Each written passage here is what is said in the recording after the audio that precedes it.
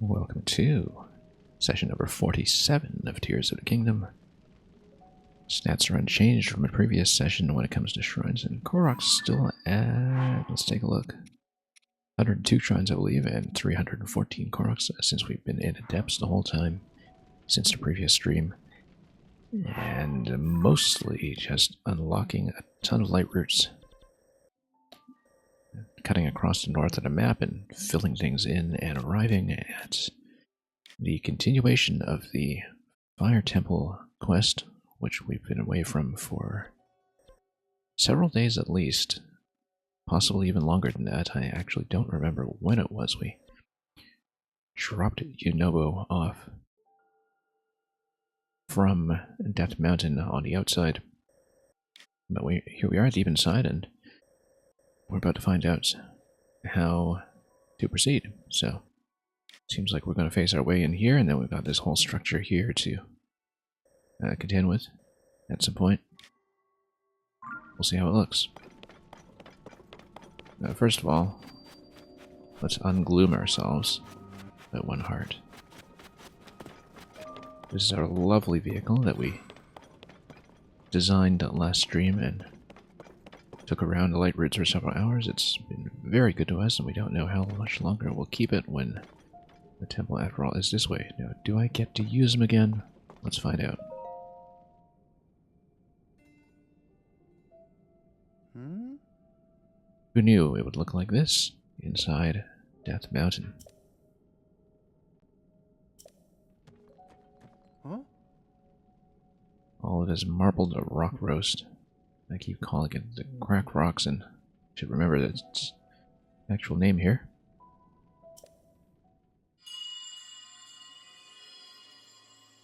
Anyway, let's resume the story.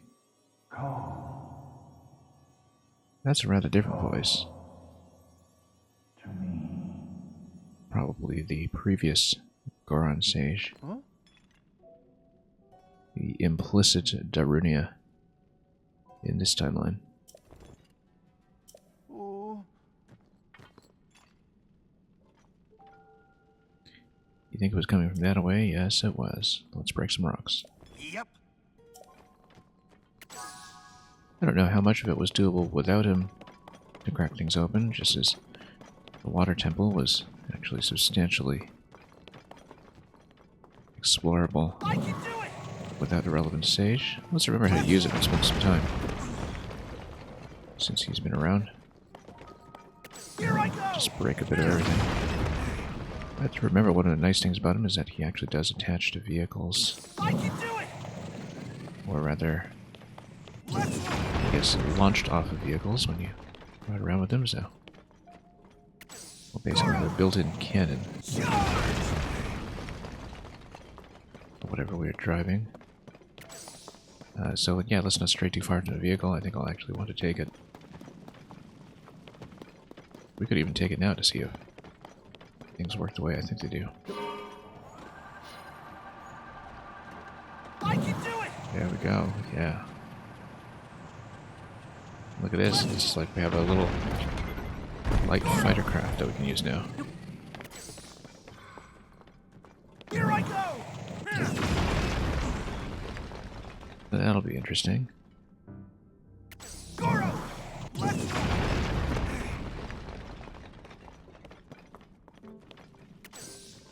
I can do it. Not exactly Goro for Mortal Kombat.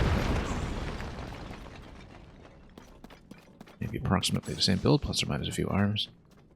I'm sure these rocks that are scattered about are not actually anything. Here I go. That we just need to break open the temple entrance when we get there, so.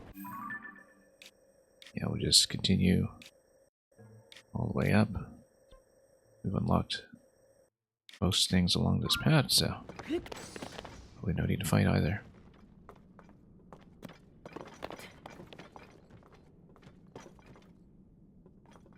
How did I rotate this vehicle already? Oh yes, that's right. So we're making our landing. All this rock roast has been opened up, who knows? If we can actually use it for anything, but Goro. let's proceed. Got some battery. We can open things up. Oh,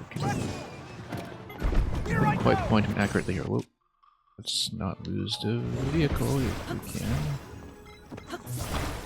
Okay, good. Nothing gets toasted in lava.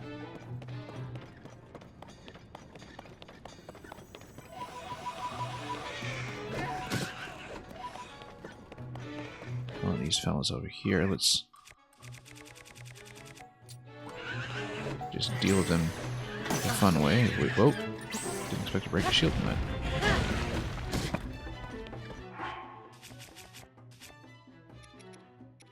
Breaking that 60-some damage shield and this guy jumping me. Oh, it's okay.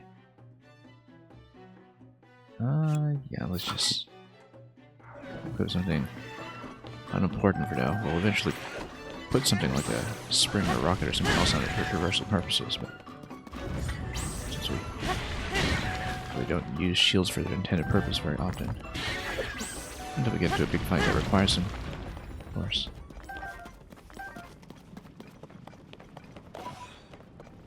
Goro! Charge! I mean, let's take a look at the shields here. Maybe it makes sense to go. Maybe Lionel shield, but again, probably want to save those for circumstances where they are actually required. Here I go! And look at that, we opened up a vehicle point. In case you wanted to take one of these across the lava, but we won't need to because we have something that flies at low height. Simply well. We can just take it and skip everything. Goro!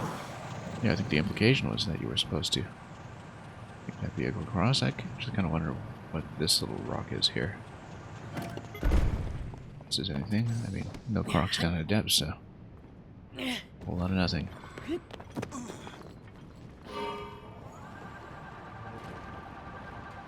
Here I go! Here we go. Charge! I can do it!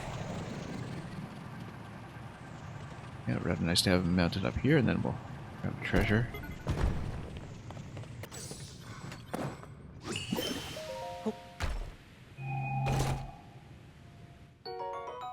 Arrows are perfectly acceptable. Let's maybe maneuver ourselves so we don't lose this.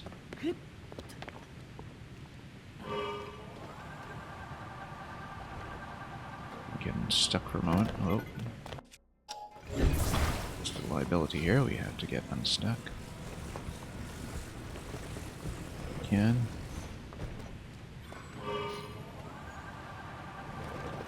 Here I go! Without tripping anything up. Away. Charge! I can do it! Look at that, more treasure. We'll gladly take that.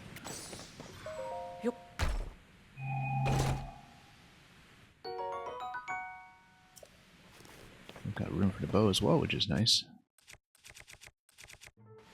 Given our options currently.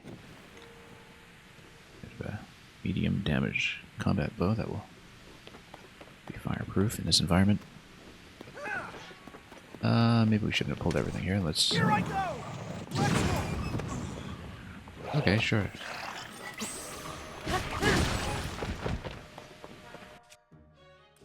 I guess we should fight.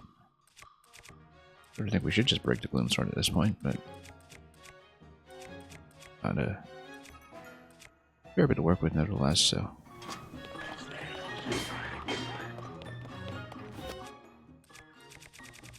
We'll muddle bud some of this now.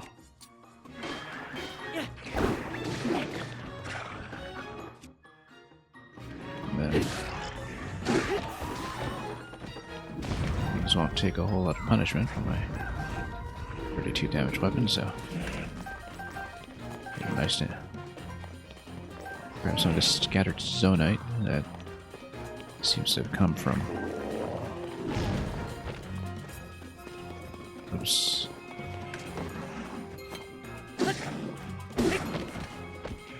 Seems to have covered the backpack of one of the accomplants that were in a mining operation.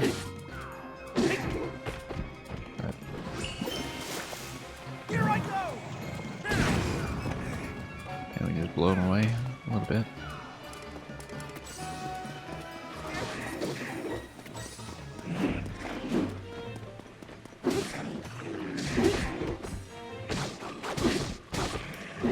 Or when only one of them left, he's not going to be too much of an issue, I would hope. Especially with a forward projectile bomb that we have for our convenience now. Whoops, got gloomed a bit. Standing right at his feet apparently works when it comes to just being missed by the weapon above. Oops. Not so much for avoiding being kicked though. Let's not let him smack my vehicle. We can avoid it.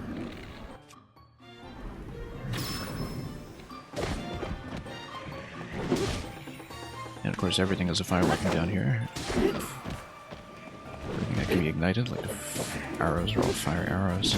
Wow, this guy does have quite a headbutt though.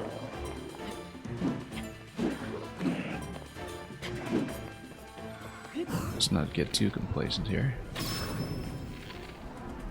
Got 241 arrows, by the way. I've been depleting this back quite a bit, probably from all the Gleeok fights that we had.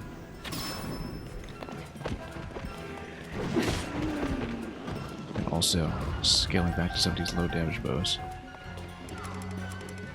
Yeah, I didn't realize we were already down to the 200s. That guy's gonna go down easily though. It's just a blue.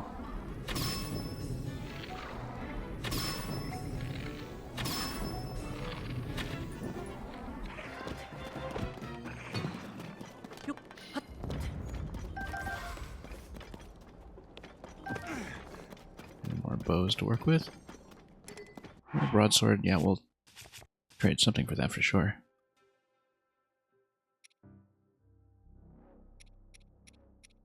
Maybe even one of the auto weapons that's just about to be toasted here. Not one of these, obviously, but, you know, if we drop the sturdy thick stick, we're not going to be using it too much. Or we just let it get toasted while we just whack a few things.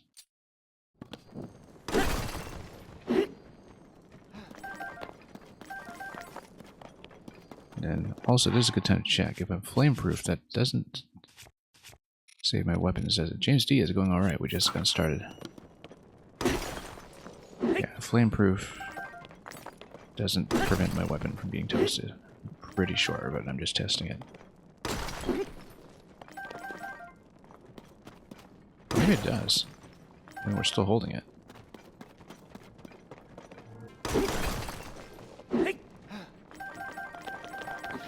Probably shouldn't last this long, but I guess it works.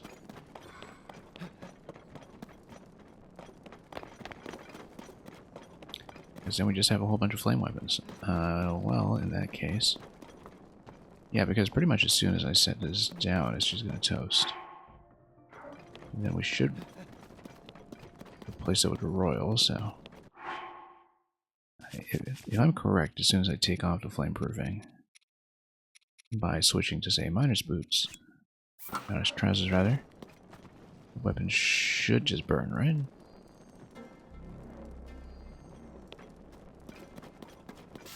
Yeah, exactly. Not so. It's okay. We're fine with that. I actually don't know what the base of a bunch of these rock hammers are. We should check that just in case there's anything interesting, but I think these are just travelers. Yeah, let's take Royal. And we can attach them to it eventually, we can, but...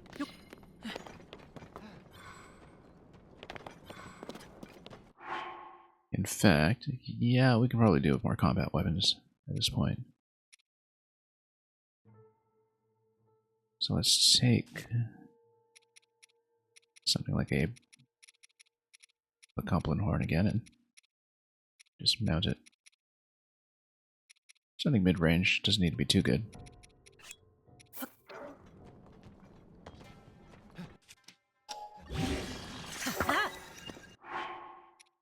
just to have some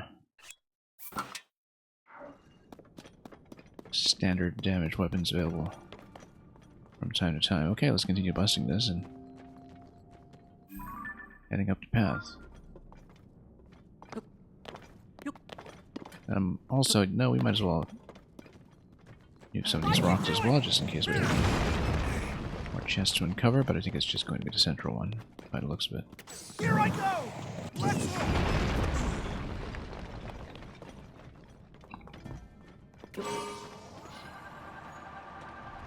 Goro! Anyway, a little difficult to aim with him. Extra typo coming in with a party of 12. I'll give you a big shout out.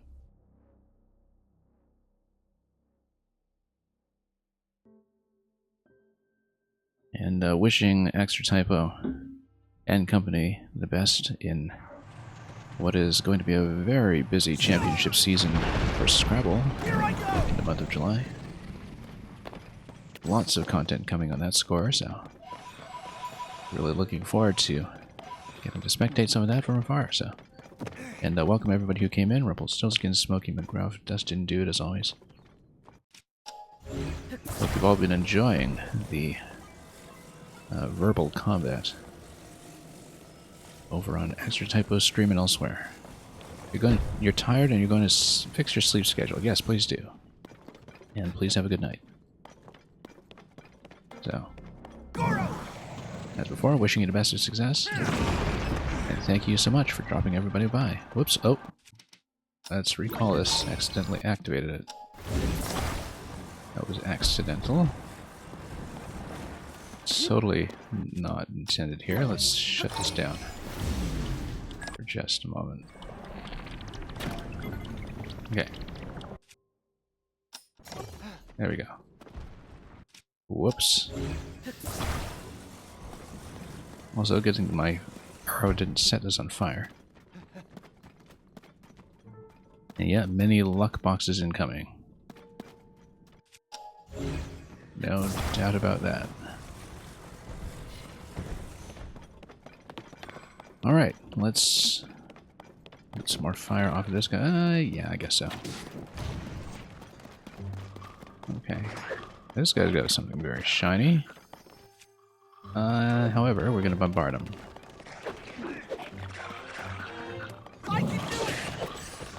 Whoops. Here I go! There we go. Let's see.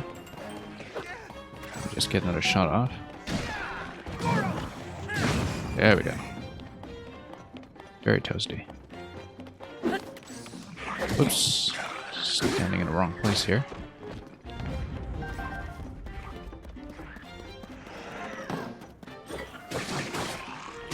And then we should be able to just stun him from here.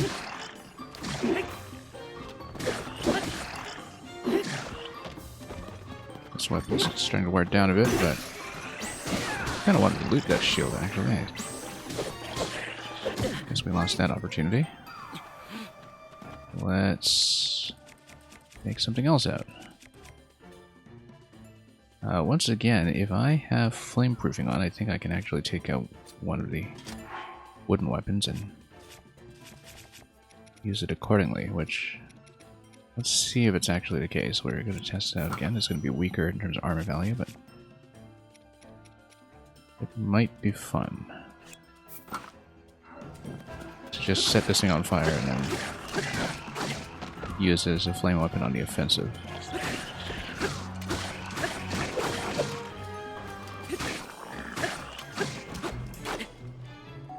Yeah, because we can just continue to hold on to it and light everything up in the meantime, so... That is a Sonite shield, as expected.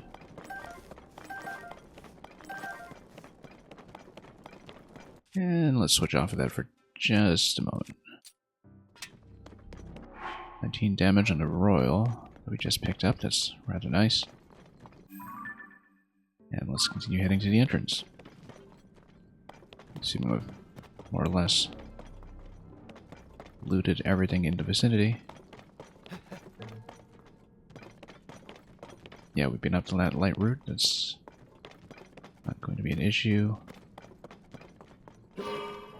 Alright, temple entrance it is, probably. I mean, we'll mine this location a bit and pick up a few things, but...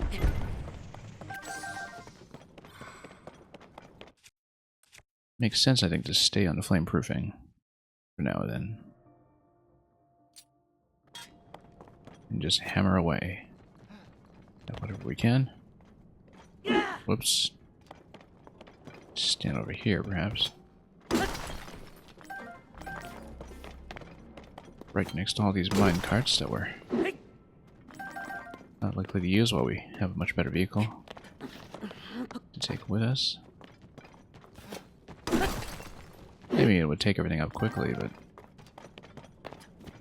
I do just want to keep the current aircraft intact, since it seems like it's going to be much more successful. Oh, got a few more nodes over here.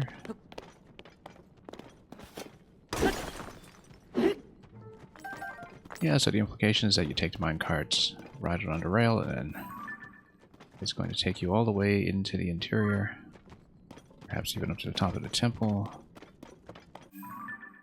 But are we really going to do that when we have alternatives? Here I go! Well, let's see.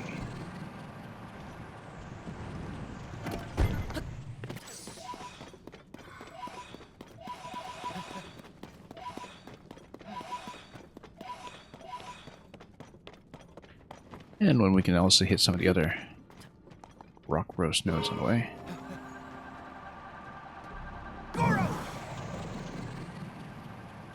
Yeah, and a little tricky to aim.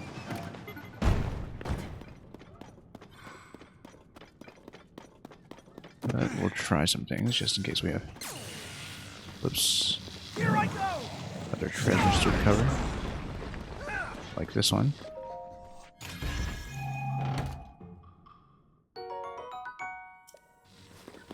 Not very consequential, but... And, okay, sure, we'll just let you two do your job. And shut off the lightning.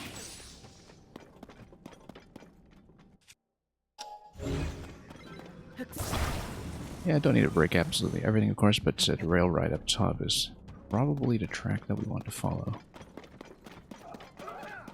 Oh. Let's do this the fun way again.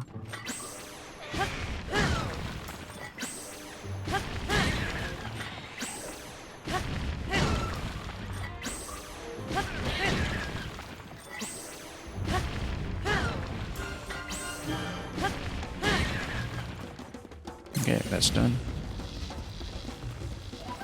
Oh, big fight coming again. This time against a boss Boca. Yeah, sure, we'll take him.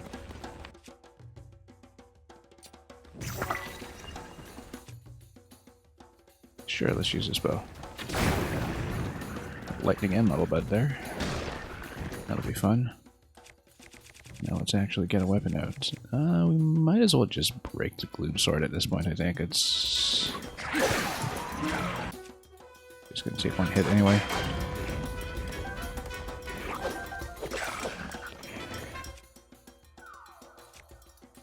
This guy here's got some armor on, but we do have some recourse against that. It's a matter of what I want to use. Demolisher. What is the Demolisher power? Let's see. Oh, yes, with Cobble Crusher, yeah. Well, then the armor's just not going to hold up at all, then. Whoops. Luckily, we do have some gloom food here. Need to get some replenishment. We're also fairly close to some light roots, too. Just light things up again. Light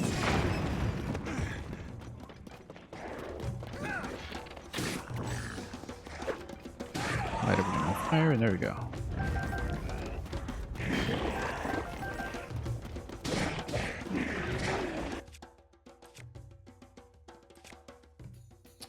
Might as well stay on this one. We'll eventually want to get some attachments on some of this. Maybe even now, actually. We've got some of this armor that's available. And Armor charge just +5. It's not really that great, but we could put it on a spiky piece at some points. And yeah, no, we're in good shape. I mean, might as well since we're here. But...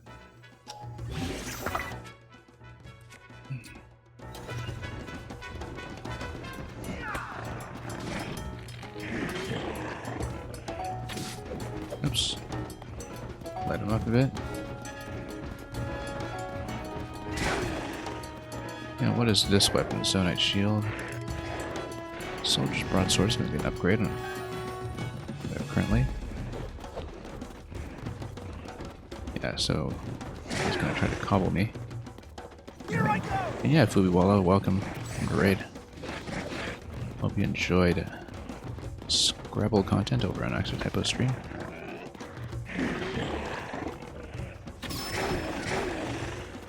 And let's smack him a bit. Oops. His rusty shield was not long for this build anyway.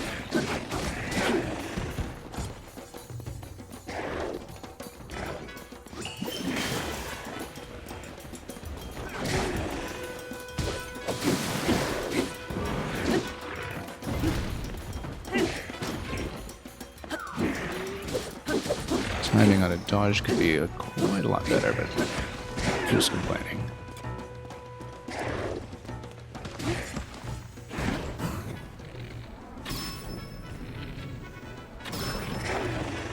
Light him up. Again. And we'll just poke him bit by bit.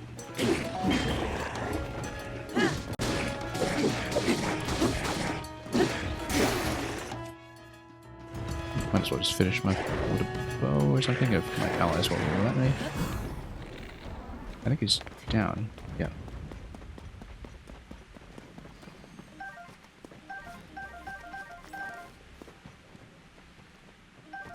Okay, might as well pick everything up and then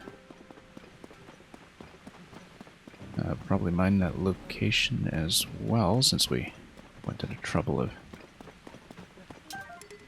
making it available.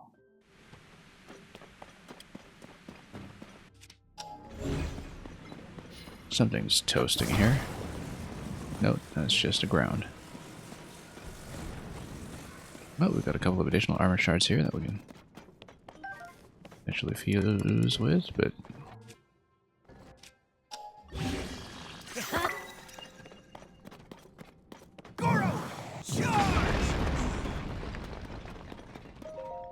and we'll just continue traversing and opening up everything we can.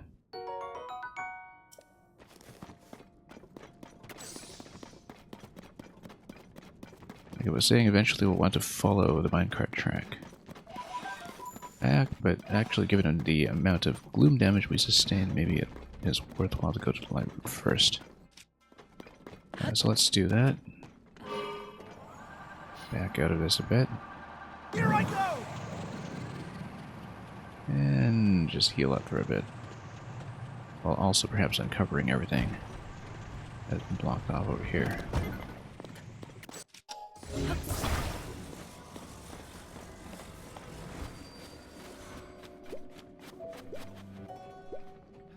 We'll probably want to munch on some food. And just replenish. Playing a little bit incautiously perhaps, but yeah, we're actually starting to run a bit low on the food, but for the time being, we're okay.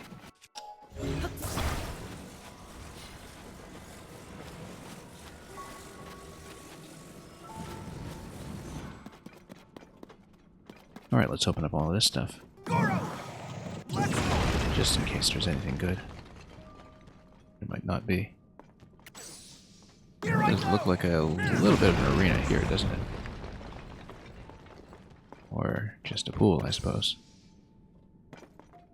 Might have been a convenient place to fall into if we had, in fact, decided to take the dive No, because the Death Mountain Chasm is all the way over here. We would not have made it this far. Or are we over here? Yeah, interesting that there is a bit of a pool in this location. I wonder if there's much to uncover. There does seem to be... oh, hydrants, I see. No wonder. I think this is maybe demonstrating that hydrants can extinguish the flames. That looks like it's something that's going to be potentially very, very important. And to the extent that we may even want to build some vehicle attachments. I didn't despawn it just now, did I? No.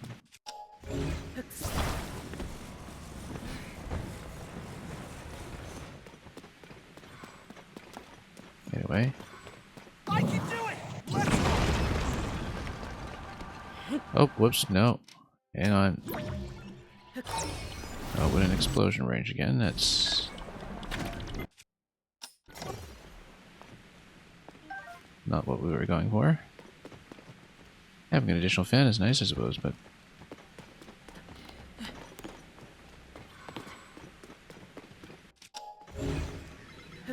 yeah, we'll just make sure this is not within explosion range from now on. We can avoid it. Items all over the place. It seems like we have some other off-the-shelf parts over there. Could be useful.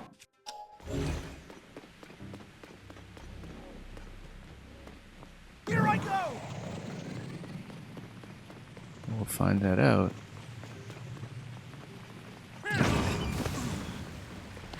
Oh, I see, yeah. Activated that way, I apparently. can do it!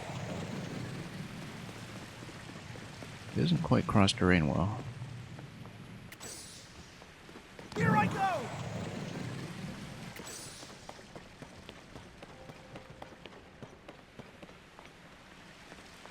Let's see if we can fix his placement slightly.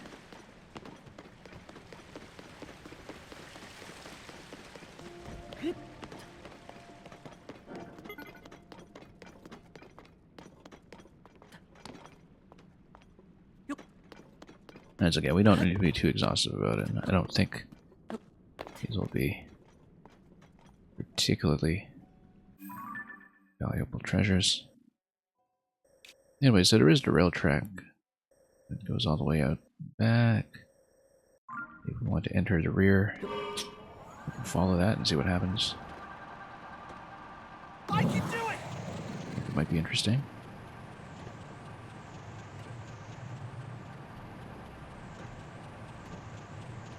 Sure! Well, it was almost a good shot, but not quite. Here I go!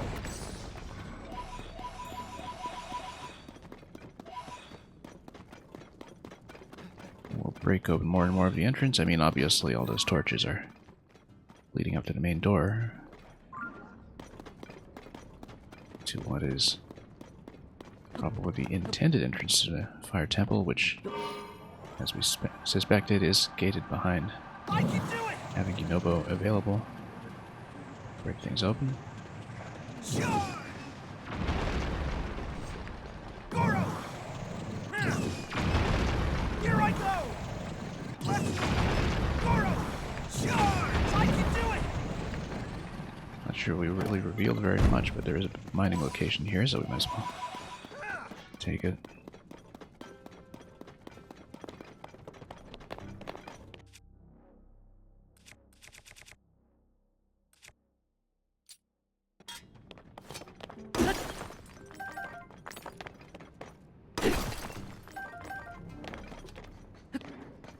We've got a pretty substantial bank of Zonite at this point, so not too concerned.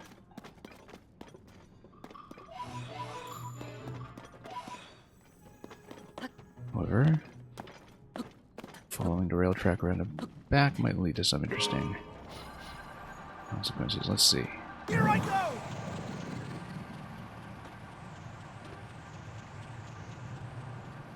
This clearly go pretty far, and I actually think that rail traversal might be major intended step here. I mean, you know, as usual, we'll need sages to interact with most of the main switches in the temple, I'm sure.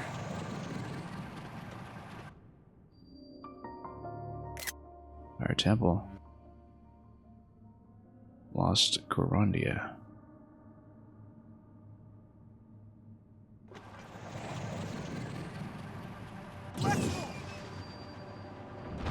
We're on the first floor. Oh, we're frozen. I guess there's a cutscene. And he doesn't let me keep the vehicle in position. I hope the vehicle doesn't just drop out, I guess, given that he's teleported to the door.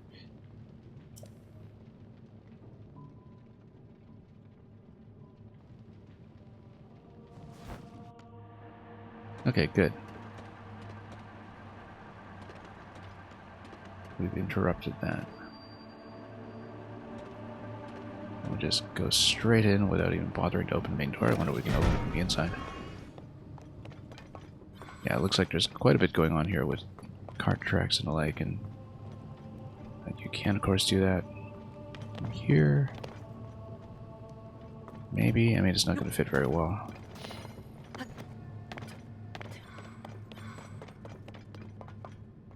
It looks like these are switching mechanisms.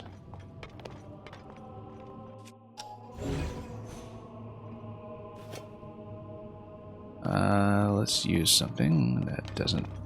Oh, I see. He dropped off because he needs to be at the main door. So we don't have Yunobo handy at the moment, but I wonder what this does then. Okay, swaps the track. That doesn't particularly help here, unless you're rotating a cart, of course. Since if a cart is on a particular track, then you would need to spin around. Anyway, looking at the map, yeah, there's a cart track on the map, and then 5th floor up here. And if I'm correct... Well, let's see. Our temple entrance. Yeah, it looks like there is going to be some kind of central boss arena that is going to be a multi-floor coliseum of sorts that will eventually need to crack open after completing, say, 4 separate nodes within the temple. That would be a reasonable surmise. Now let's go down there and see, I suppose. Where's my vehicle? Here it is. We can also tour around a little bit before we actually proceed. We really want to be non-linear about it. Although we will need Yunobo at some point, and it looks like the main floor is going to be the boss access anyhow, so... But, might as well have a bit of a ride while we're able.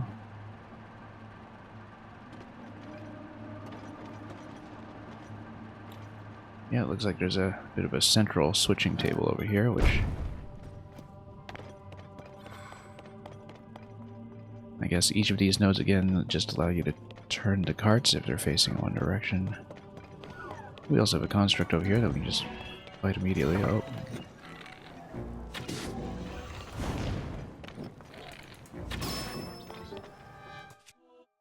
Alright, let's switch to something decent. What have I been fighting with? Let's go with the hammer. Why not? We've got a few of those at this point, so... Ah, yes, and he basically selected his weapon of choice from the table. We can collect more things to build with. And I'm flame-proof, so he can't do anything to me. I can just stand in front of him and there's no problem whatsoever.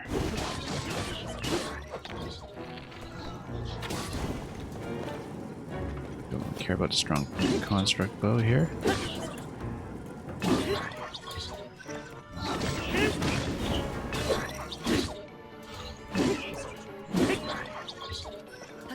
We can really just stand in front of it because the flamethrower is nothing.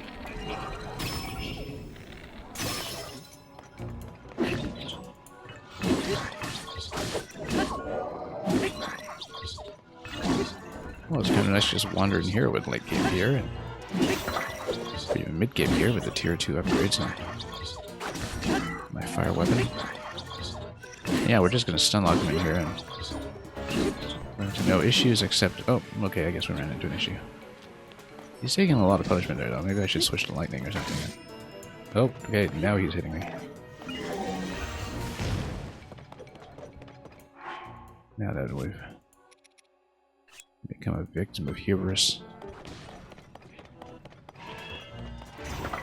This flame proofing. Oh, come on. I don't have a bow. I've been running. Let's fix that. Yeah, we'll just use the cheap stuff for now until we have a reason to get rid of it. There we go.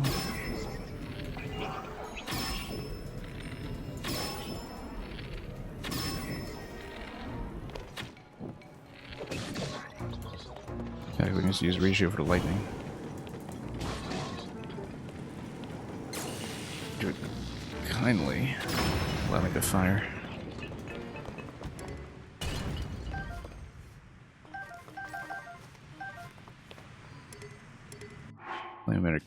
It looks like it's on a Zonite base, so we should actually take it, I think. Maybe ditch one of the really low-grade weapons. Yeah, it is on a Zonite sword, which is great. I might just trade out the flame emitter for something else by the time we're ready to use it. But really good base weapon to work with, so. Now let's loot the area. We have this central switch over here. I don't know what it does, but we'll find out in due course.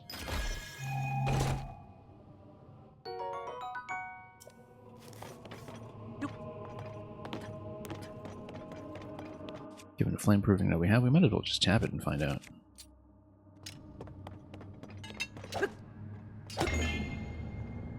Ah, lowers the lift. Oh, I see. That's probably just a mechanism for getting Yunobo loaded up here.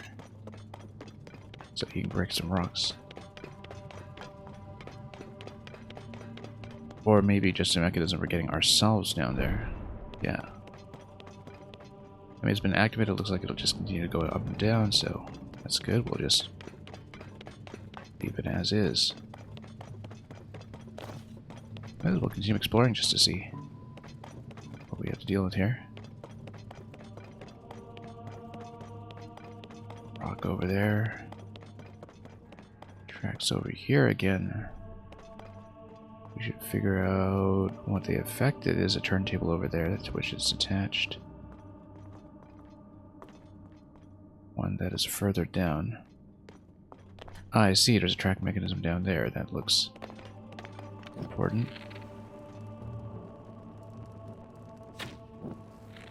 Oop. Wing.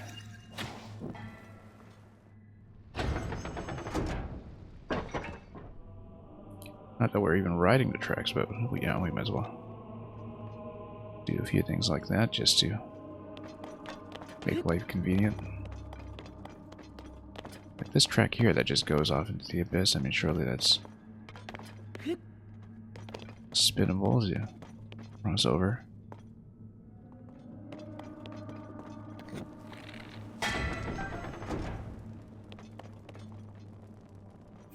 In case we need to load any objects.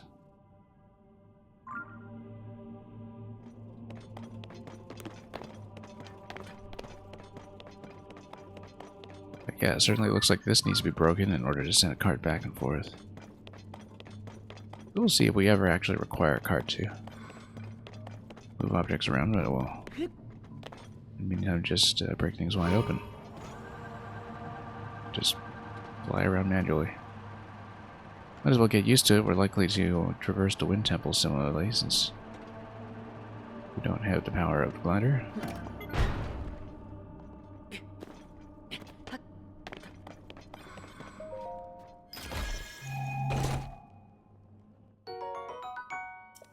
Our shields. Yep. We've got room.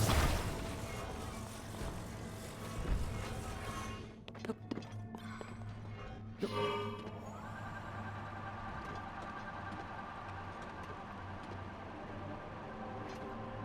this is taking me a little up high. Let's drop over here instead.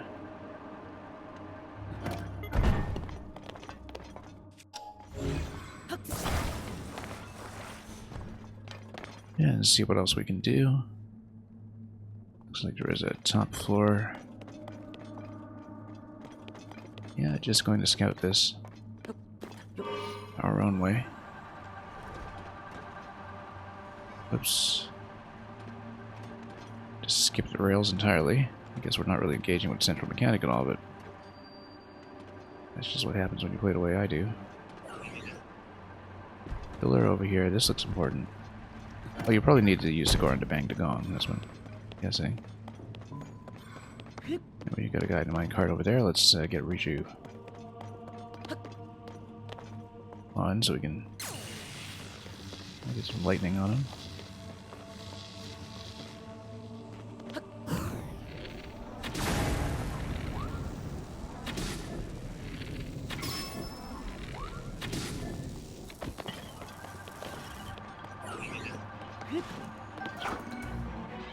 Our bows as well. That's kind of nice. Let's smack him with something proper.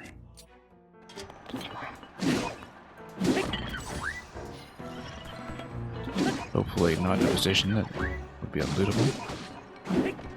Okay, never mind. Well, I don't really want to follow him down there, so never mind then.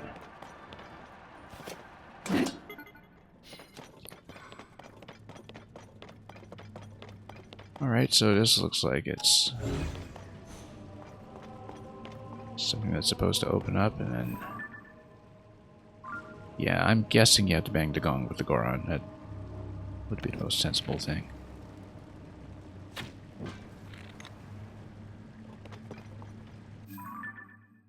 Because that would be one reason that you would actually require him. But anyway, we know how to transport him up here then, and that's no problem. That's just the first of those we've seen. That's going to be in this location.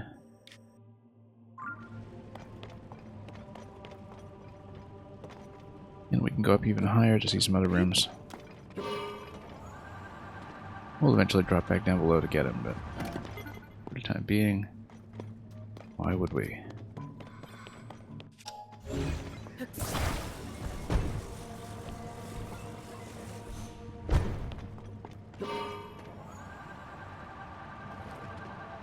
Yeah, it looks like this central chamber would require some Goron smashing. Oh. Wow, I didn't know they had an expiry.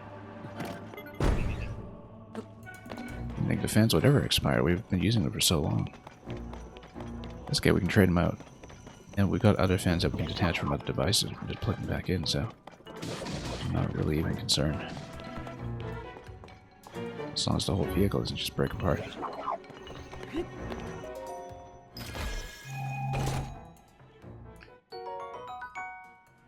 Didn't think we'd ever see that happen. Fan expiry. So there is a limit after all, it's just much more generous.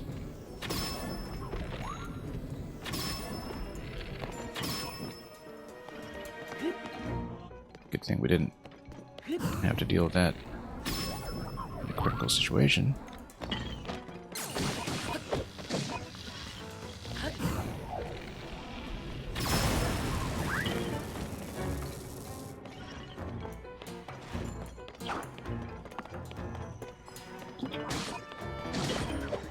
So I'll get Rishu going again when I can.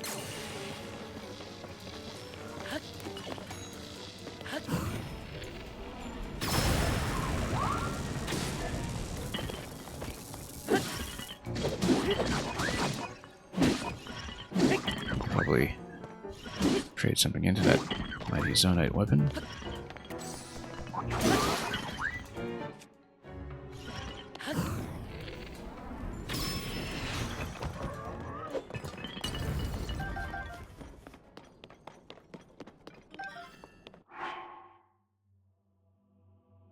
Durability up on a long sword. We will probably put something substantial on that.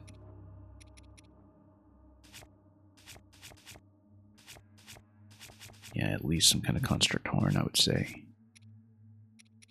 Nothing too valuable. 24 on that, 18 on that. Yeah. It's not too bad.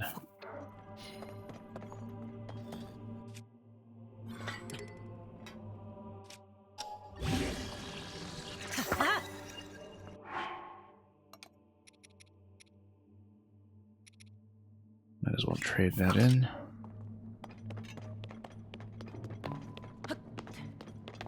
So anyway, yeah, it looks like we'll finally have an expiry on this.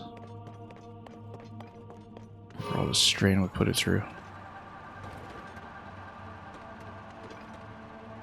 If it all breaks down, that's fine.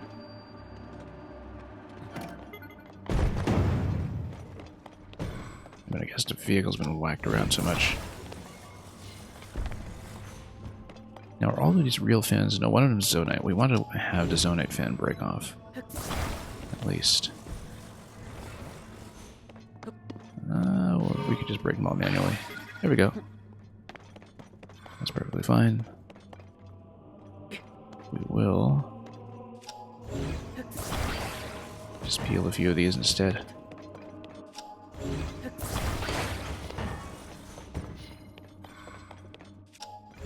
Yeah, I guess there does come a point when I just want to go a little too much stress. Just takes a while to get there. I mean, we've been smacking this thing around quite a bit, so perhaps not coming as a surprise. Kind of on the front half here and on the other side.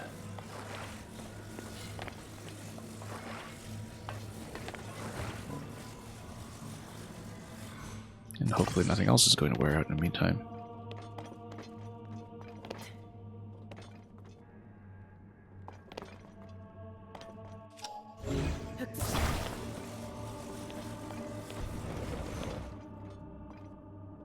So we found one gong so far.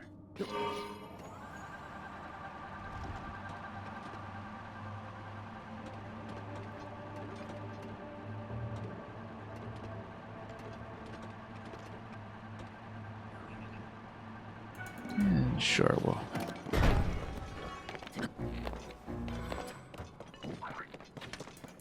let this guy in there in just a moment.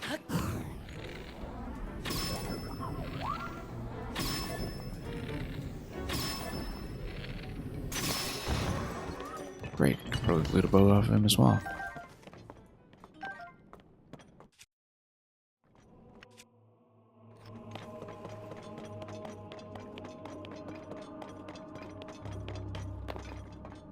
We probably should get Unova so we can actually activate switches when we're going around here. Yeah, let's actually do that. We can escort him and get the lower part of the temple open.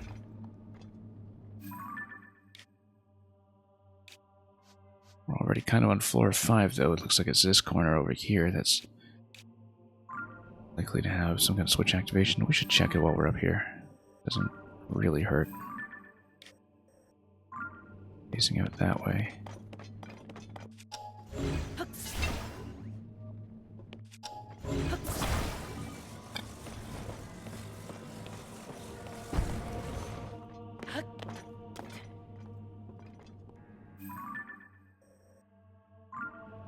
It's around the side. Let's go ahead and see it.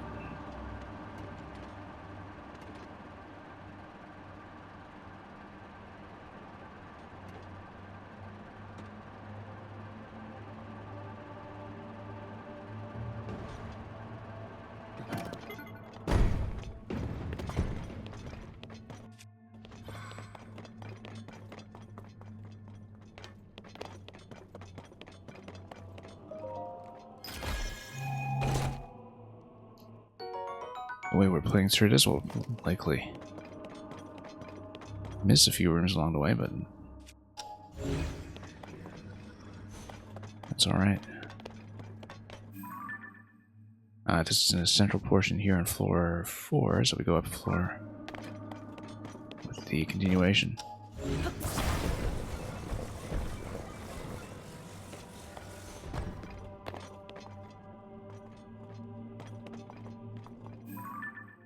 Make sure I'm facing the right way. To the right. Yeah, it's gonna be top level of that tower over there. Again, just for scouting purposes.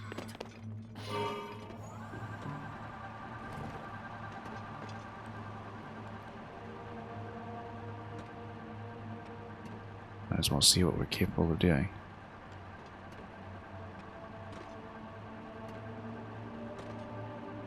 Like I've been saying, this is by far the best vehicle that I've managed to design for myself in this game, and I've been very happy with it. Looks like here we're able to destroy this thing using Novo, and then that will uncover something, but then right away, I don't know what's stopping me from just hitting the gong directly if we can, but it looks like the puzzle would be more involved than that. Possibly we need to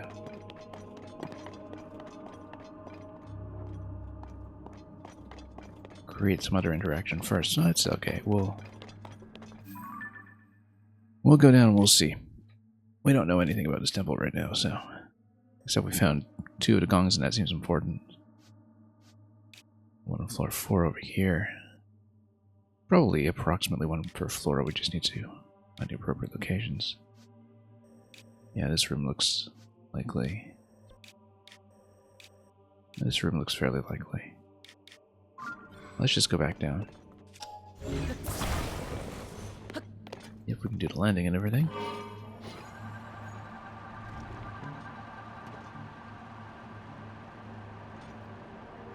We can even set ourselves down gently about a floor at a time if we really set on doing it. Surprisingly safe.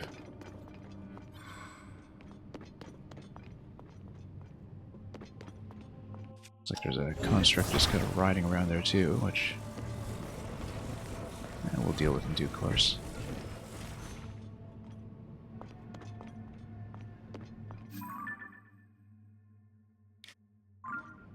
Yeah, back to the main floor out towards the entrance. I think that's likely the wisest course of action.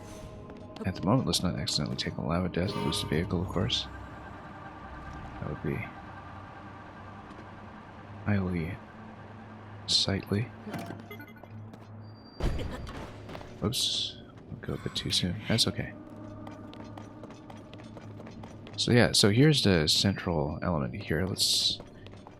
I presume that without but we're not allowed to activate this panel yet.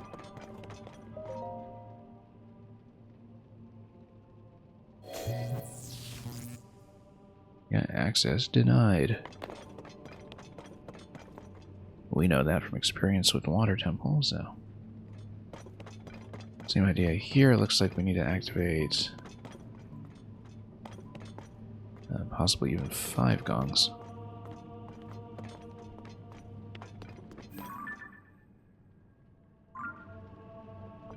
Yeah, we'll see how we do.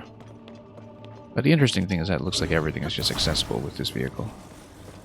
Absolutely everything.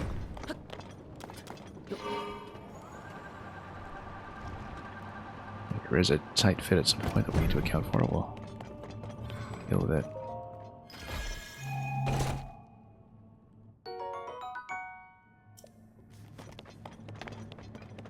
These to have some arrows too, given how heavily we've been overspending in some places.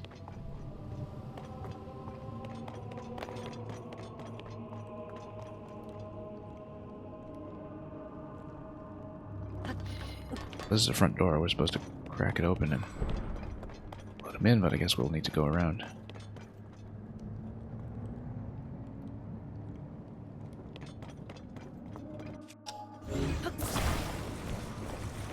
Still, I do enjoy Now the game lets you do as much of this as it does. We probably could have set it some other way and loaded this back here, but let's just go around.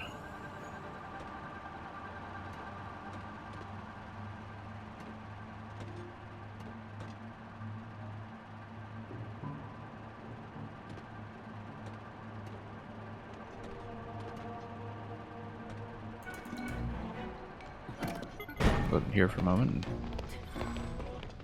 you know what? We're fireproof.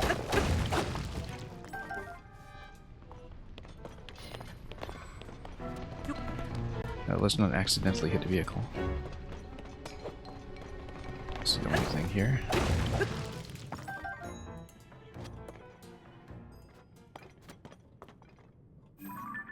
And switching mechanism back there. We don't care about it yet. Let's just get Unova to open the door.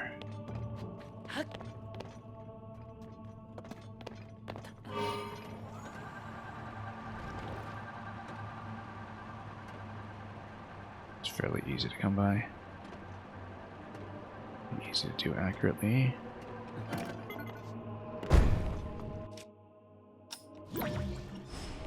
Oh. Whoa. Let's bring it back.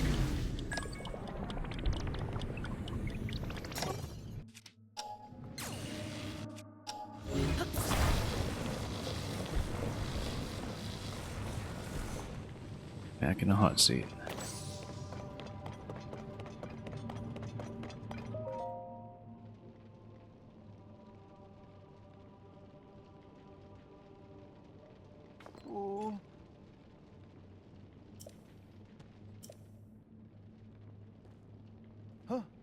Anyway, here's fake Zelda.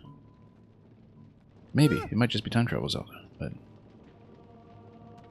given that some of the quests have revealed that, you know, sometimes there's NPCs misinterpreting perfectly sensible actions and requests. But we do know there's also the Ganon Zelda milling about, so that was my suspicion long before that was ever really even suggested in cutscenes, so let's open the door.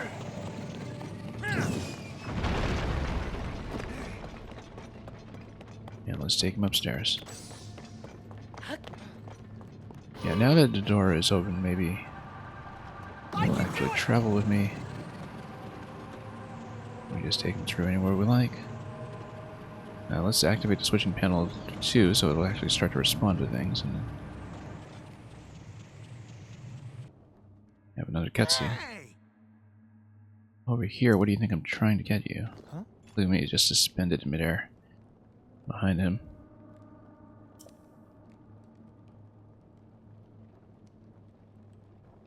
We'll walk through all of this stuff and switches to activate.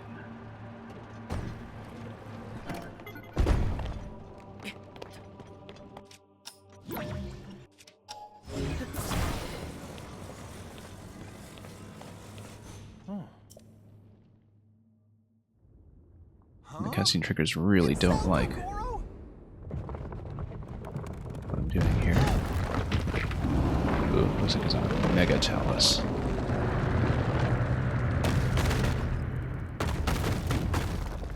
That's been encrusted up in the ceiling. Wonder how this maps to the rematch fight's actually given. Oh, that's okay. We can do it.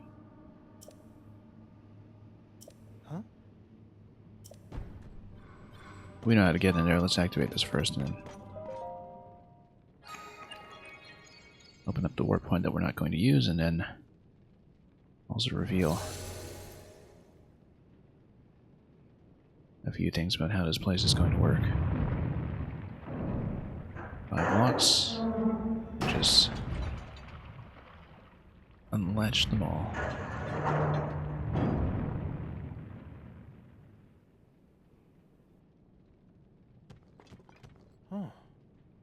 Gate moved a little.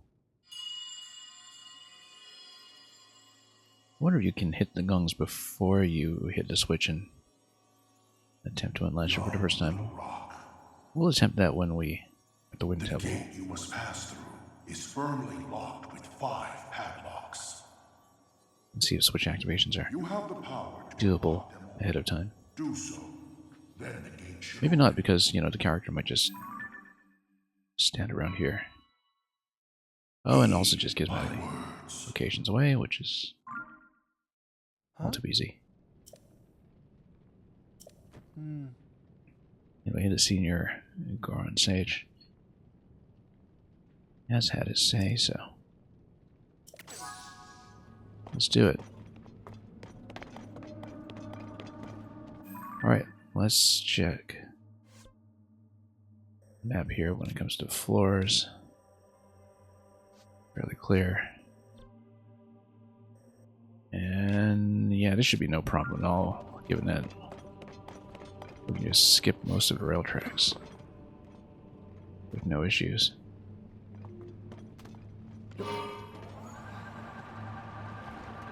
Goro!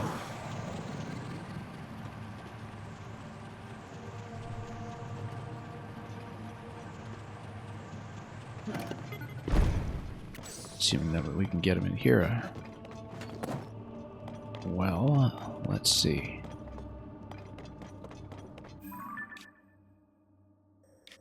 There's a rail track over here that implies that we go around back. Alright, let's go around back. No problem.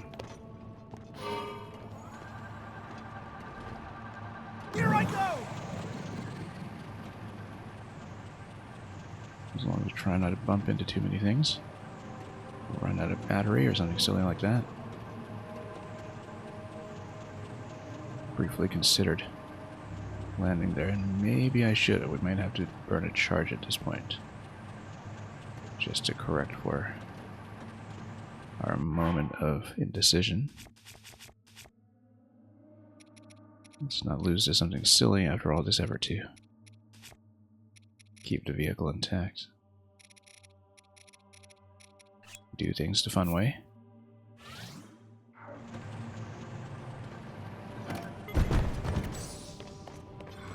Anyway. Yeah. Seems like unlocking this, and then entries to the other side will be part of the deal here. Let's Goro! get him to crack it. Water's going to some platforms, but no, we can still just go around and fly over. Like that. No issues. Now you're supposed to just go straight ahead anyway, given that we load him onto our vehicle with, again, no obstructions whatsoever. Check it out, he says, completely ignoring the constructs. It does look like a gun, imagine that. What bow do we even have here? Okay.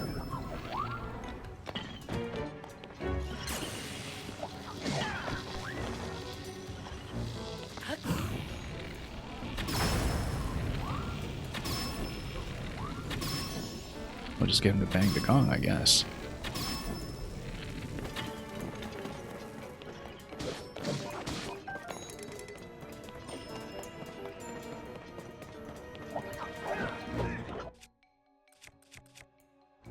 And yeah, let's go with Claymore.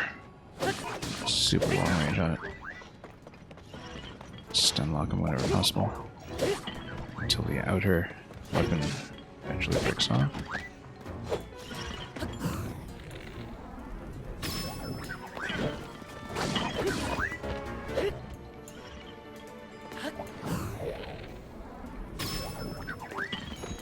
Let's not hit the vehicle.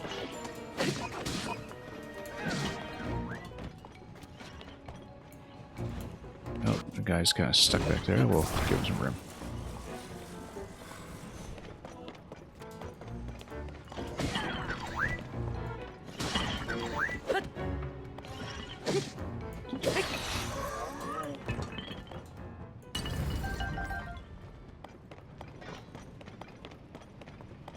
Alright, let's fire away. I can do it!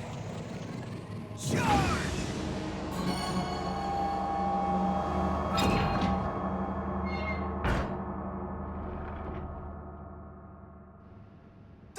the first padlock, Link. Oh, there are 4 more for us to find.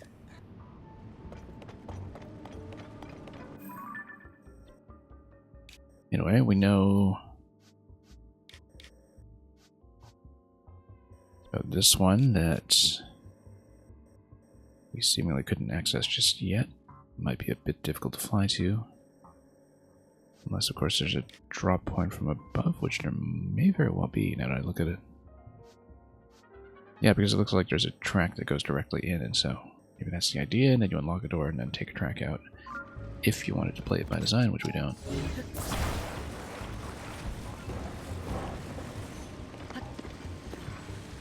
Anyway, let's just go with what we know.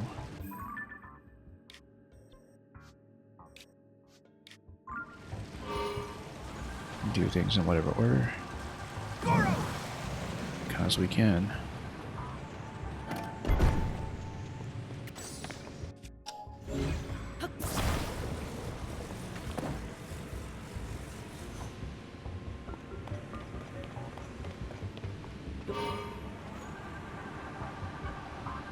Here I go! Yeah, just reposition a bit. Yeah, so it's gonna be in that room. I see. You'd want to bust that rock and probably drop in from above then. We can do that. We can do that quite easily.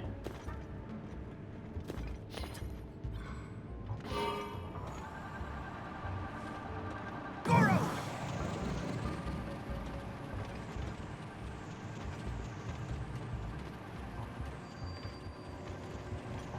Might have to spend a charge on it though, or at least get a temporary landing, which might be wiser here. Let's reposition ourselves and then use them to shoot the rock. And just drop it in there. Waiting on health. Might want to replenish a bit. Just in case of fall damage is used. Not with this just yet, but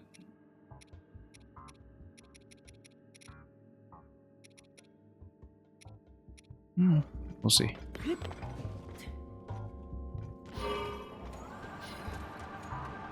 I think we can easily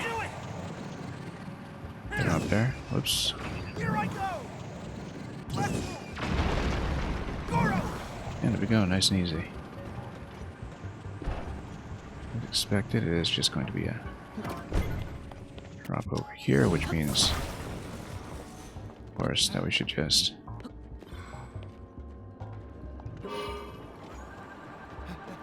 take this down and around and tuck ourselves up in the ceiling until we want to drop safely. Using the stick. That will be fine as long as we're centered just so.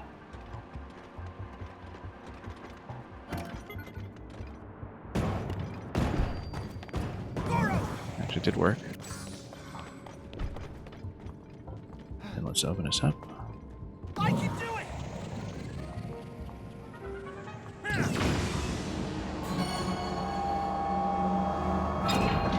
Might even fly back out to the second floor just to see what we missed. Could be a treasure chest or something there, so. 3 to go! Let's...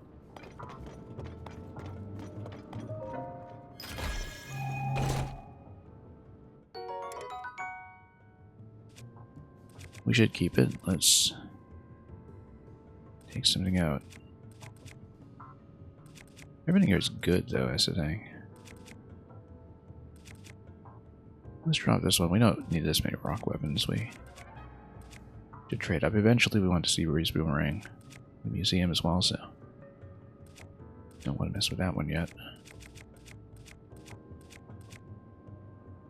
Yeah, we've got lots of mining options, so we can attempt to drop that. Over here, we'll go back up a floor, actually, just to see what that is. Seems like it's nothing, though. I don't see any real potential for landings. But given the point at which we dropped in, perhaps we should go up just to check. Goro!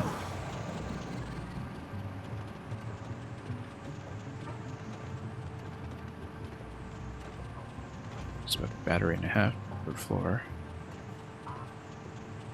About 2 batteries per floor, actually.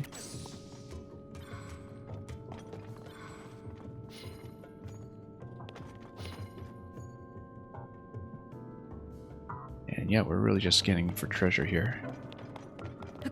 Nice thing about dungeons is that within a dungeon, I think your constructions do have a much more generous despawn. Soldier 4 Reaper. Yeah, definitely trading something else out this time. Probably the sledge. I know we've been using the claymore already as well, so... yeah, might as well just have some more one-handers in here and retain a mining weapon just in case. Topaz Rod isn't going to be that valuable. I don't really use it for lightning, so it's just something we'll be keeping for the Topaz itself. And I think it's just kind of taking up space. But yeah, let's drop this one.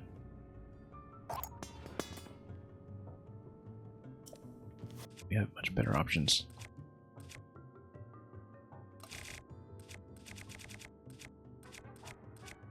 We'll switch back off to something else that was started to use, probably. I don't know. Anyway, back to the vehicle. Let's go out floor by floor and just crack things open as we go.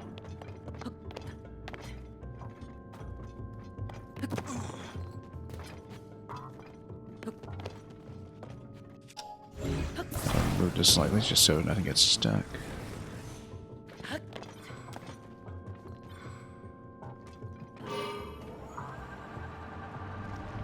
I can do it!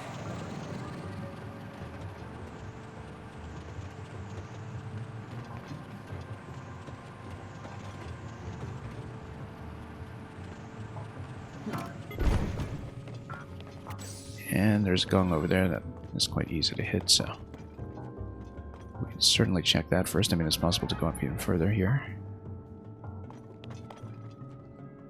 But since we know that floor is available, we'll just take it. We can always come back. Goro!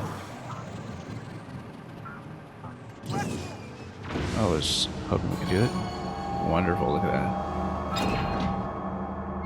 That's the way to play. Just 2 left, Link. Let's keep it up, And of Goro. course, he just drops into the abyss. Goro! Charge! Okay, nearly dropped into lava there, and luckily we didn't. I can do it! So what do you get if you break this thing? Oh, just water. Okay, I see. Didn't need it.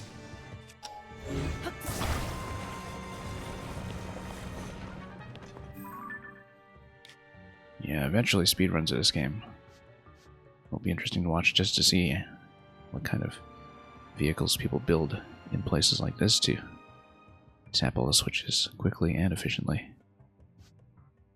I guess we should continue going up that broken column that was seen over there. That might still be interesting.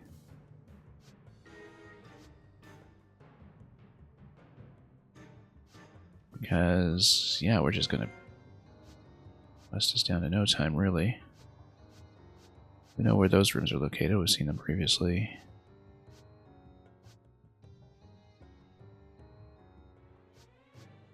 And then... oh, there's still the one down here. I see, yeah.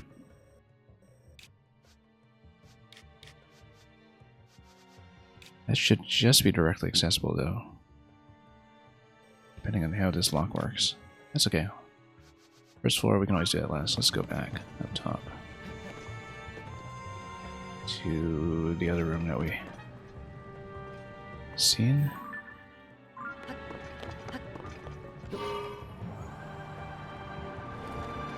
Here I go! We're skipping a whole lot around here. And possible there will be treasure rooms that I wish I had seen, but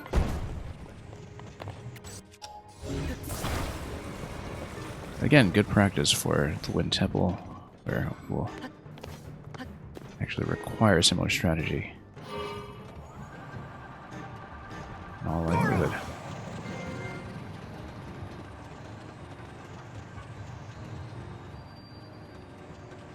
Yep. Very good, 5th floor. Looks like this is isolated, though. Large zone I charge. Yeah, here we'll probably have to drop a floor. And get back out. Since this area does seem enclosed.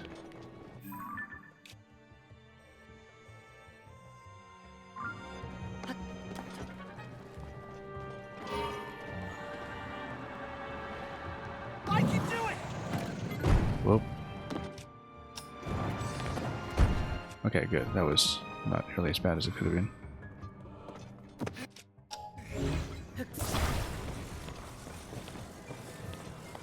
Bit of a risky play to begin with.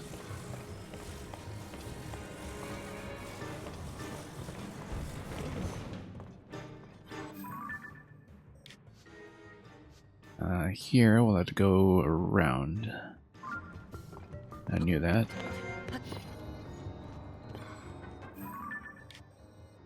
Having been there previously.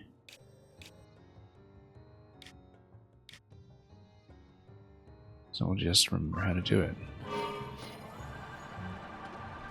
Find some Here I go! landing points along the way if we need them.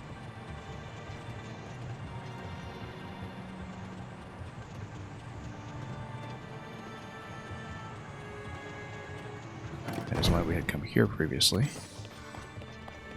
Before heading back up. It'll be further along in the back.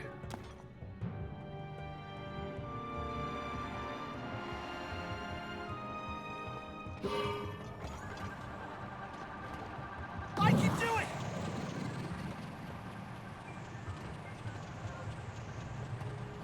Yeah, you wrap around the side. That's how we had done it. Somewhat. So we cracked it open. And from here we had gone around even further, since this was the area that points you towards that tower on that side. Yes, that's right.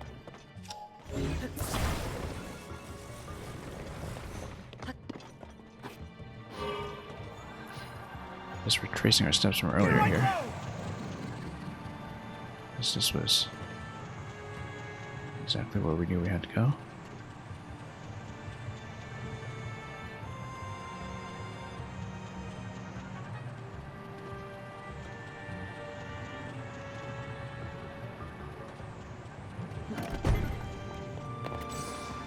Well, we might as well break this, I don't know.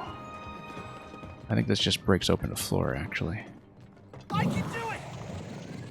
We're probably supposed to hit this from below. I understand this, actually. You're supposed to hit that from below, and then probably recall the block back up to send yourself up here to open this passage. We just did that backwards instead.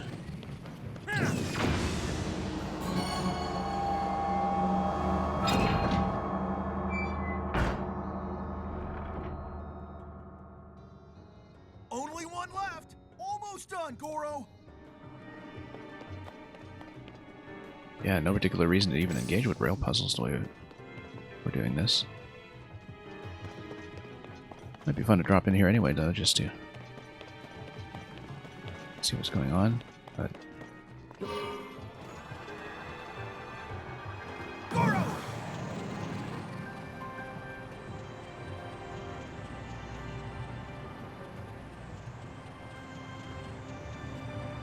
You know, spin around down here just to land there and break open that rock. Whoops. Yeah, it looks like it is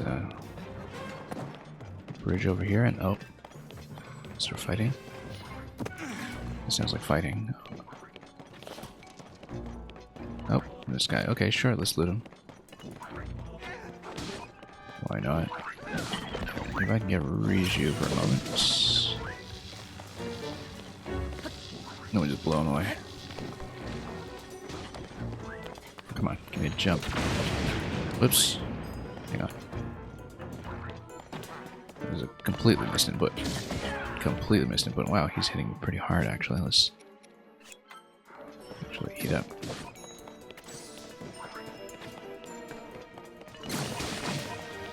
Okay. Do this the fancy way. Like we usually do. Yeah, it's flaming arrows, no wonder it's so hard. Oh, okay, he's just gonna get pushed. Never mind then. Guess we won't loot him.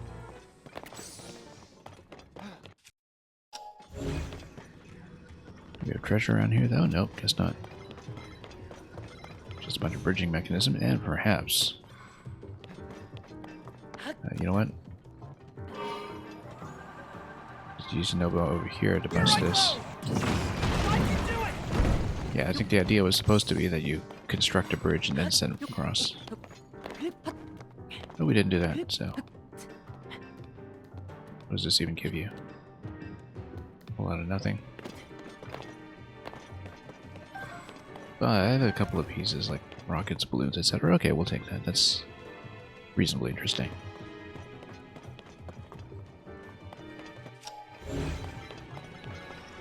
Yeah, because it looks like it's a case of busting that down somehow and recalling the way up. How you are supposed to get, you know, to hit that from below, unless it's a massive column that was here or something. But at this point, we don't care too much either way. Let's just head down, circle back down to the main floor if we can.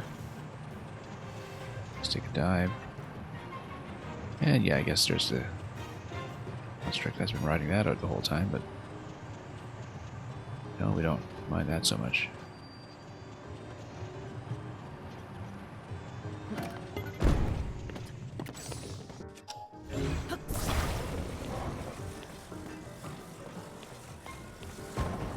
And over here we'll see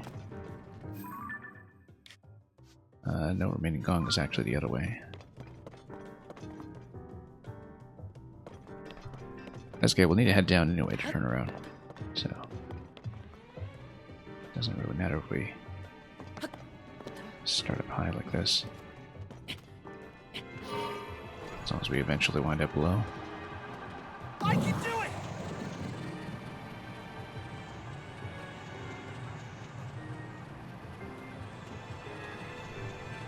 Might not even hurt to just leave the temple to spin around and go back.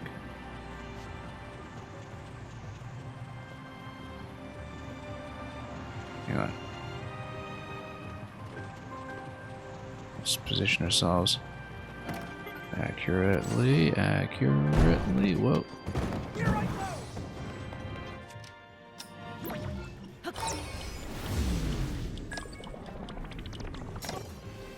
Here we go.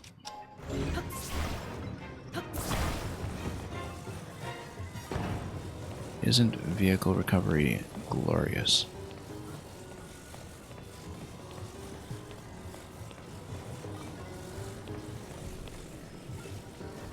Anyway, I think we just skipped every puzzle in this place. Every single one.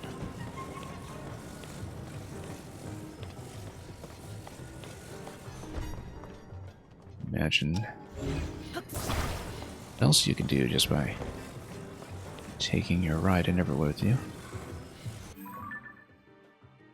Facing this way. Go the other way.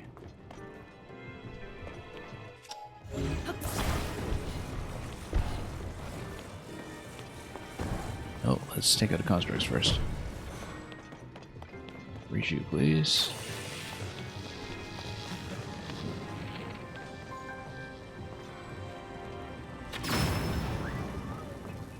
down.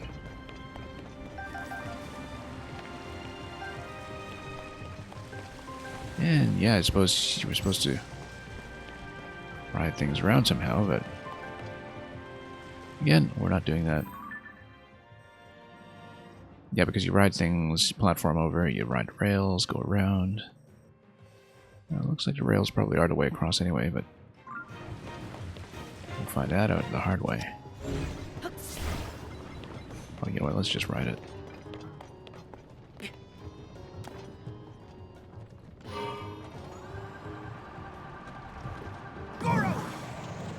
Yeah, this thing's just been an amazing design for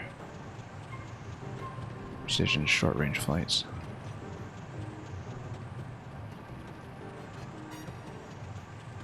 That platform was just the track switch we'd seen much earlier on.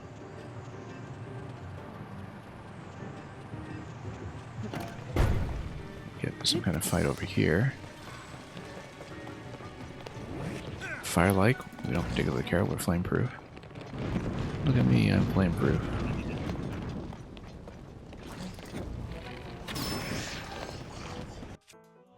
And we'll just smack it with something, doesn't matter what.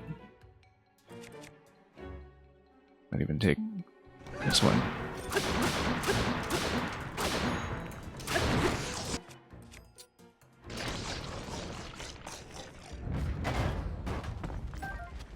Oh, everything's gonna scatter. That's too bad.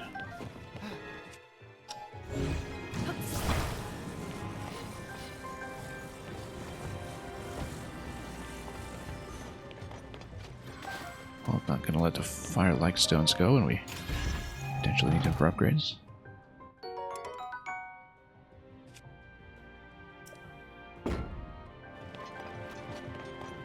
I sort of wonder if you activate them and then go ascend, does he aim upwards? He doesn't, because you can't select ascend while you're charging him.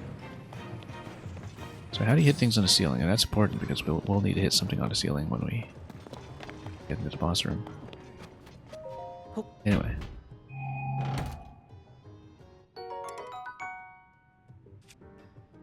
Can carry any more shields, we'll obviously ditch some of his junk.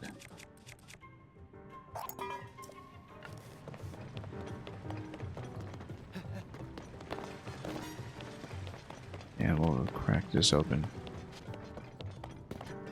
as well. If you kindly come along. You know what? Let's just drive with him.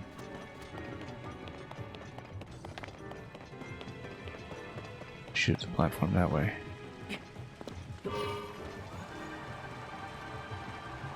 Here I go!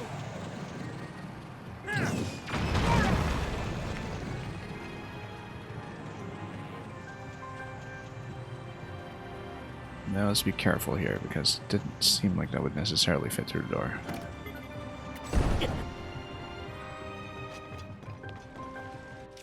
At least not without a much more careful flight from a lower elevation, which we can do. Probably don't need it, but I can do it! fire the gong from the vehicle. There we go. That's the last one.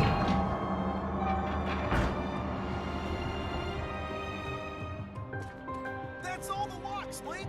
The door should open! I can do it! Yeah, let's check for treasure.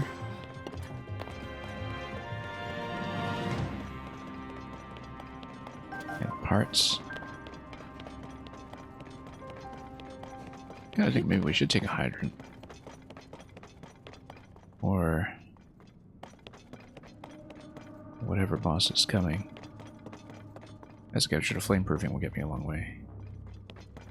Even if we are starting to get into our cooking stash a bit, which may eventually put a limit on this adventure we've been going on here in the depths, but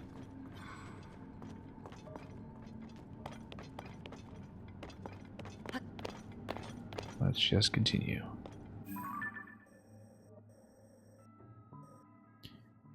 And yeah, just back to the boss room, and was something on the ceiling that we had to bust, I think, but we'll figure that out.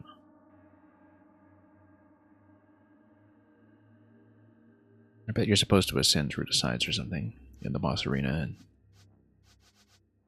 oh, I don't know. We'll find out. Because it's true, I never did have to do the puzzle where you have to hit the marbled roast on the ceiling to drop that recall block. That one interaction that we skipped. So,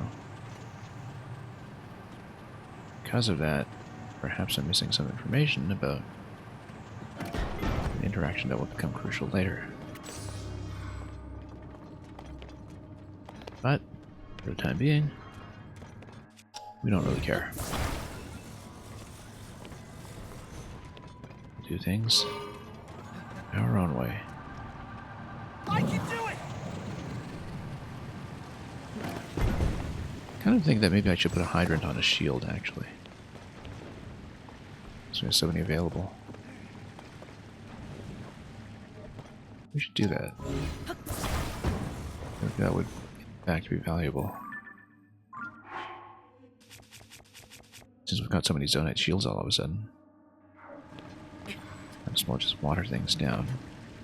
Now let's take this back across for a moment. Just to pick up a hydrant. Or maybe it was just in this middle platform here. Yeah, okay. Not the most convenient after all. There's so many opportunities to do this too. I have to pretty much aim at that platform just to make sure we don't have any issues with dropping off into dangerous places. Let's just go over here. Oh, look, we finally lost it. Okay.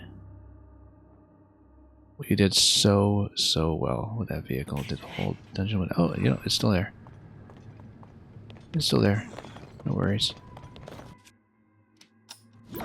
It's even recallable partly. Maybe I can grab it.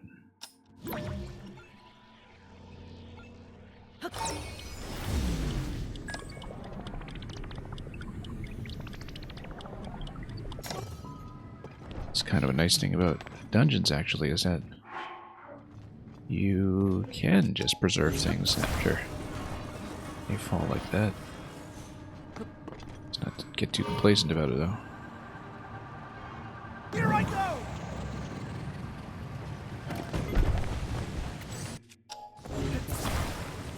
Anyway, the whole point is to get some hydrants on shields, so let's do that. Without getting rolled by Unova. Along the way. Now we could even put a hydrant on one of these for now, just in case it becomes useful in the fight.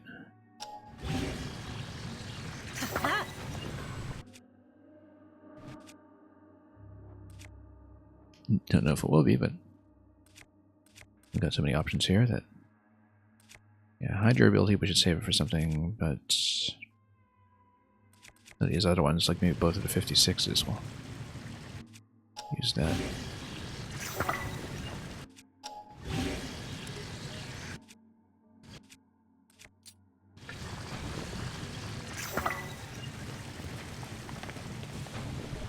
Now we're just absolutely loaded with water damage.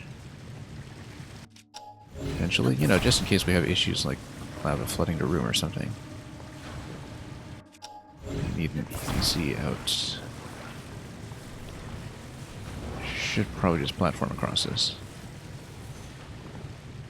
But we're not going to. We're going to do everything the special way.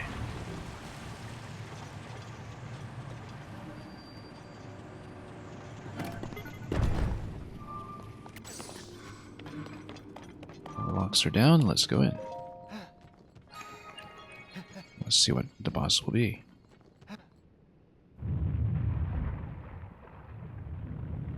We did see the rematch arenas previously. The rock roast was all over the floor instead. This one's on the ceiling. Smash those rocks, release the boss. Yeah, we can do that. Quite easily, in fact, so... Let's just take the vehicle in. Here I go! Hopefully survive with it.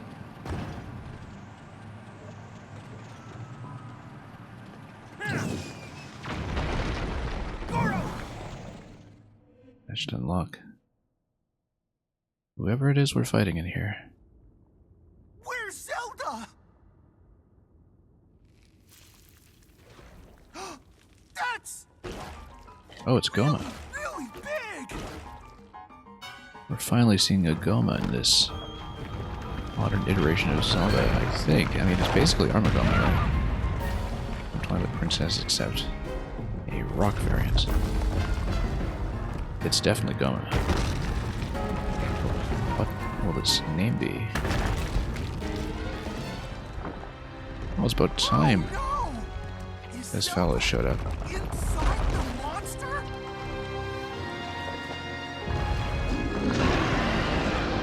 Marbled Goma. Very neat. Blake! We've got to save her, Goro! Anyway, we've got to go for the eyeball. We also have to not let it smash the vehicle, ideally, but... it looks like you do just need him to break everything you can. Hurt if they hit you. Be careful, Goro! Also, fireproofing is not going to help here. Yet. So let's... Yeah. Let's switch to some higher armor for the moment. I don't have my vehicle anymore, do I? Oh, yes I do. Over here on the side.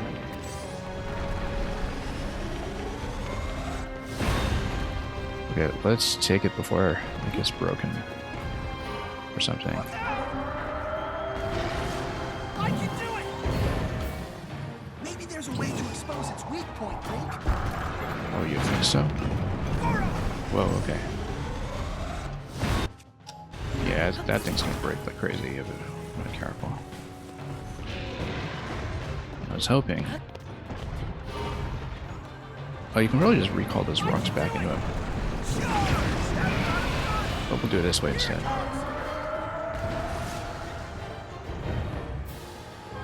I can do it! Watch that rock exploding! It's gonna explode! Get back! You know what? Let's recall these. So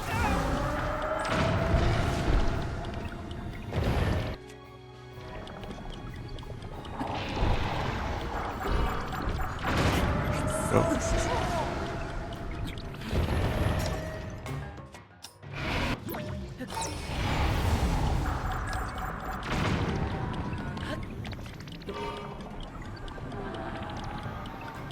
Here I go! Sure!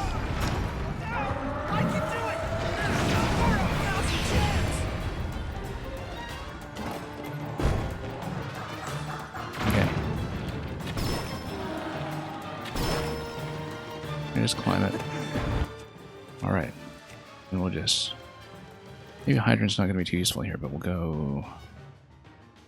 We'll just Spike Ball.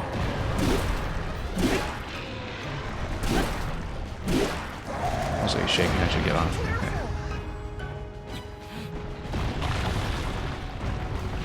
We should probably figure out how to do him the intended way at some point, but... Oh, don't miss. Also, yeah, it's going to start breaking my vehicle, so... Move it out of the way, in case we can keep the frame, but... I expect we'll have to fight without it.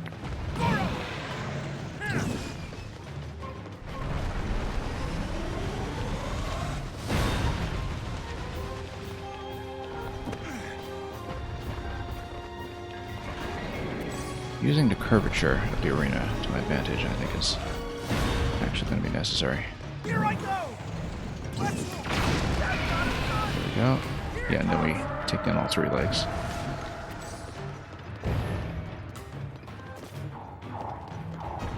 Goro! Look out! I can do it! Shut up! Now's your chance! Okay. Honestly, seems pretty reasonable.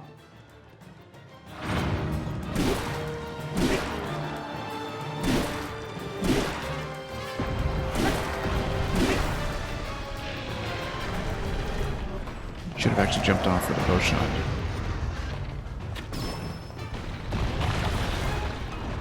Here's another phase. Here I go! Watch out, Goro! Goro! Now's your chance! Okay. I mean, we're not even at half health yet, so I'm sure there'll be another phase coming out of this at some point.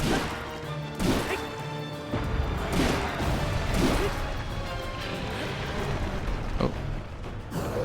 There we go. I wonder if ice does anything special. What about the ice fruit? I think it's much more plentiful.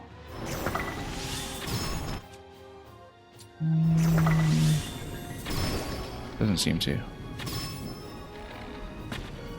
We should actually switch to a decent bow. Something with a bit more punch.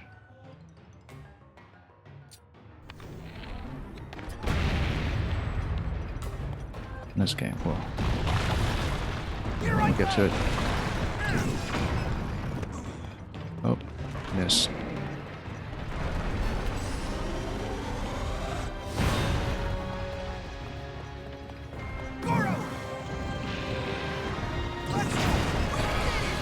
Yeah, you only need to take out 2 legs at a time too, which is nice.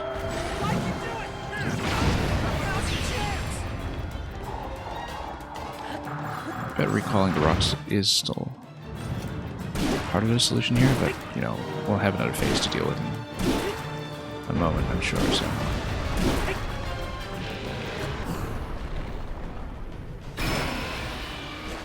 Okay, phase 2.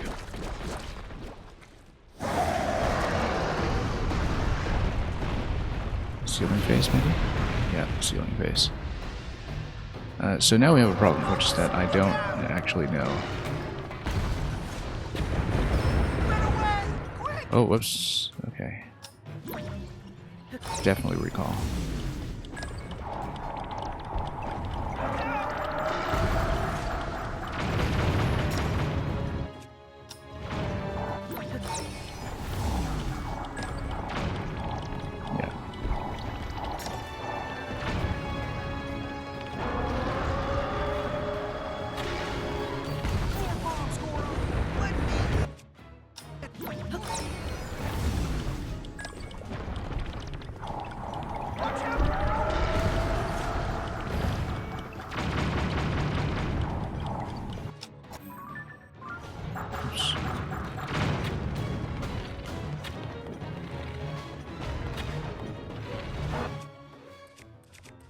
Let's get some eyeballs going.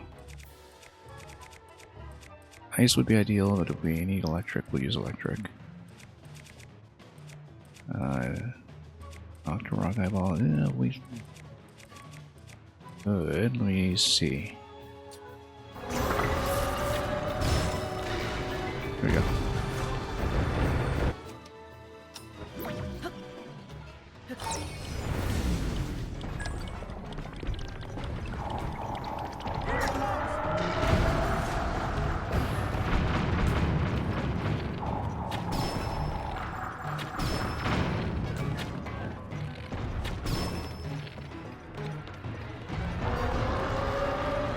I mean, instead of recalling, we can always just use Shinobu to bust things down. Isn't that a lot more sensible?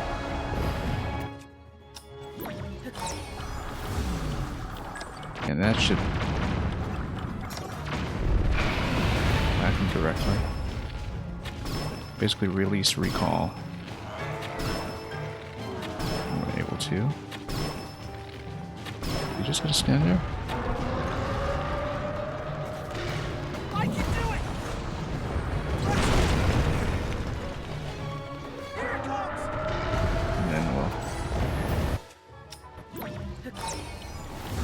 And then send it up.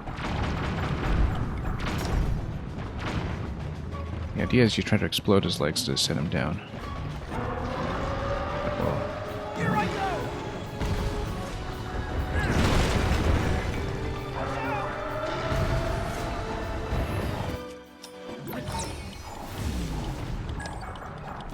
Get it over to a leg and then let go. Oh, quite. Just a little out of range. How does this even work in rematches then if there's no ceiling for him to cling to? Unless there is a ceiling and we just didn't know.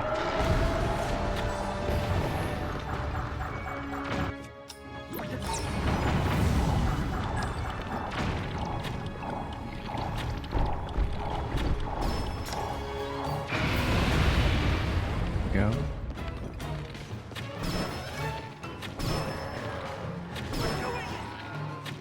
Have to use a lot of arrows for this method, but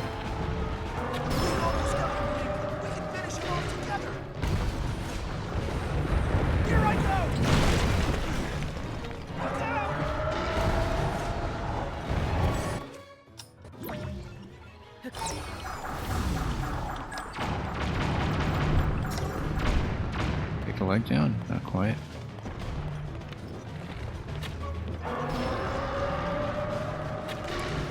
And there's a lot of legs, so.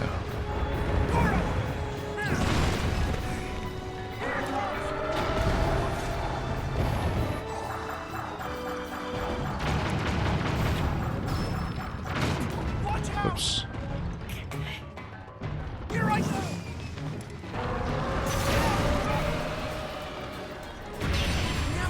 Oh, taking down. Okay, let's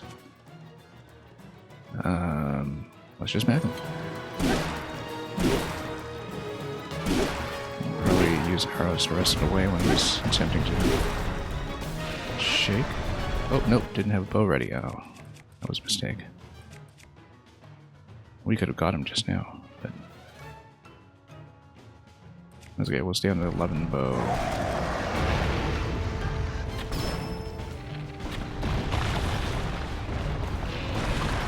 That's too bad. We absolutely could have gotten him that cycle, but I just had a bow equipped at the end.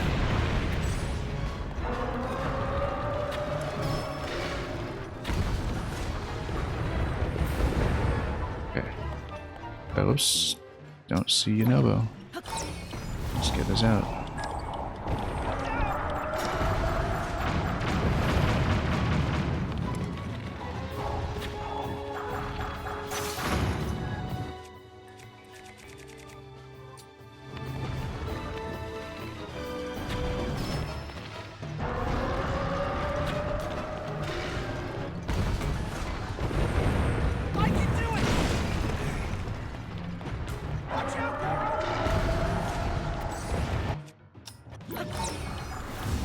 Take this up. A little bit of range.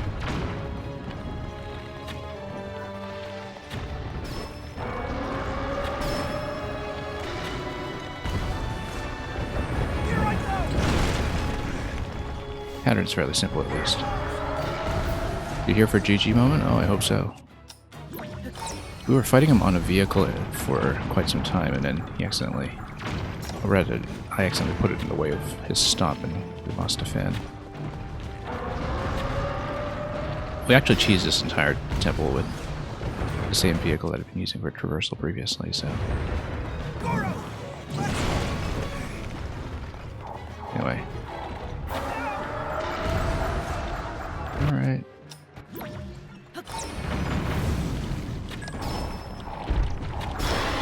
There we go. Got him.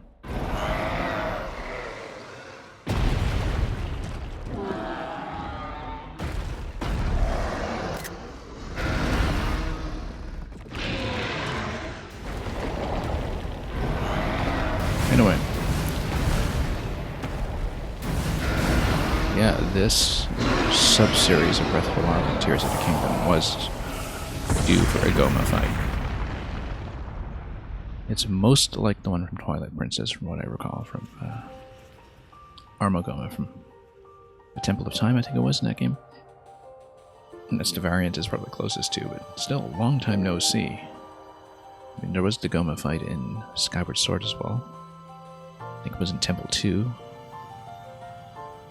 where he's chasing you in a ball or something, but this was a fun one.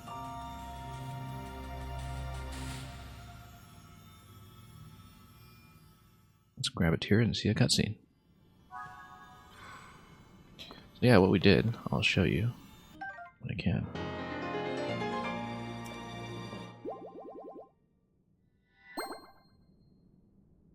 was take my vehicle in here and just fight him in the air for a while. When he came down and stomped 2 of the fans, I now realized, so we'll have to build some replacements here. Eventually, I'm sure. But let's get a tier first and see where this takes me. And we'll decide how to proceed.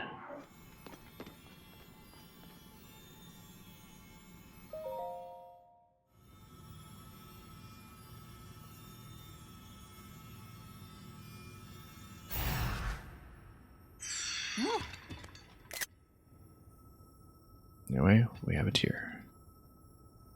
I will in a moment. Ding. Activation.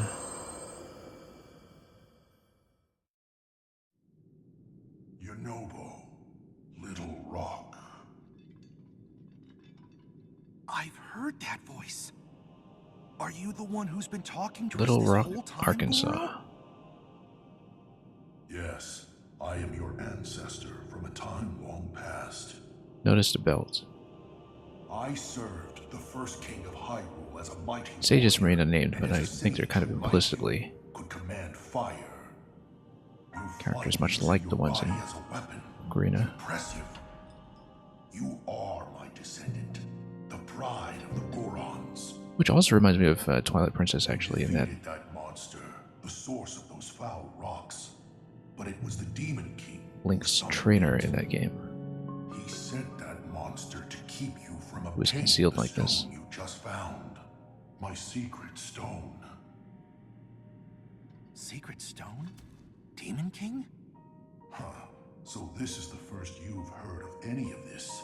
Yeah, Yunobo hasn't been paying Listen attention to carefully everything what we've been I have discovering. to say. Let me tell you about the imprisoning war and the duty of our people.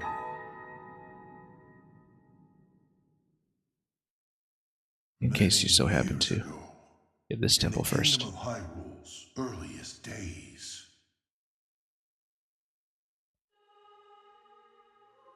a great evil, the Demon King, sought to conquer the kingdom and kill everyone who resisted his rule.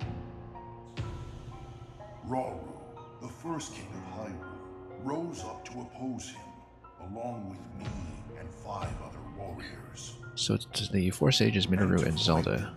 So where's Minoru? What's going on with her? Secret stones, We'll find out.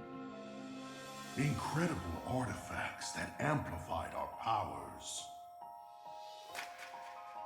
I stood beside my fellow sages as the Sage of Fire, stronger than ever with my secret stone. However, we were no match for the Demon King. Even my strongest blows weren't enough to break him. Rauru understood that we couldn't overcome the Demon King. In one last brave act, our leader sacrificed himself to imprison that monster. That was the imprisoning war.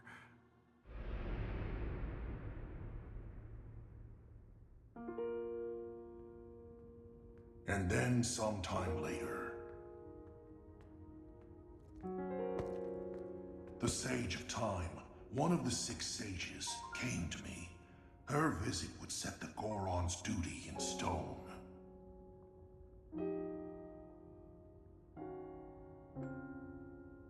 The magic restraining the Demon King will be undone. He will return. When that time comes, a noble swordsman named Link will oppose him.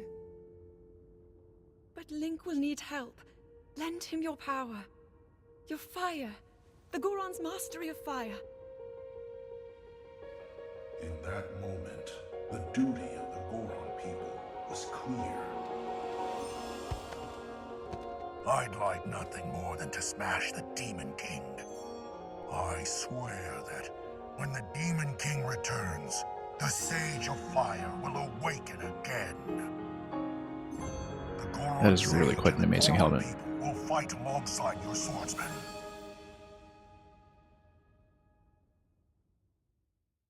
3 out of 4 down. And that's what you need to know about the imprisoning war and of our people's duty. You saved Goron City, but the Demon King is still out there. Yunobo, Little Rock, take out my secret stone and honor the pledge I made to the Sage of Time long ago. Fight alongside the swordsman, Link. Spiritual fist bump there. Very Goron-like indeed. So, it's my duty to help you fight?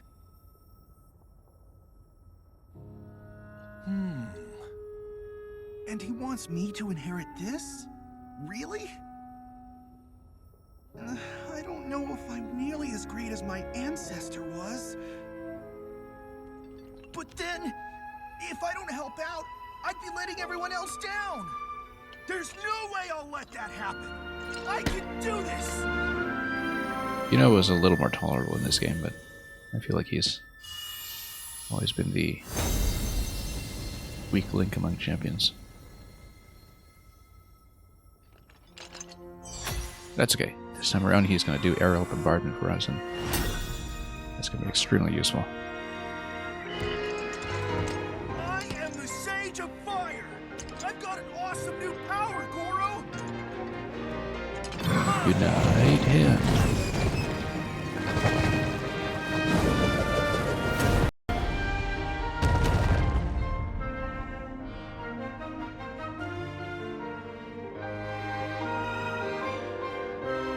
I do love this musical cue that they have run. I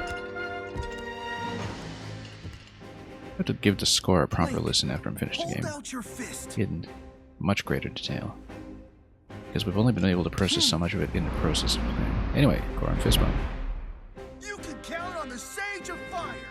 I'll fight by your side till the very end! And take this! It's proof I stand with you.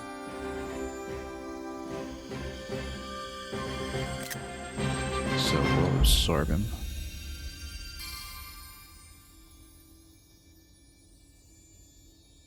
It's kind of a nice touch that they are doing this by fist bump, actually. Oh yeah, I loved the Breath of the Wild score. You know, back when I was streaming Scrabble more often, probably about 2 years ago at this point, when I was doing regular Scrabble Club content on the stream, I was very often playing Breath of the Wild music in the background. With that ring, you'll be able to call on my power anytime, Goro. And of course, since I've been in a process of I'll be strong enough to fight playing this beside game, I you, don't no feel like I matter know what score well happens. yet, but Okay, let's head back. there's been so much of it to absorb.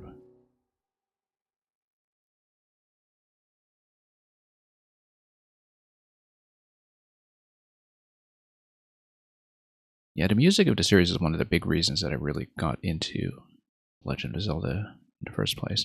In fact, I think video game music kind of brought me back into video games around the GameCube era.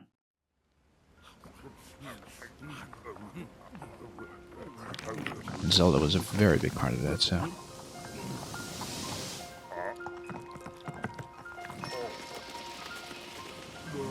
Now the thing is, after clearing this, we have done the chef quest already, but does the chef quest remain available? Since he does ask you for deliveries of marble bronc roast. I wonder. I mean, luckily we cleared it, but I don't know how the game would handle that internally. Like whether anything rock roast related would still remain clearable. It would be very unlike this game to have missable quest content.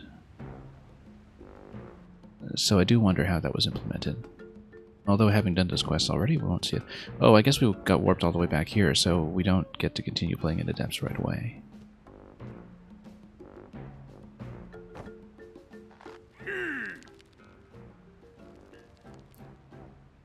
I can hardly believe you making me worry like that. So, yeah, I'm glad we did a bit of extra mapping into depths before we got sent back up here, because I didn't know at the end of the temple whether we would be warped, and it looks like the answer is yes.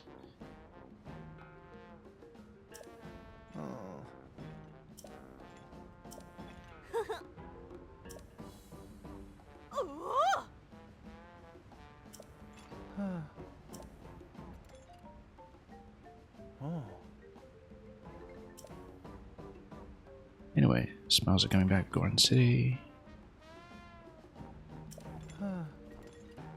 Nobody cared about him until he put on the mask.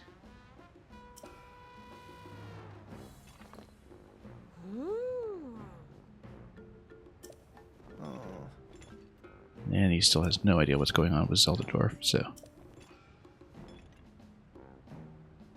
Although maybe he's putting 2 and 2 together.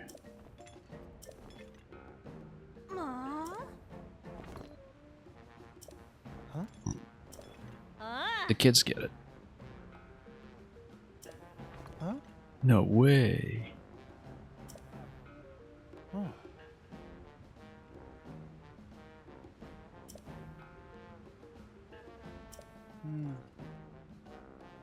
We know exactly why she's there in the past. I don't know if we want to explain it.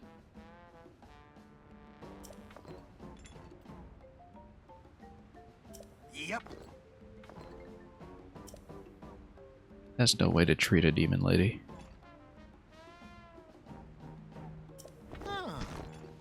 Ooh. So I guess maybe once you complete the Sage quest, then the sages report in with their findings or something. But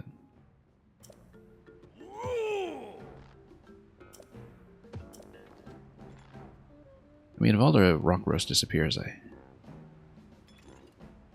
do wonder. Okay, this is the bit we screenshot every time, where they ask us about lookout landing. It's 3 out of 4 interactions like this that we've seen.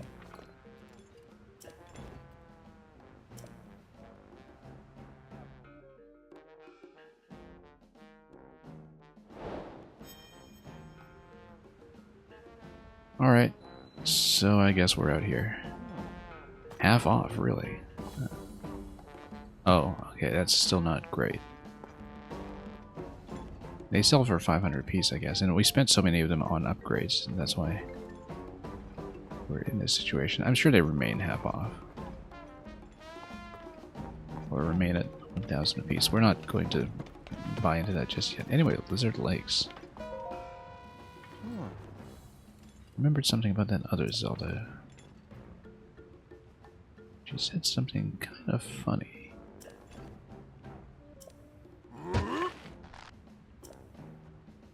An old nursery rhyme. One brother hunts what the other brother hides. 2 lizards fighting over what's inside.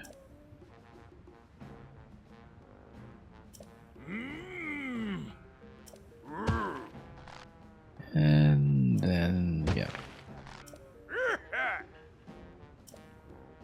Halfway up Death Mountain.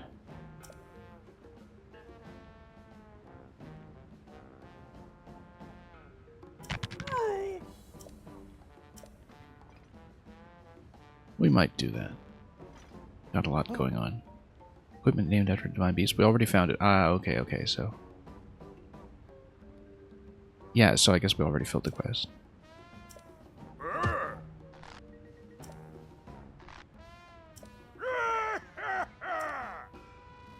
Always love these I've already done the quest interactions here.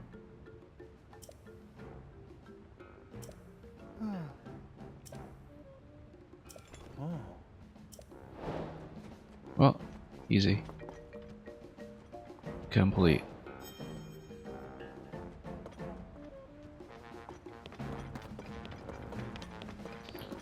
Alright.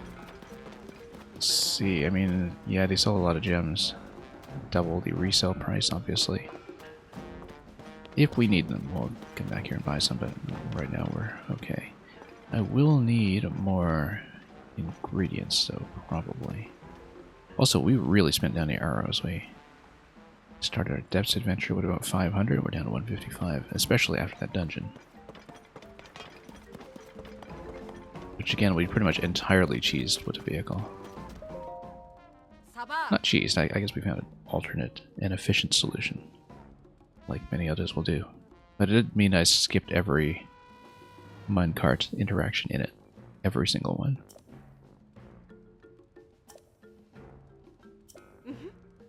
And, oh yes, she's the jeweler. I've got Amber, how much do you need? That we haven't already sold off. 20 each? Yeah, that's double the usual sell price. Let's do it.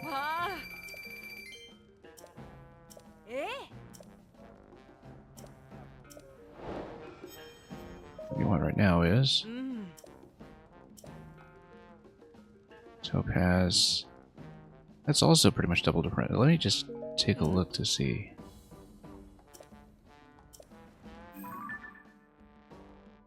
Let me just take a look at my inventory. See what we're dealing with, because we could absolutely use the cash.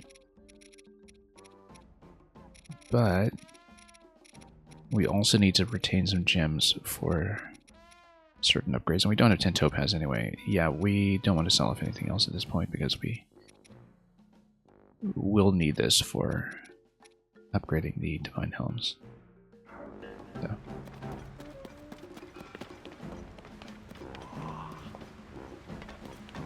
But we need to unload a lot of gems, then that's the way to do it.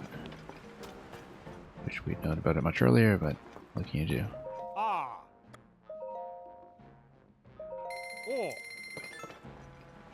Yeah, we need to start restocking arrows again as well.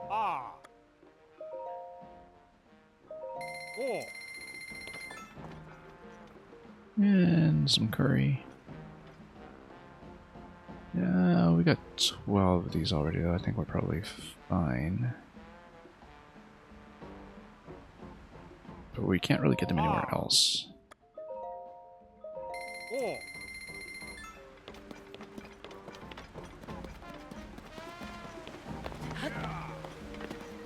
So strange, really.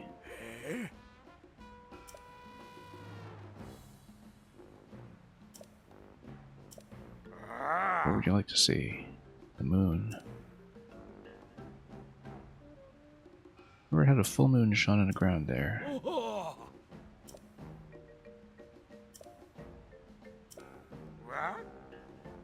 Full moon?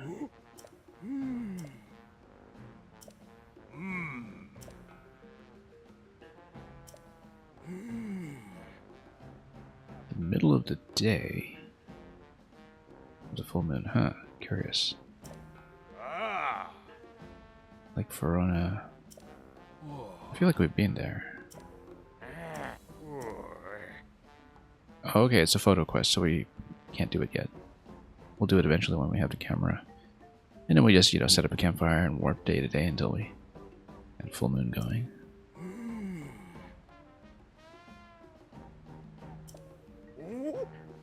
And I love how they all kind of hint at such an object as a camera that we haven't picked up yet.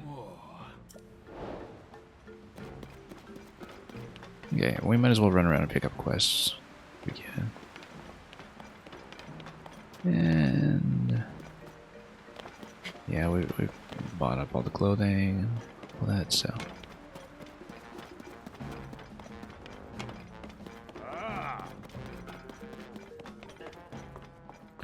So anyway, we marked so many shrine locations down at the depths that if we're staying up on the surface, one of the natural things to do will just be to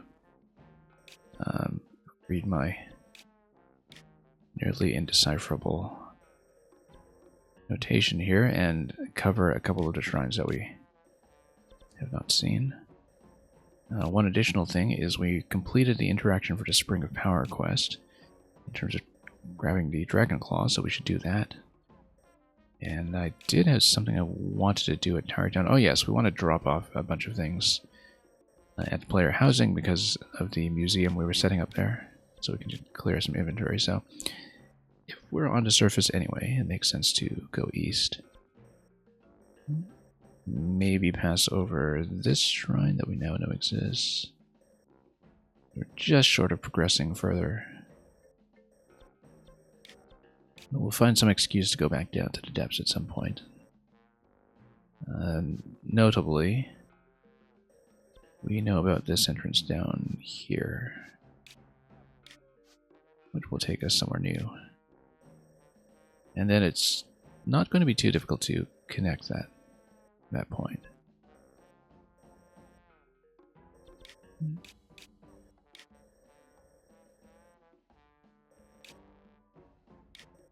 Yeah, so let's just proceed. Probably go southeast from here. Also, I mean, I don't think we really have... We have a lot of zonite for some upgrades that we can do at Great Fairy Fountain as well, so if we do that, that might be fine, but... Yeah, we'll need to cross over here eventually.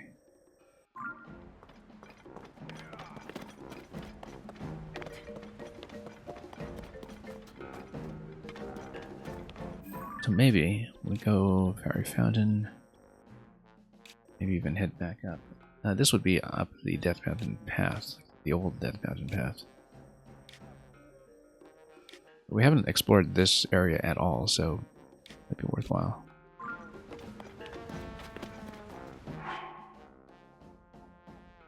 And we might as well just keep the set we have on for the time being, although... Sure, there's plenty else we can do. I'm just going to scan around for more quests. Case, and then we'll probably just proceed in that general direction. Check a few other huts. Things we can do. Gabetta's Diary, I don't think we'd seen this.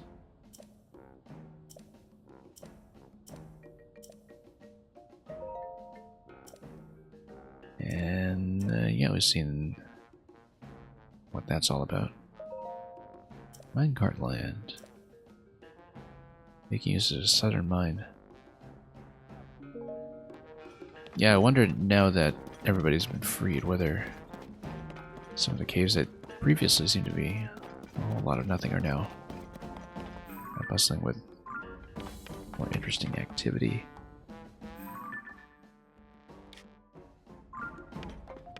We may as well take this down. Do we have a fan? Yes, we do.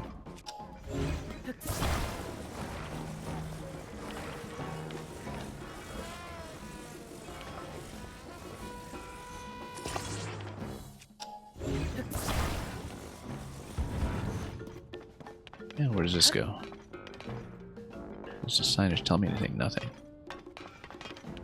Well, let's just ride it out. Oh, also, we should switch to the Korok mask. That's a good point. To remember that since we're out in the world again now, that would be a sensible thing to do. We'll keep one layer flameproofing on in case we want to visit local caves, but things are otherwise pretty adaptable.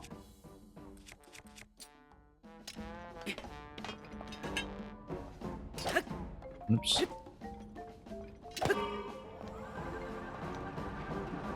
And Link cook in a big pot in the center of town.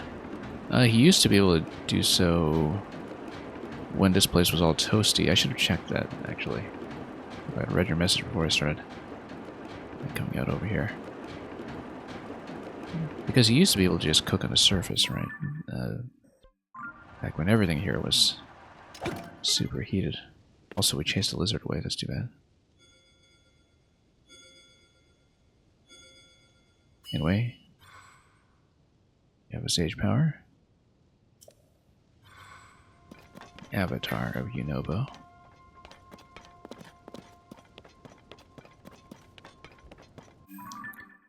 And yeah, we'll explore in this general direction. Also, there was a hot spring that I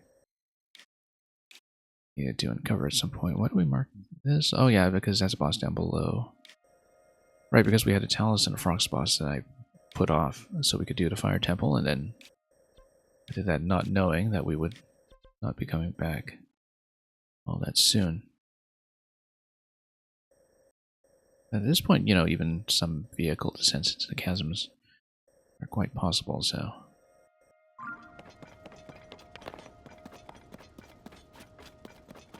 we'll just head over and bust down some more rocks.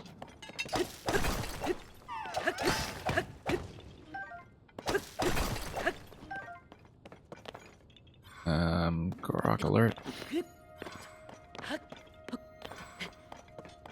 We're just missing shield capacity at this point. Warmer? Nope, cooler.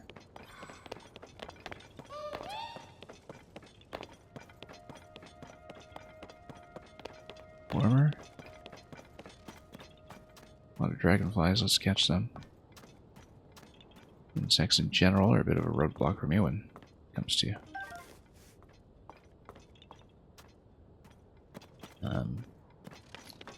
gear upgrades, so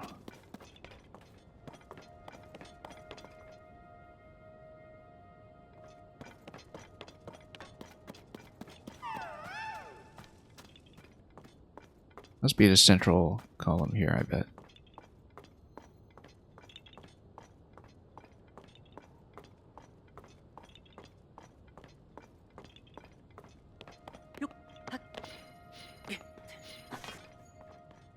You got this little shack here. I bet I just need to climb this and uncover the rock. Yeah, there we go. Easy.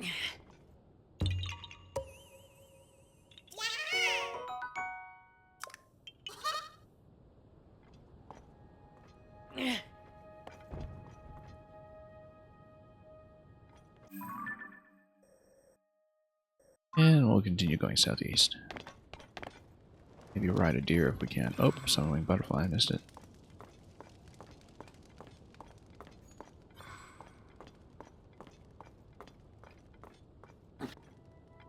We put on a stealth set for just a moment.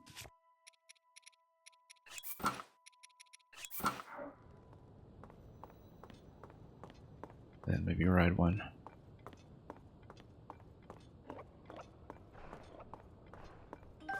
Nope, they noticed. Oh. So let me just catch it, but nope, they all dispersed. Alright, that's fine. Let's switch back. Or, yeah, whatever's fine. Sand boots, snow boots, whatever. They're all more or less equivalent here.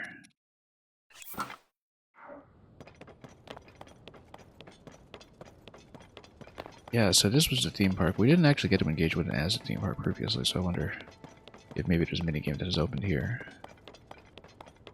Now that everyone's been cured. Because there weren't really any NPCs to interact with. When it was last in the southern mine, but all of the lights coming out seem to tell me that something is perhaps in development here. Yeah, it looks like a minigame. Let's see it. Smiles start with cards.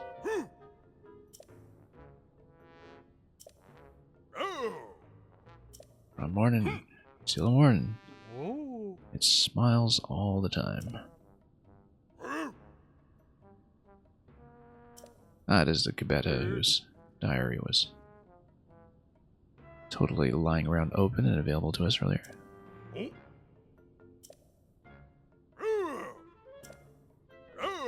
From morning till morning, it smiles all the time.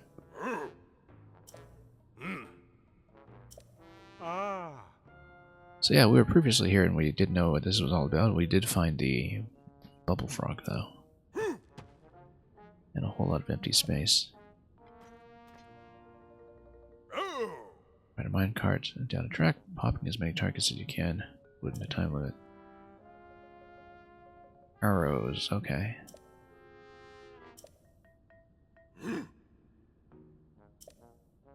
Five seems like it's the introductory level.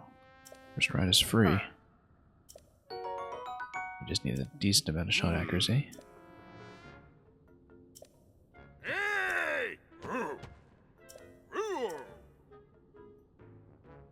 Self-service, yeah, that's fine. And we'll use this cheap bow because we're not using good bows for this.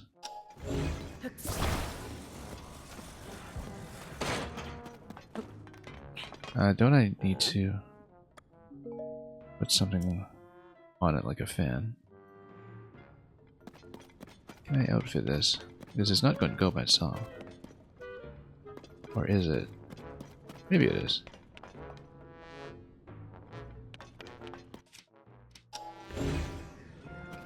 That doesn't seem to make sense, though. I mean, it needs a fan. I guess it presumed that you would be taking another cart in here with you that you would be able to use. I want to play, but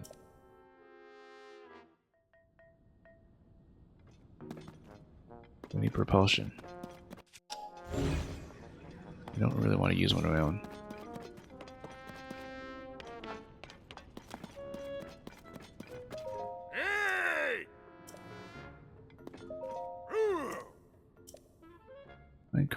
Minecart land.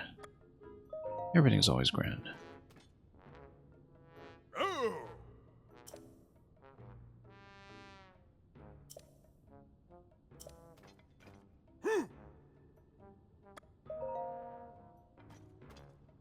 I assume I have to outfit it, but the card on a track get in though. Alright, so I guess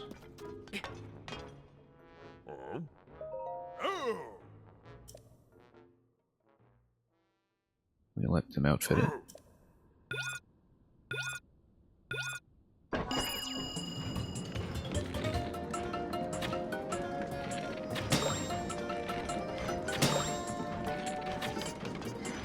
Oops.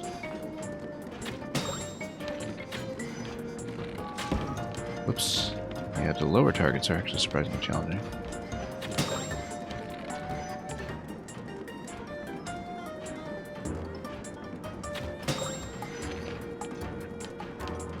I guess we'll take a few more down. With a badly damaged bow.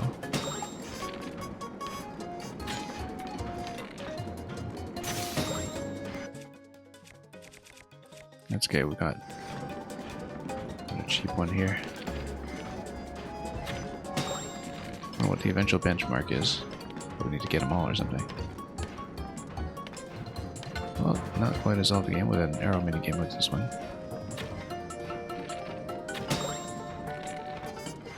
Yeah, it's a controlled speed, that whole track.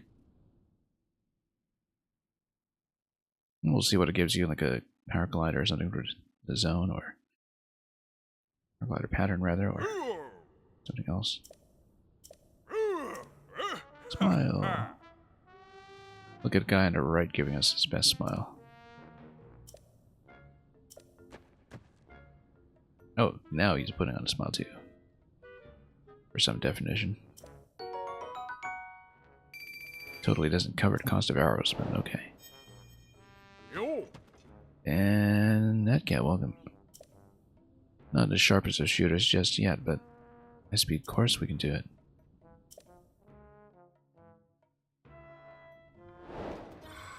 Quick shot, yeah we can do it.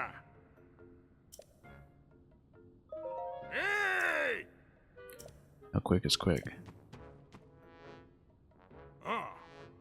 7 targets, yeah. Speed is all constant, so.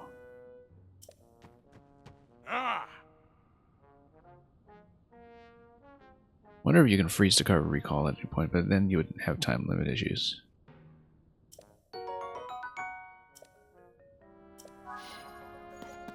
Bow durability is actually the limiting factor here.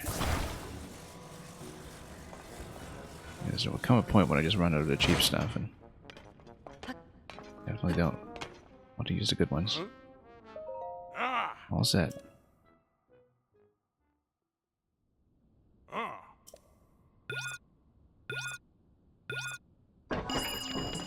How fast is fast?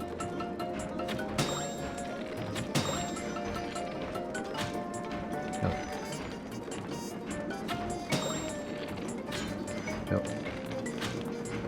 Slow under release. Yeah, I guess since the cart goes around down below, there's no need to shoot so prematurely.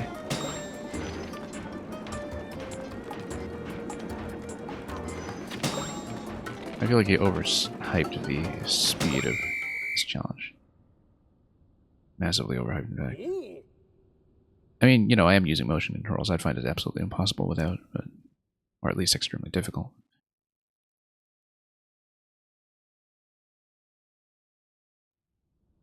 Ah! But it's very natural with just snap aiming with the Joy-Con, so. Oh! Oh! That Goron, well, looks like he's giving us his very best smile, let's say. They're trying. That's how to express happiness. Okay, so, super expert course. Ah! Ooh, Death Mountain, okay. We'll go round and round that cart instead, then I guess we'll have a reason to go there.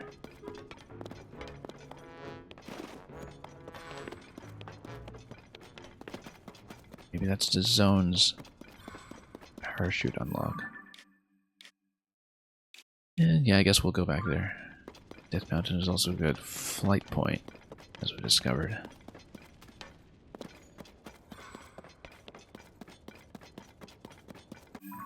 I suppose that does set off my plans to continue. Well, this is Death Mountain, so, you know, we'll continue over here. We can probably go up to Mountain Base after that. So, let's continue where we're going. Eastward.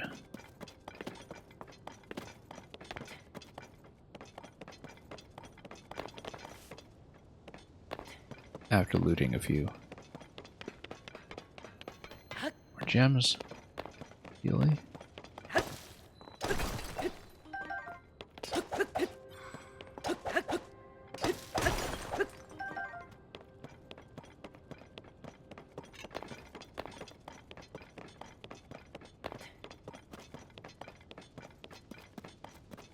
Way up, here we go.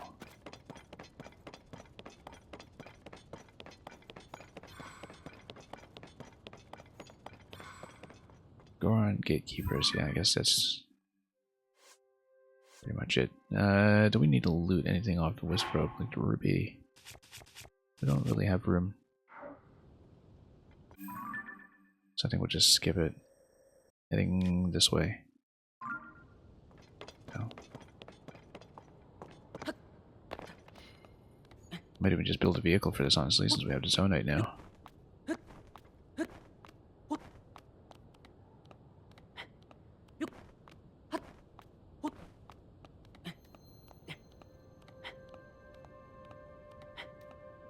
We'll head on over.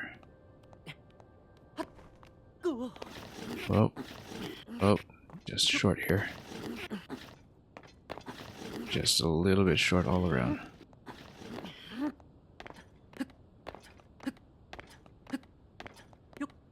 Yeah, that's fine. Climb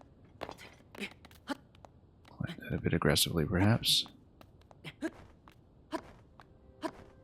Much better.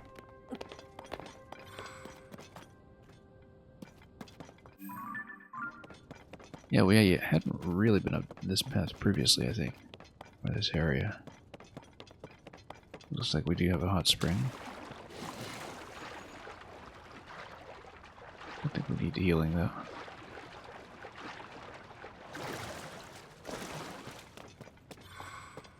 And we do need more Lizalfo's tails, ideally, so we can beat up some of these guys manually. That would be ideal as well.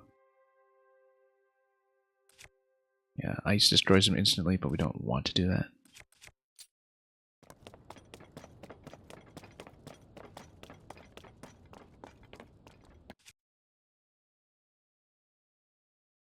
We'll stay on this bow. Until we have a reason not to.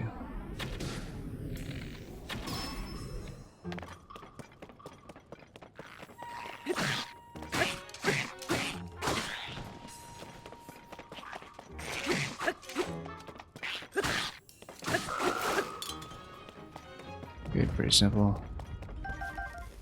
No tail, though.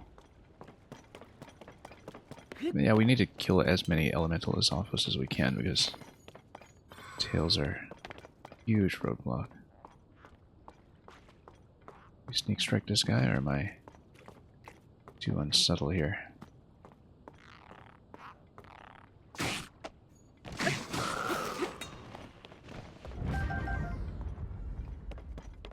How much underground have I discovered? Let me show you. This much. About 3/4, almost. Not quite. Getting close to it, but yeah, I was actually intending to continue into depths, but I didn't realize that after clearing this temple that it would kick you back into the overworld with an instant teleport. Which I guess saves me the trouble of coming back myself, but we do plan to continue and map things out at some point. So yeah, we did this whole northern third here in the last stream. I finally found a really very usable vehicle design that got me through most of that quickly and very efficiently. So I previously put a star here. That usually indicates I scouted out a cave from far. I don't know if that might have been inaccurate though. Whoops, nope. Hey. That's not where I wanted to go. Just want to check for bunnies actually, but that's right, we'll just continue this way.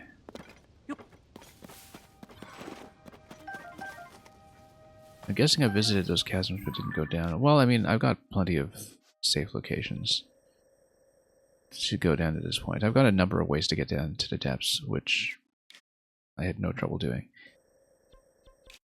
I didn't take this chasm straight down. I mean, I don't know how much you've played already and how much I'm giving away, but we found an alternative means to get there. Oh yeah, the ones that are ahead, we visited them in the overworld much earlier in the game. And no, we didn't go down at a time. I visited these, in fact, before I knew anything about the depths. And originally I was thinking, you know, maybe about a month ago, alright, you know, when we want to go to the depths, that's when we'll just grab the paraglider, we'll go down, that'll be fun. We never did get the paraglider, and I accidentally found a way to just get down to the depths safely. And so that changed the nature of this entire run, because I realized I could stay off the glider for much longer with no real problems. So, you just finished all caves today, congratulations.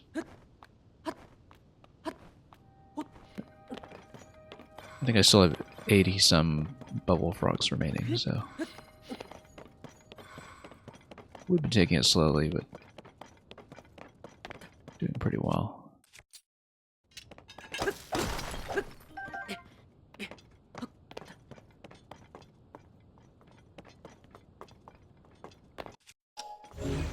And yeah, I did finally find Hestu.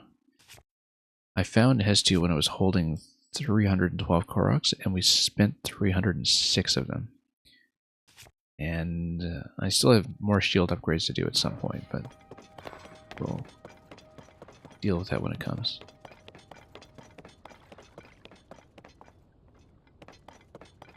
Unlike the rest of you attending weekly Gliders Anonymous meetings, I might never get addicted. Well, you know.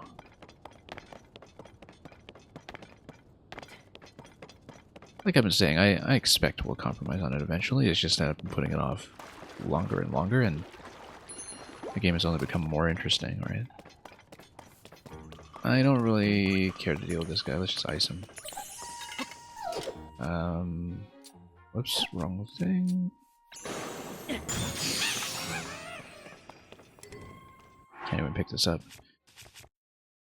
Ruby would be nice if we detach it at Tower Town, but we don't really need it. There's nothing I'm particularly desperate to drop here. My whole weapon set. I mean, maybe if we start breaking this or something. Yeah, badly damaged. Okay, then we'll trade it.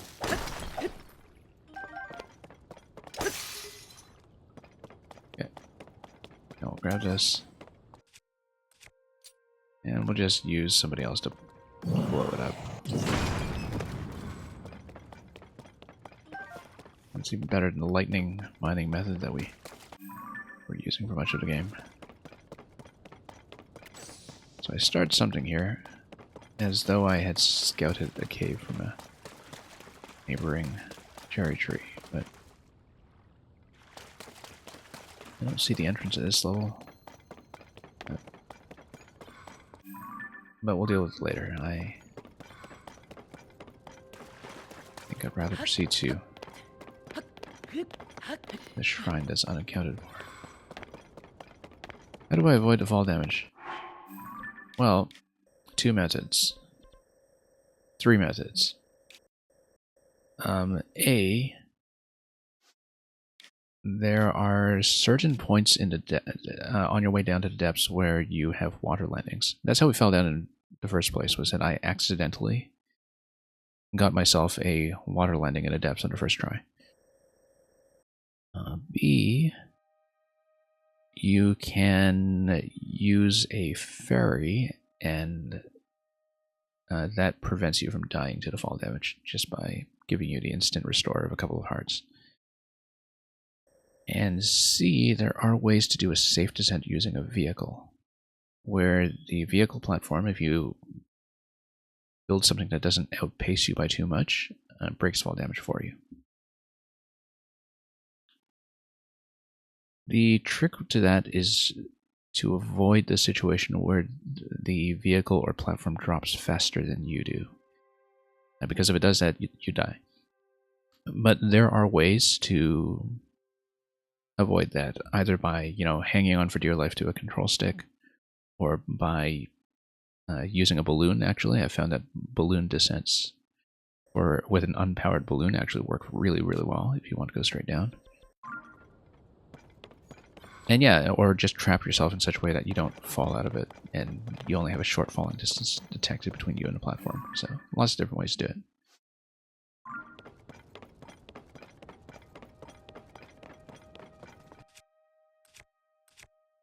After a while of playing this way, you just gradually pick up methods like that. Alright, you know what? I guess we probably do need more meat. Let's deal with that later, though.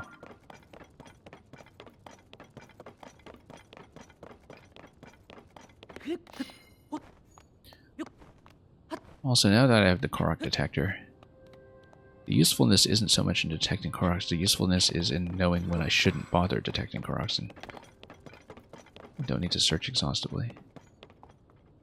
That looks like an Igniotalis waiting to happen.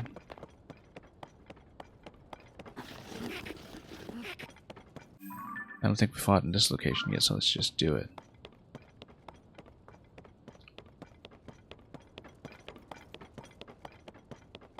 I mean, obvious Igniotalis is obvious, but we need some kind of base to attach it to afterwards anyway. Some weapon that's relatively pristine that could use that as an upgrade. We've got a couple. We could just replace the armor shards or something on some of these. That would be nice. Anyway, let's fight it.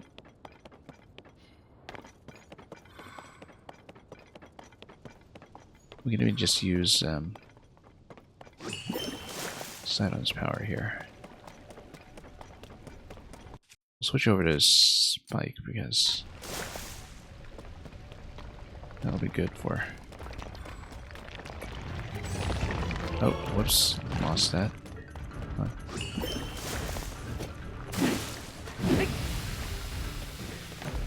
Anyway.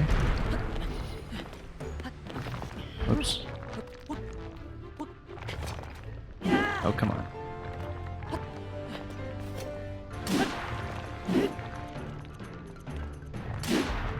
Just jump. And then we can bomb it, but use a cheap little bow here instead. Maybe just use Unobo, actually. See how well he does. Whoops. I'll get toasted here. Should actually put on the flameproof armor for this. We still have to deal with the impact damage, but like I said, we still have to deal with the impact damage. Actually, no. Let's just not worry about the flame-proofing and just go full armor. With some set. And heal up.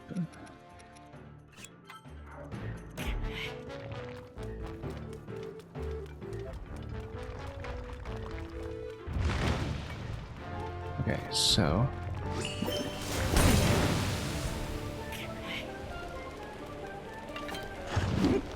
Oh, whoops. Come on. We can just ice him. Do things the easy way. Alright. Alright. Miss him again.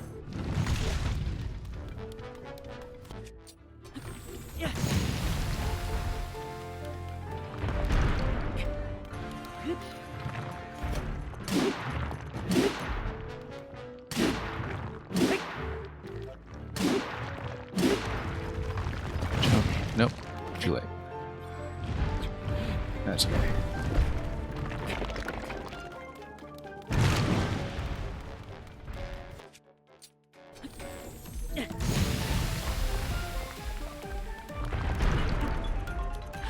Okay. Yeah, I guess if he's still got one arm up and running, he's still going to stand around and knock us off that way.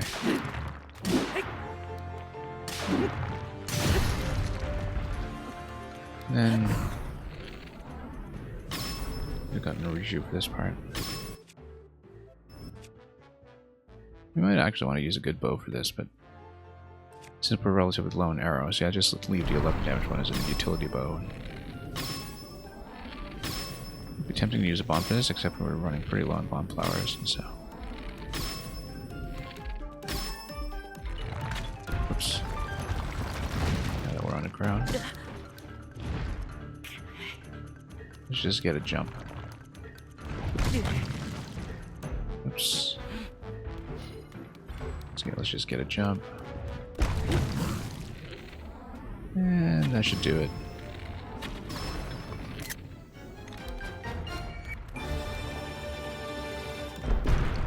Could have been cleaner.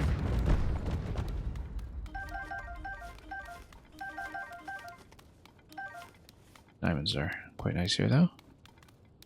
We'll gladly take that. And we'll attach that in just a moment.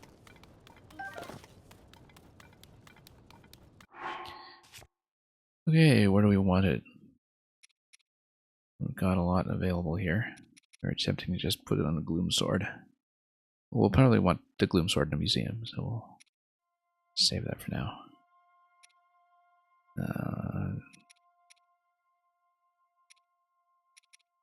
Yeah, let's put it on this one, that handy armor shard.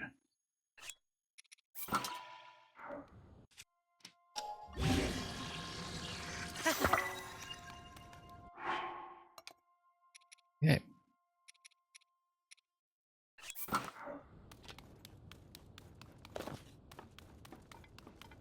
Now, let's continue.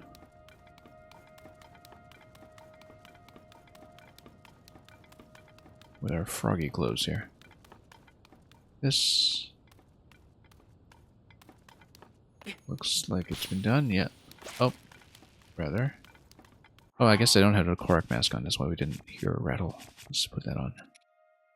So just speeding ahead, thinking, okay, no Korok's here, and forgot that I hadn't actually put the mask back on.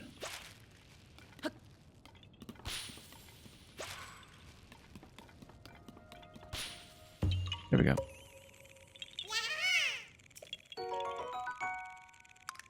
10, which is good because that's the price of the next shield upgrade.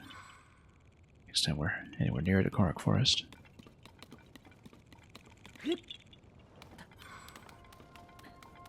Another flameless outpost over there. Let's. Oh, also. Take some wolves probably. Oops.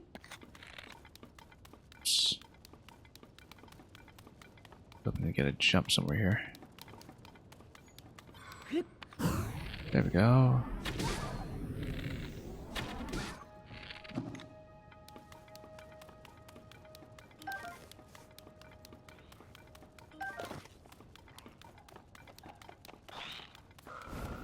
Not the sneakiest play we've ever made, but, you know.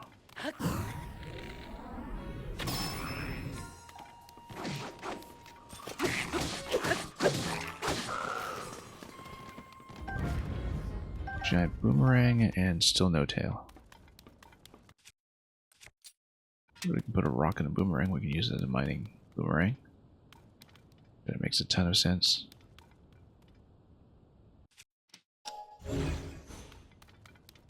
What is this? This is just a bone, right? Okay. It's not going to be that good for these purposes, but I think there was. Oh, that's just lava back there. Okay, no, we'll just use one of the characters for mining, probably.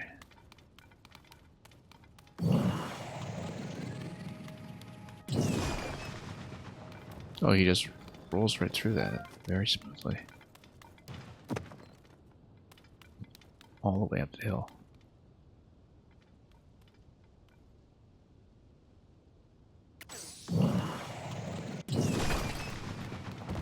Yeah, just a smooth cut with that. Like a knife through butter. Except it's like a Goron through rock.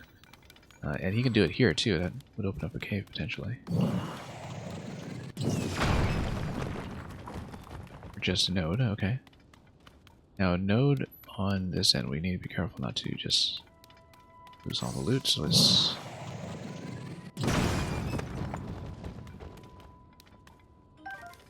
position it that way and blast a ruby on this side. That works out pretty well. Speaking of rocks, mining. Because that's what boomerangs are for. And yeah, it looks like we'll be pretty close to a shrine soon, I'm sure.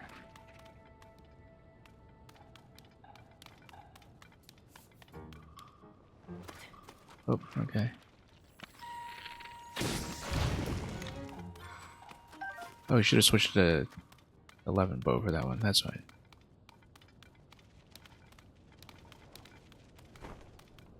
Oops, lost a lizard again. Oh, okay, never mind.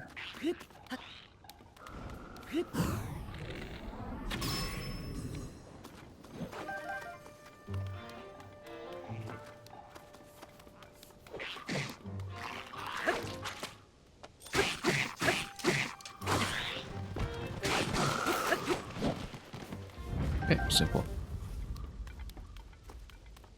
But how the boulders are regionally specific, matching the local soil.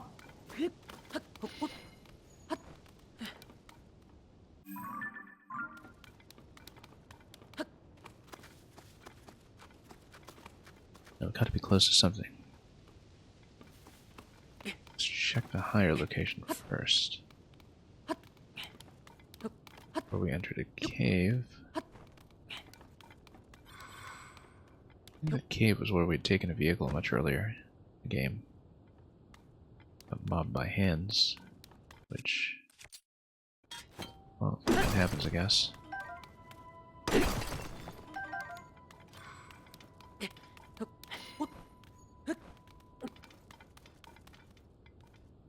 Yeah, so I wonder if the shrine is inside a cave somewhere or on top. We'll have to check.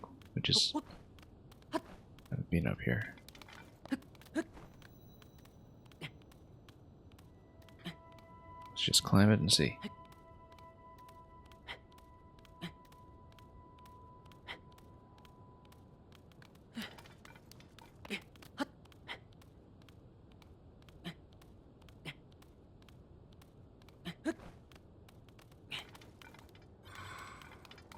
No, that's just a camp. Yeah, we're looking for something like that. Okay, that probably was down below, so. But it was worth a try. Yeah, I think it probably is down in that cave, but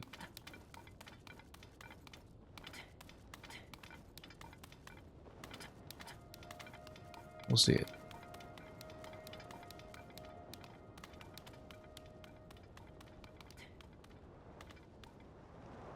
Whoops. Actually, yeah, no, this is the passage that just kind of goes around a bend.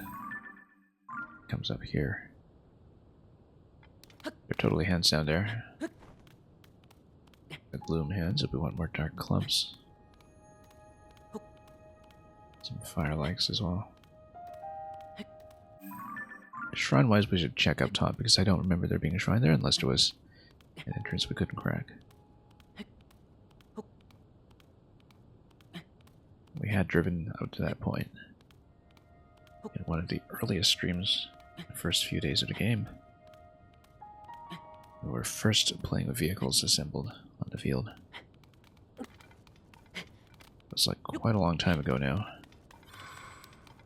We're much more fluent with certain systems.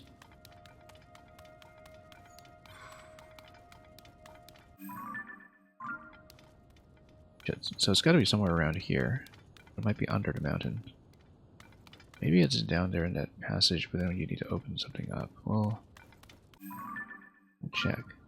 It should be pretty much right below me. Unless it's... Yeah, I don't think the depths locations actually mark any shrines up in the sky.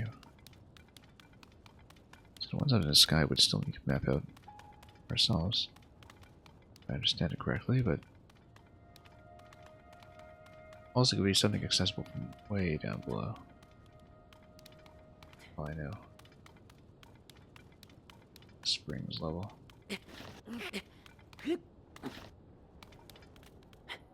Check here first.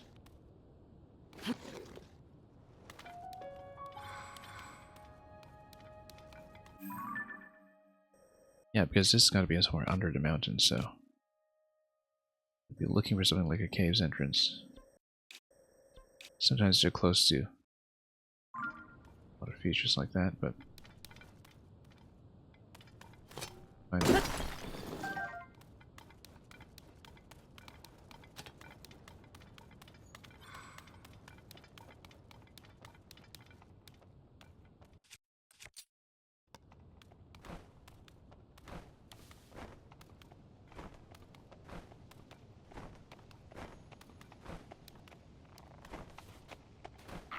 Oh, too slow.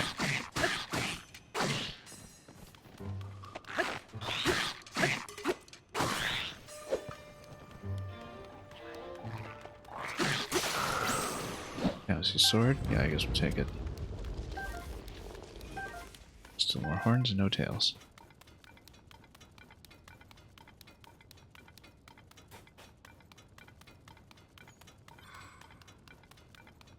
I wonder if there's a specific way that you need to kill them to get tails. I don't think there was in the last game.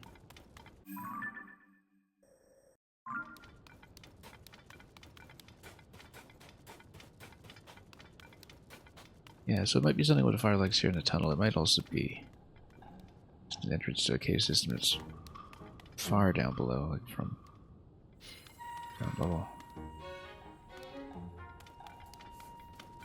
Very hard to tell.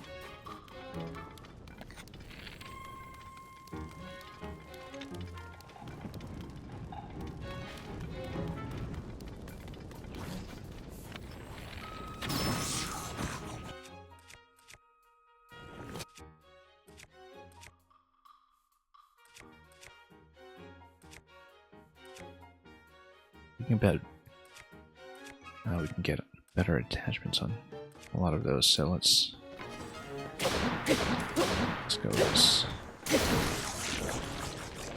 It would sound good from the chest.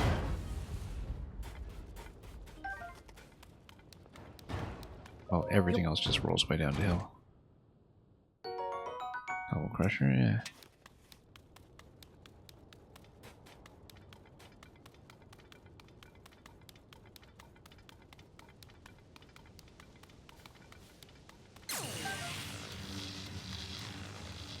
Anyway, we know there's a shrine somewhere in the mountain. We just don't know where the entrance would be. And given the blankness of this area of the map, I think there's quite a lot more to check when we go round and round. So let's check the upper level first for potential entry points.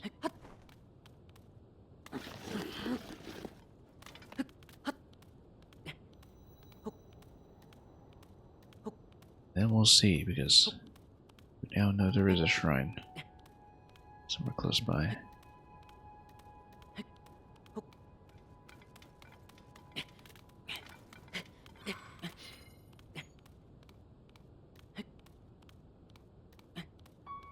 And we'll continue. You like the shoes? Yeah.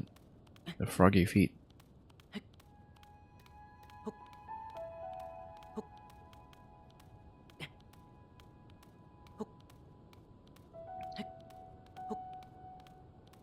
Speaking of which, I should probably switch to my other climbing gear. If I can.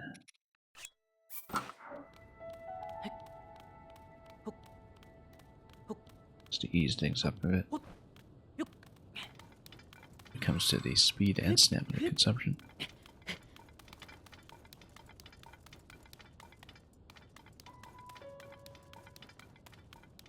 So yeah, if you're out on this side,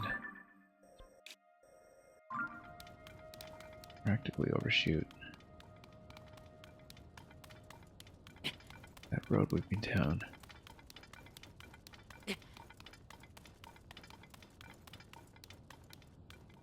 Looks like it is going to be some kind of cavern system under the mountain. We just don't know what the entrance will be.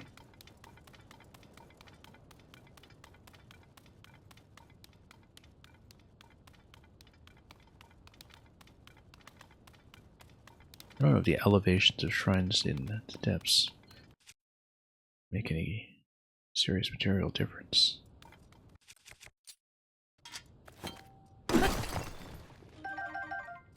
But we will take the gems in the meantime.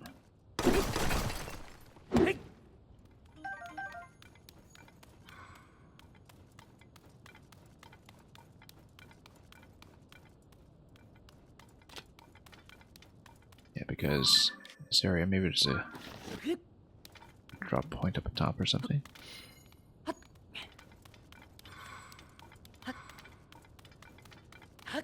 Another nearby cherry tree would be pretty helpful here, potentially, just to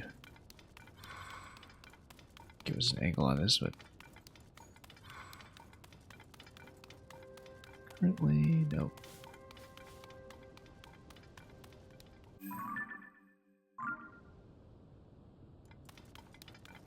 We'll get there.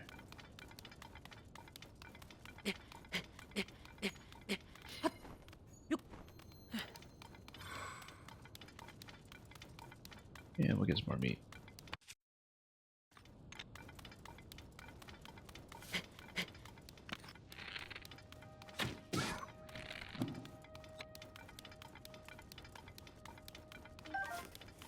So looking for something that would be a possible entrance along this climb. Not seeing it yet, but I think this location down here would be worth checking if that's not the case. Also here, this looks like it's a potential cave entrance just at the end. The spring's over there, but we'll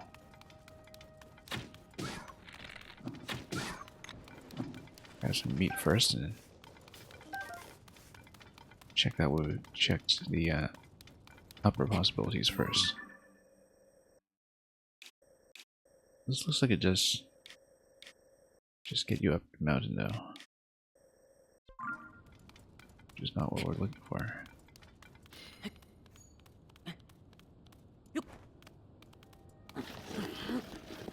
We should probably check down instead. And failing that treasure tree.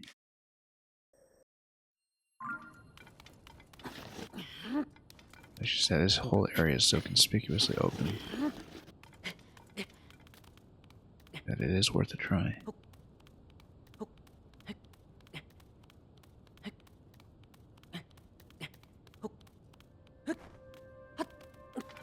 Oh, Blood Moon is coming. Nice thing about this elevation too is that when we want to resume flying, it's going to be relatively easy to do so.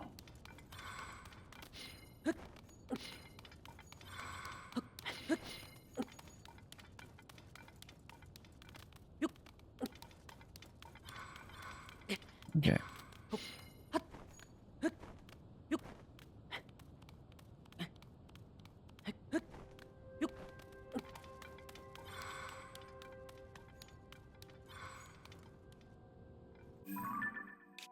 Yeah, we've way overshot at this point, but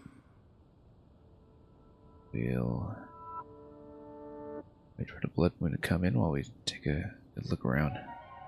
Ah, yes, because of the finale to the Geoglyph quests, we should head over there as well. Once we've done what we can about the shrine that's still unaccounted for. Anyway, let's let this run. When the glow of the blood-stained Blood Moon moon rises. shines upon the land.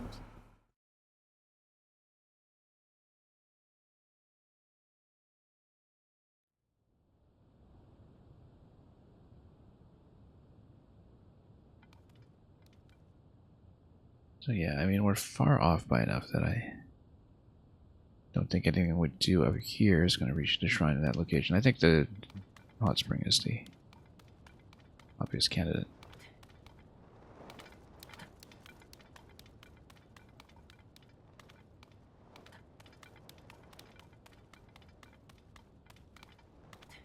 We'll head down. We'll even grab some luminous on the way. We even hit another cave system entirely. This, what it is? No, that looks like it's just one of those golf ball points.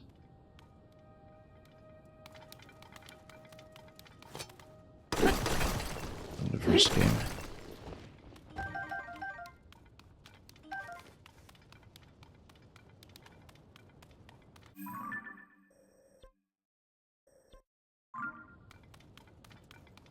Yeah, back over this bit before we hit the Akala region. We need to see that hot spring.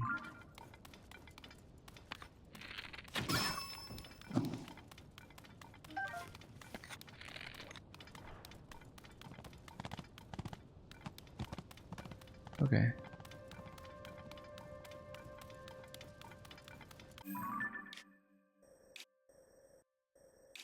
Yeah, I suspect.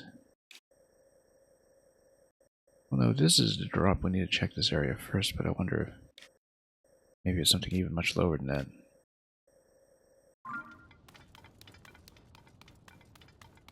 So, we'll get back within a reasonable search radius.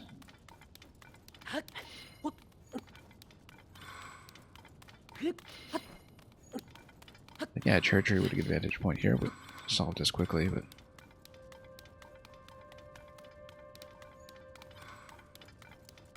we are here now, so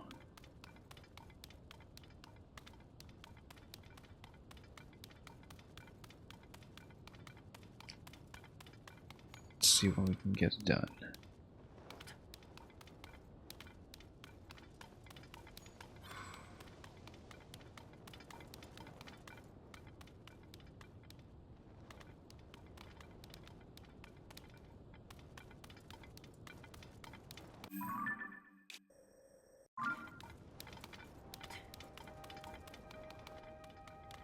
Does look reasonably suspicious. Yeah, actually that's totally not it. I was thinking maybe there's a sailing point here. So I'm gonna go in and under, but nope, it doesn't look like it. Alright, let's heal up in the spring.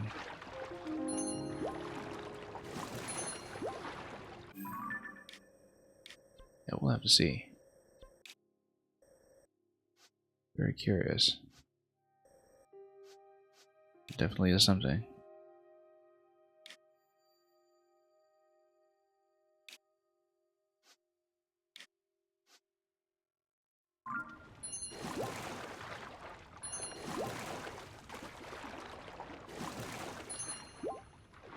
Probably a good reason I missed it, though.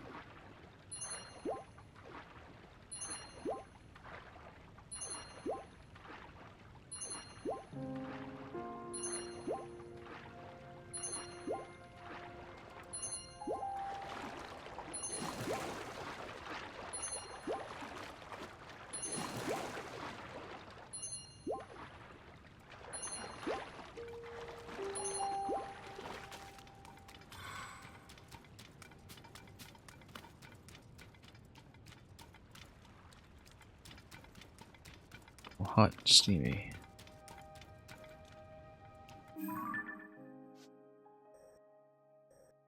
Yeah, might be at the next level. It's hard to say because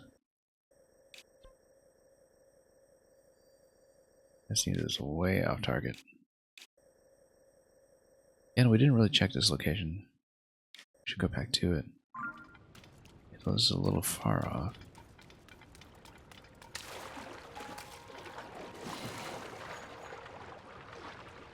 Thought this would be such a breeze after we pinpointed its location, but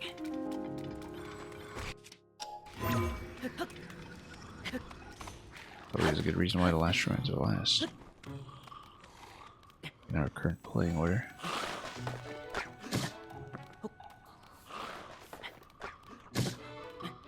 Anyway, we'll just let him chuck rocks at us. Sure, why not?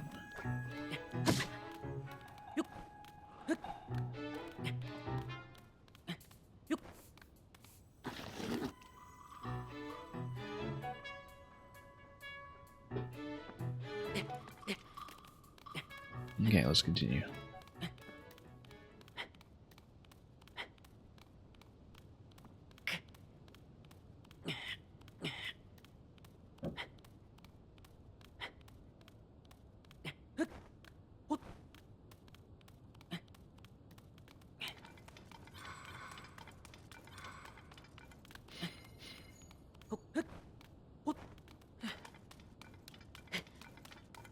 Okay. Let's see. What other possibilities remain? I totally climbed to the wrong side.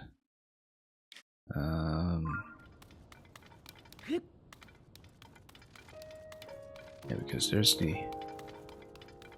entry tunnel over there.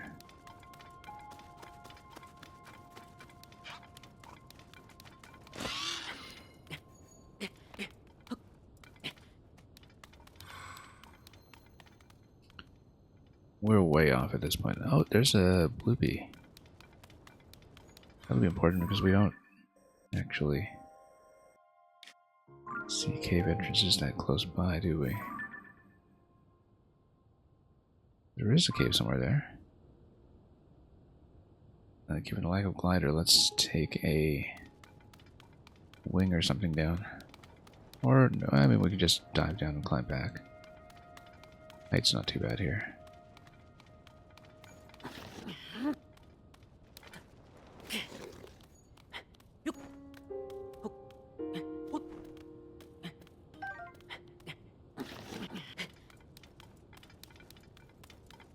With sticky feet and nimble gait, Gecko climbs high without a weight.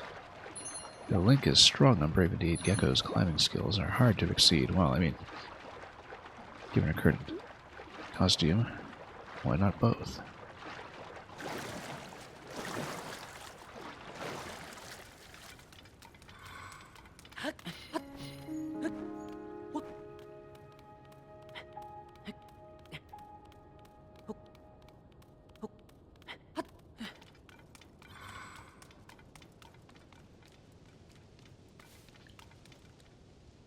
Okay, so we were pretty close to where the Bloopy was, right? Let's see, because the cave entrance here probably reveal all. Let's follow it.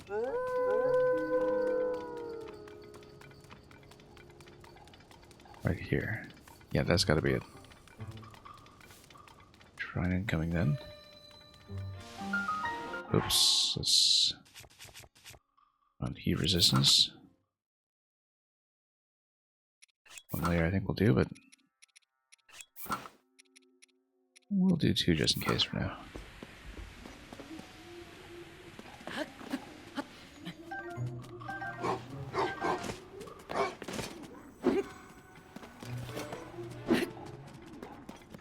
Wolf's gonna get toasted here. Wolf just gets toasted here, it just sets itself on fire. Chasing me, come on. Let's let himself cook. Oh, maybe not.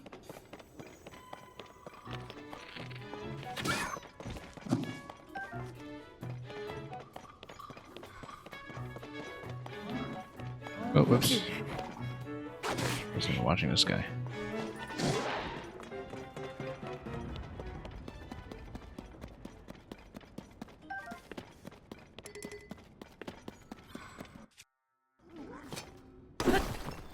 Yet, find a location over here.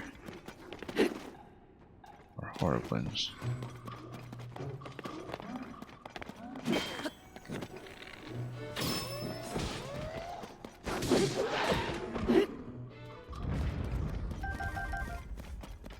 I'll actually use bow to break stuff here.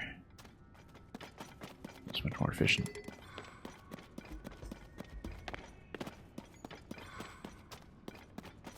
The walls, I mean, not necessarily the mining, since we don't want things to get too scattered, but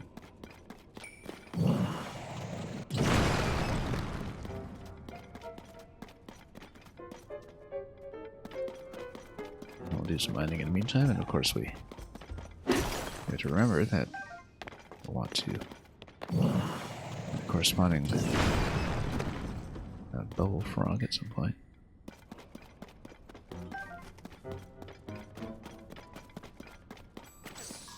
Yeah, I came in this way. A couple of doors to check.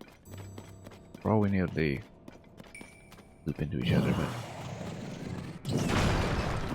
I know. One blast at a time.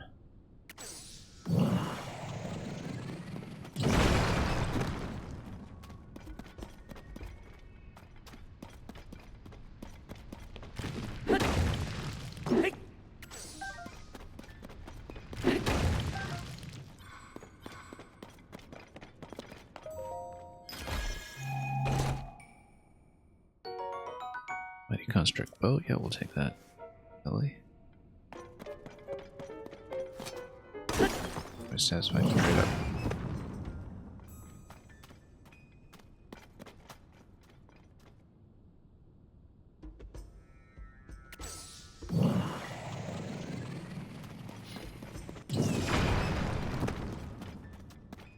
Yeah, it's gotta be a shrine here eventually.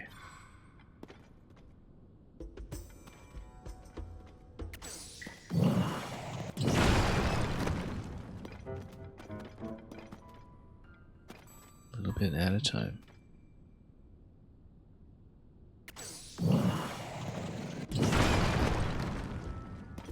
Oh, that's quite a lot.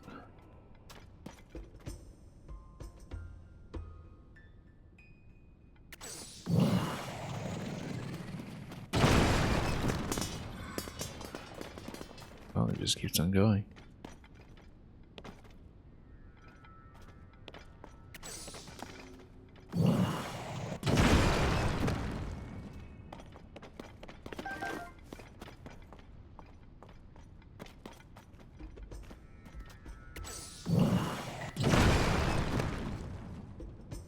Also keeps on going.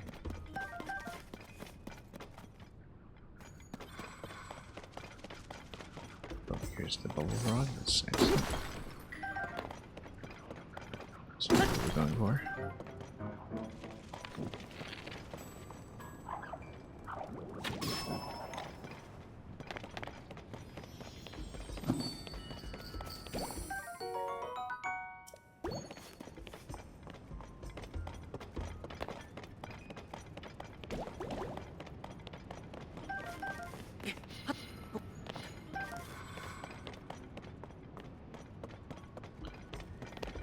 That's good for that.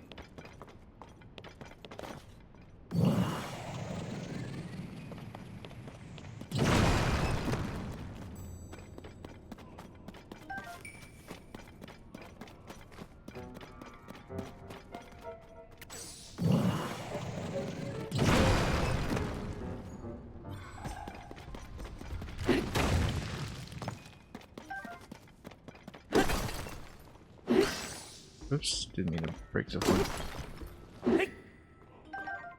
That double tap. I know we just moved it.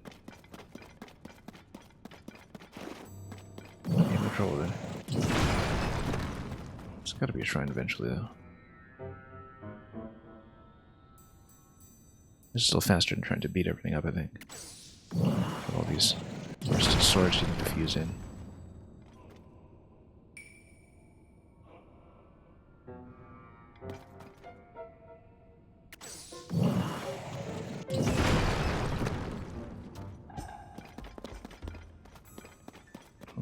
Wait, there's more.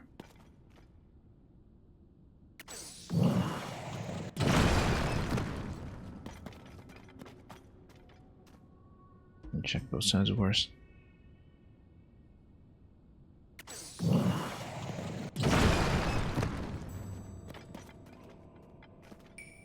More to do in either direction.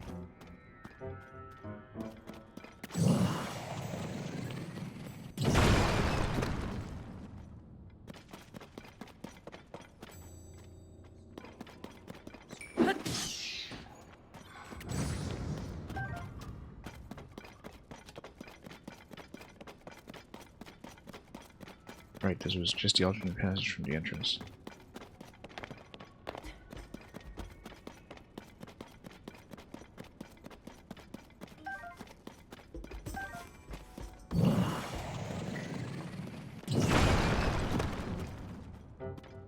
There we go. Wait, you just send it across somehow? Figure it out.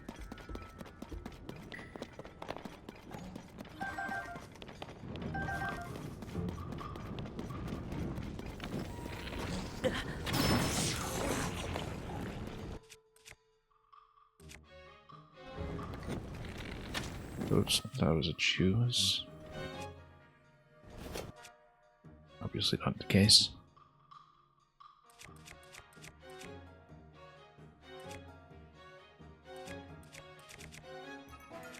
I'm sure there was some kind of weapon I overlooked. That would be good for this, but failing that, we'll just choose something. Black Buffalo Reaper. We'll just see what kind of loot we get from treasure. Once we fish it out. Must be very hot to the touch.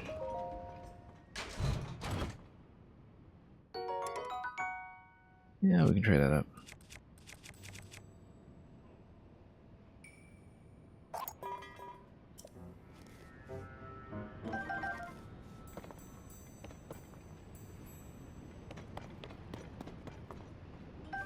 Giant seeds are good. I've been using too many of them.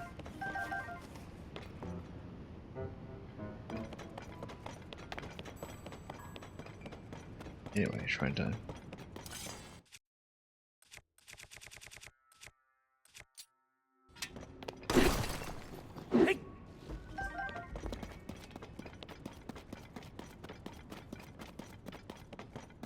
Yeah, we'll see directionally what's going on.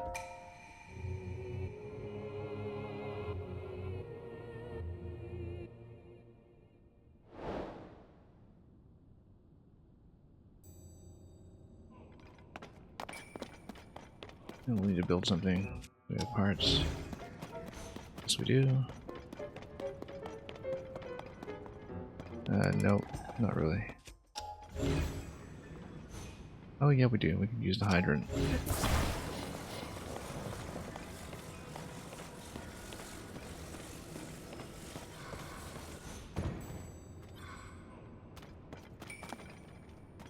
Or we can just build a flying vehicle.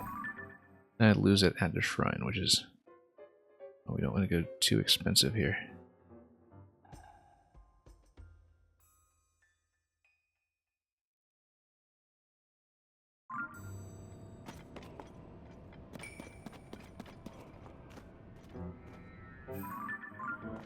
Yeah, actually.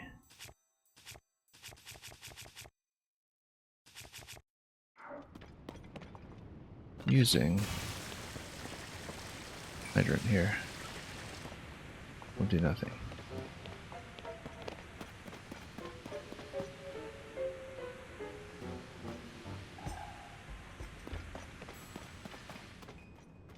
Let's see, that's not too far. If we can launch it there, we can kind of get there ourselves. Let me.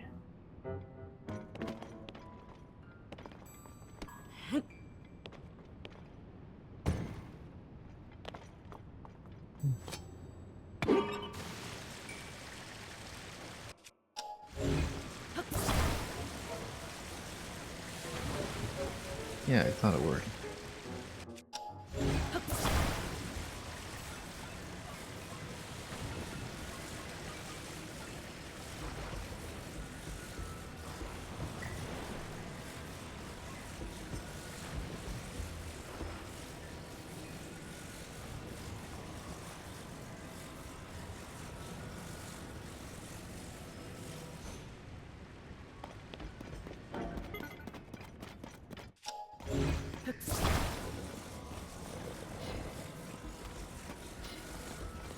What? We can just use this to create a boat. Didn't realize there was a fan there. There is. Also, what's this? Oh, this is called lava slab.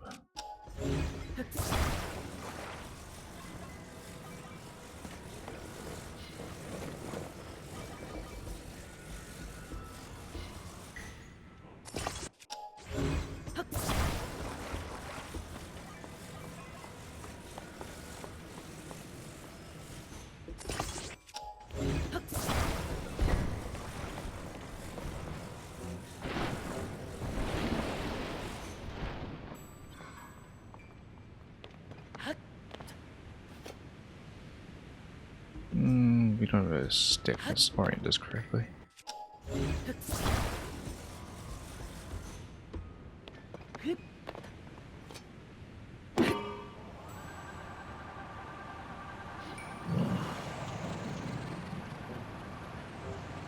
And of course we'll have our custom projectile parked up front.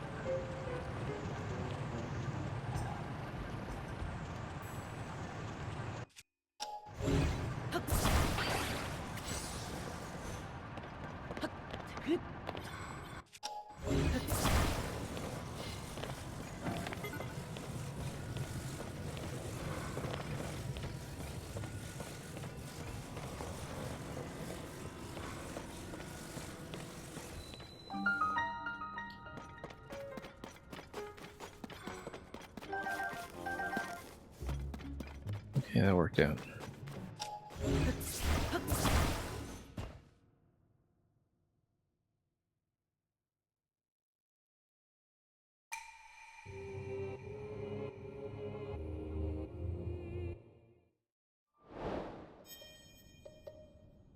Given its placement, I'm expecting this will probably just be another Robert's blessing. Let's find out.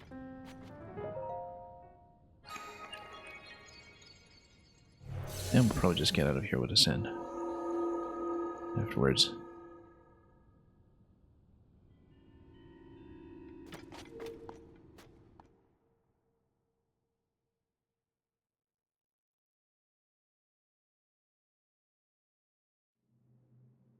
This will be number 103.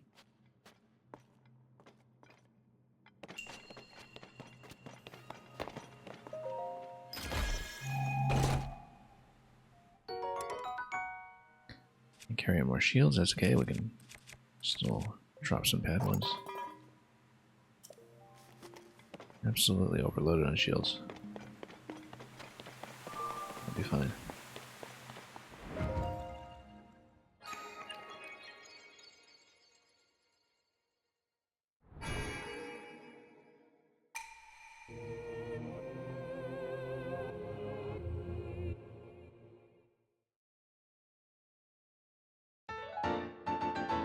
That's light.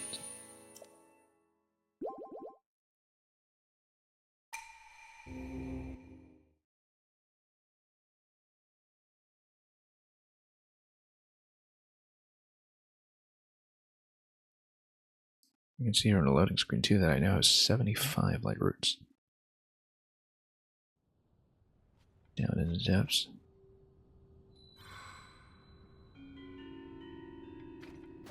Alright. Let's just get out.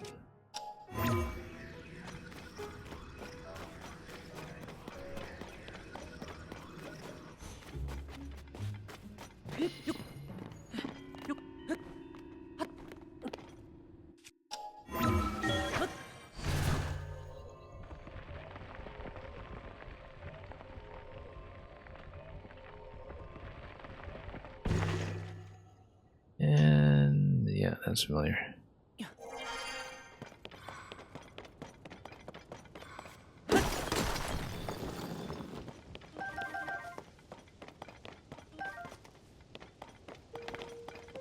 Nice to be swimming in gems again too.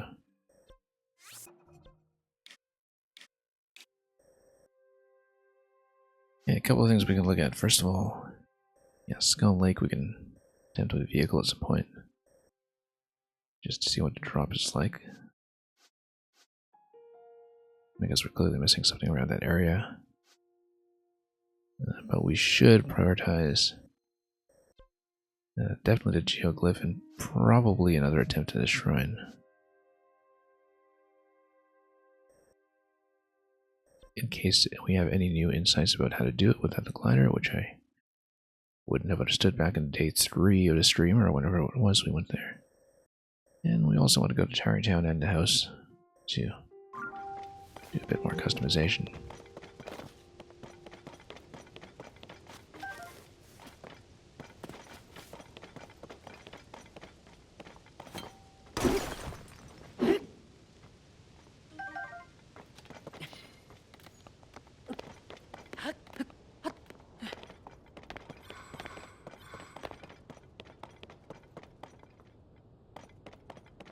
Okay, so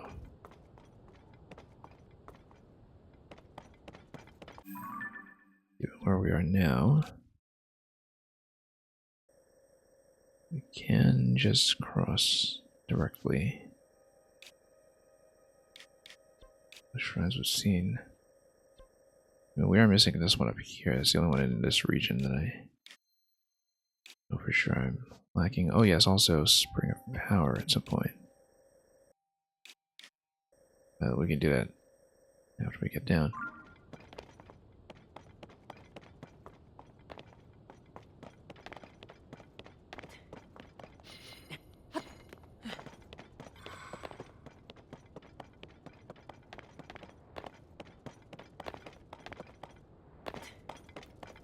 And okay, let's take a terrible dive, but that's okay. Hot Spring will do its job. At least we didn't just straight up die to fall damage.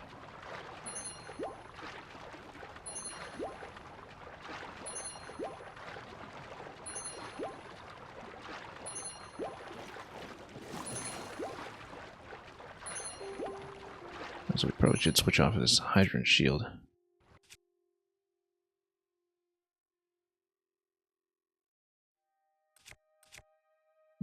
Actually, we could keep it. Now.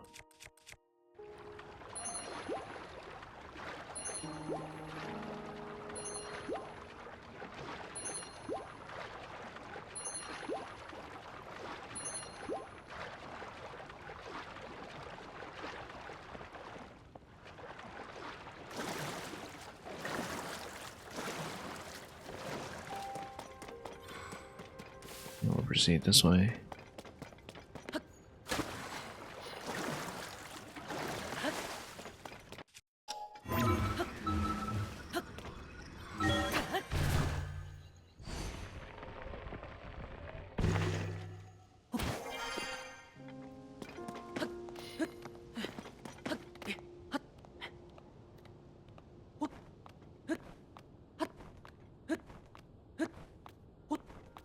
And that's what we make a climbing suit.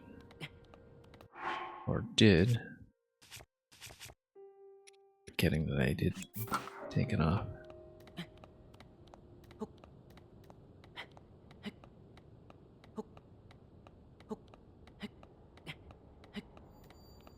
pretty significant difference with it, but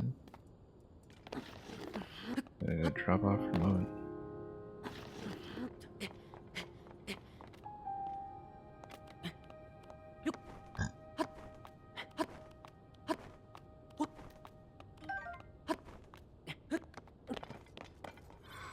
Oh, look at that, star fragment.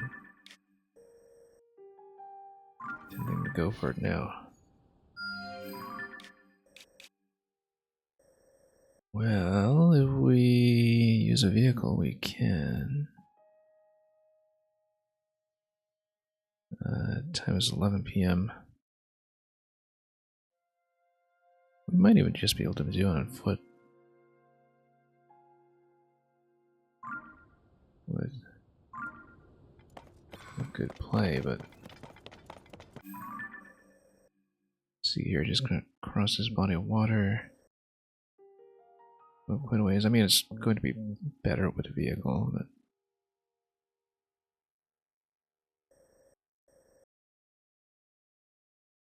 we want to spend on that right now because, yeah, we might as well. I don't even remember what some of these markers are. Oh yeah, it's Shiga Towers, no wonder.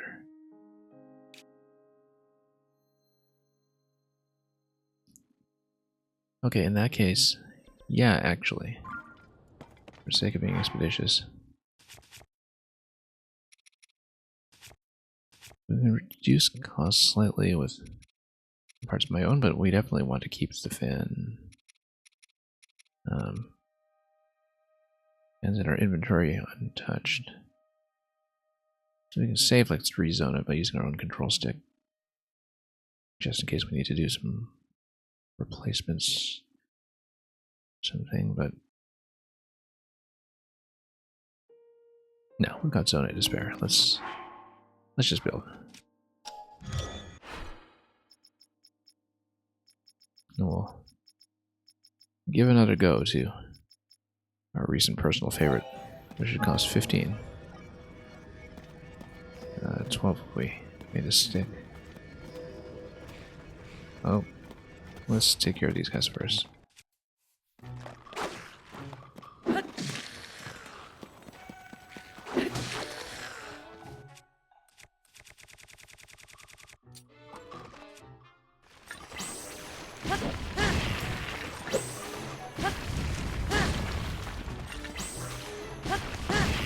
There we go.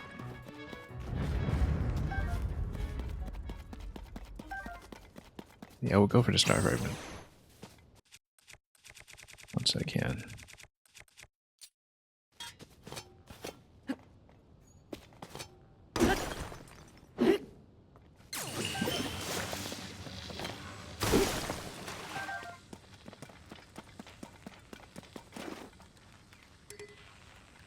Okay, anyway.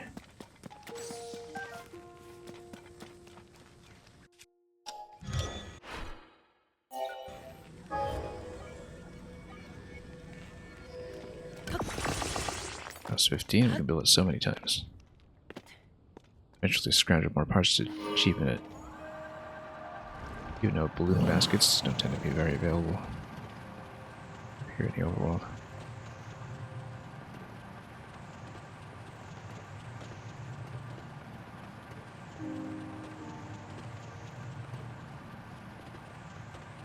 Not the fastest construction, but it does give me tons of control, which is extremely valuable.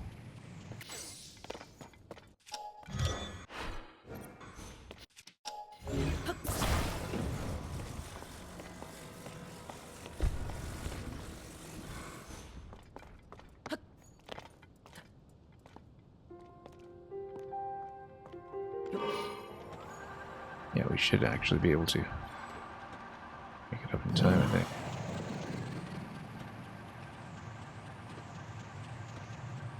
Some elevation, just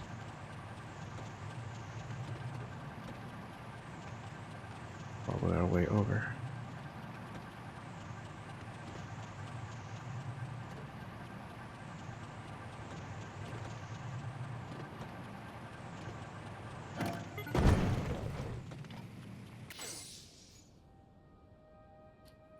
wait a little bit.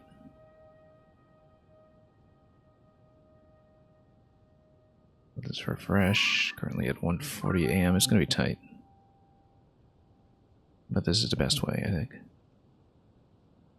Unless we built, you know, a 4-rotor vehicle, that would have been faster, but we'll run into problems with gaining too much height.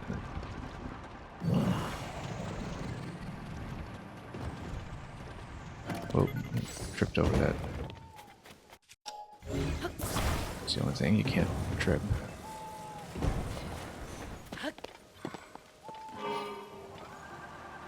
Let's see if we can make it.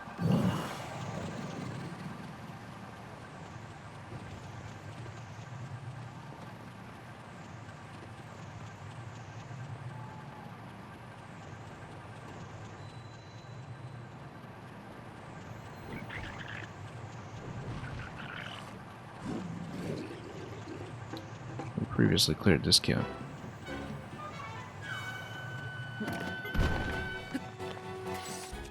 I really want to fight it right now. It was a lot of fun when we did it previously, but right now, just want to head over this way. Get up to this star.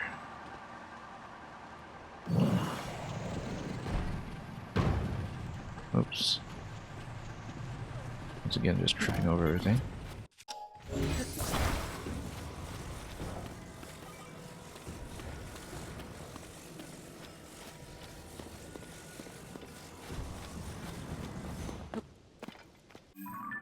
For 20 a.m., I think we should be able to do it.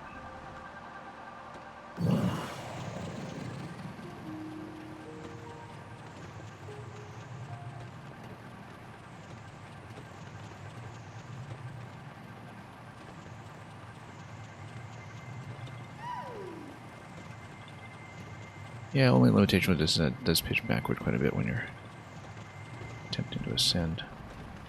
Also, whoops, let's charge a bit because we got to get stuck momentarily. I could have made it just now, but we just had to run into the wall.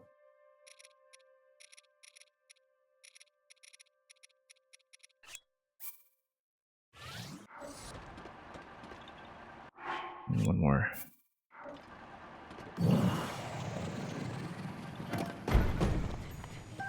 There we go.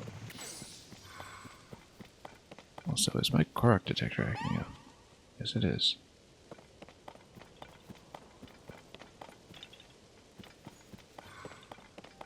This rock here.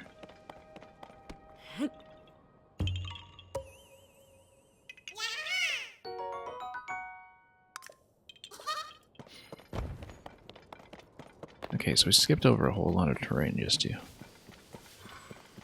this done.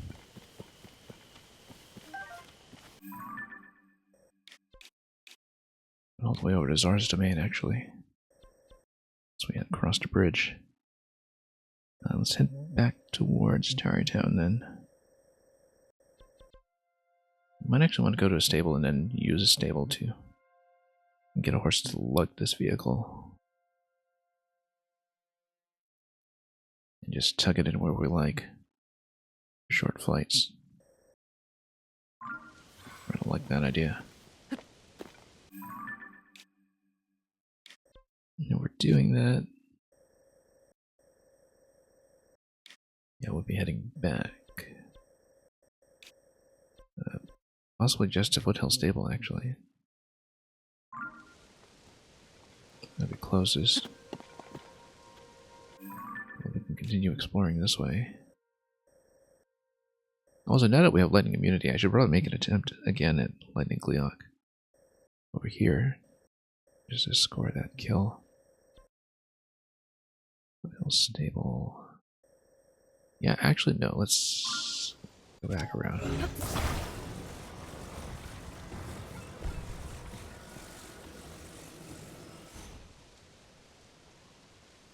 And you can also see we're close to anywhere interesting in the sky. We kind of are.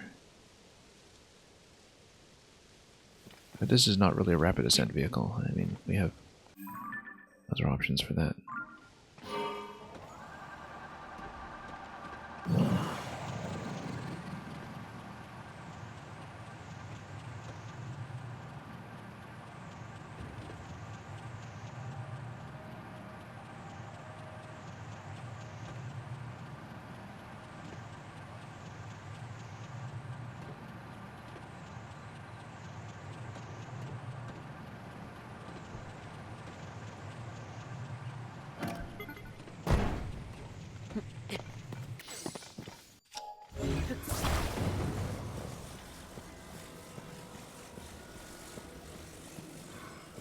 We've got a wing over here for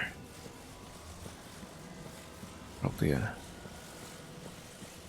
much better method of crossing over to where we need to go, but we're really quite close to a Citadel, to the Lightning Cleoc, and so we should just probably do that directly and drop it on it unbidden. Some decent armor on along with the Lightning Helm. Just fight it right away. Let's actually get some decent weapons going.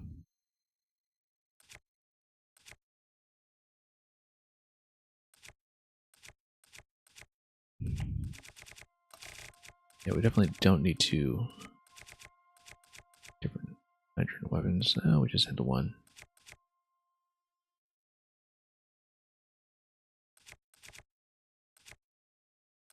I feel like we should replace that with a soldier attachment.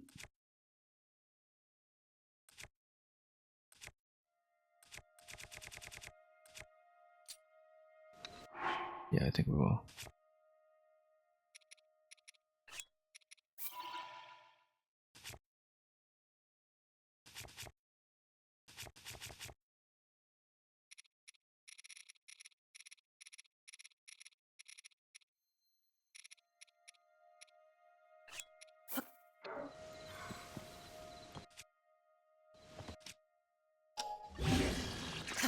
There we go. 57. Quite nice. Even if it is an awkward two-hander. And yeah, it'll be one of our best options. Stand this one though, it's likely to break off. And we'll want the Grudo bow for the long shots later on, but early on, we can probably use the Demon King bow with the 44. I mean, Savage Lionel bow is just going to take it down one shot by itself, but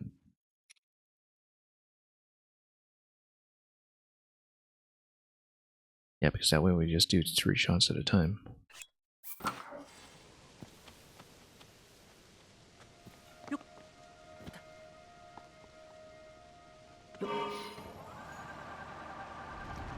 Have to remember to Lightning Helm, of course.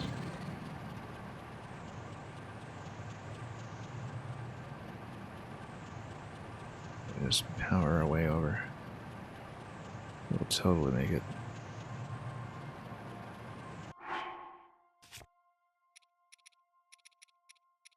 There's my lightning immunity. There we are. Let's make sure we have toughest set I can put together.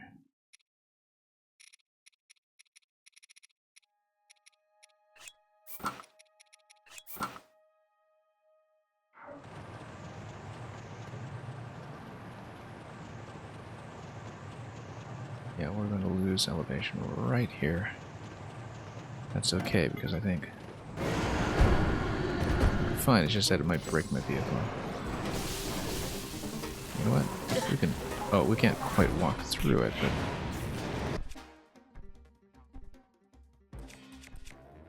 We can basically... just take it. Using 3 eyeballs.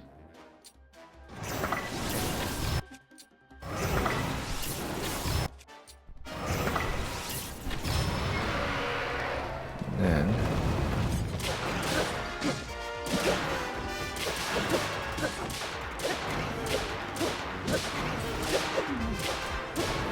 how do I think this Thunder Gleon fight will go? It'll go just fine. We previously had some terrain issues with it, but now we can actually just switch to Blue Goblin. Since we're going in range to actually shoot him accurately without eyeballs.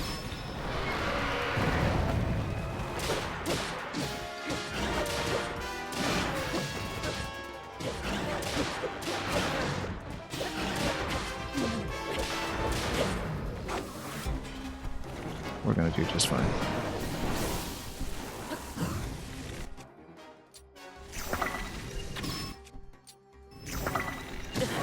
Oops. That's fine, one head down.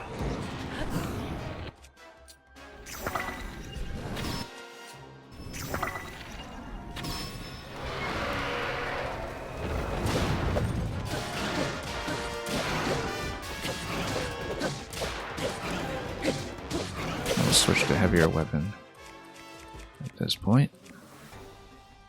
Probably the sturdiator over here. Yeah.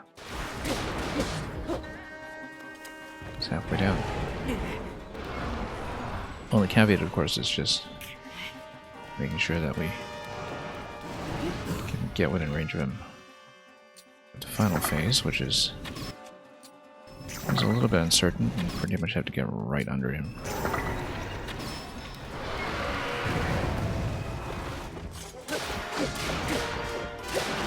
Also, my current bow is about to give way, which means we'll need some bows that use 6 shots.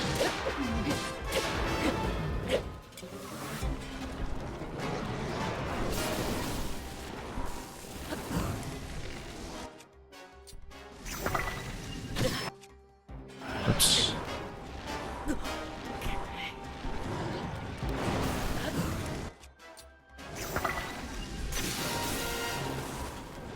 Okay, let's switch to something else. If we go with the 24, we'll need attachments. We'll go with a 34 because then we can basically shoot them unattached and do 2 shots each.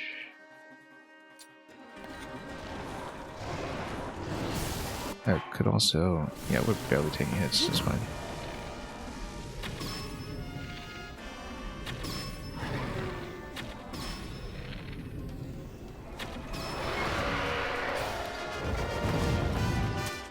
Okay.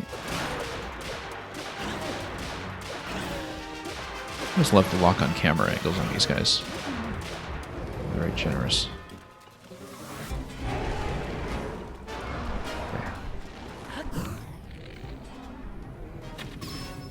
Down him before he goes too far.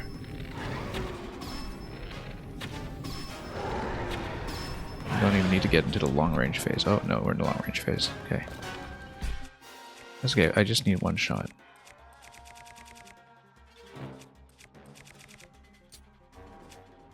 Then we'll with the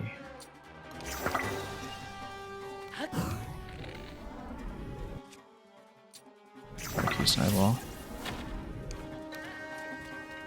Will it hit? It will not. Okay.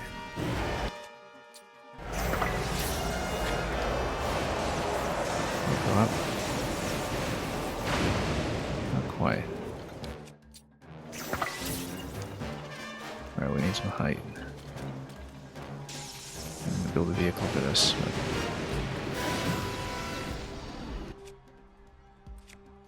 let's go wing. There we go. The wing happens. The wing does it just fine, in fact, as long as we can get it. I think I'll stand. Oh, except his other head's revived because it took too long, so we'll need to deal with the wing again.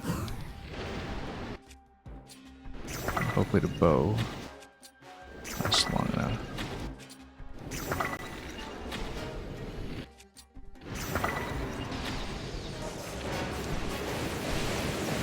Oh, there's more shot here.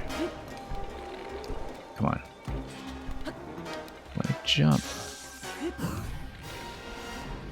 Then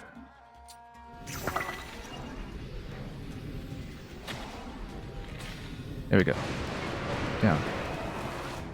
Down. Look at that.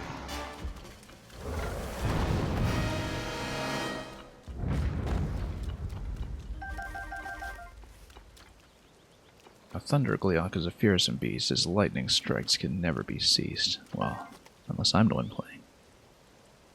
Apparently. The Gleok, though strong and fierce, is no match for Link and his heroic peers.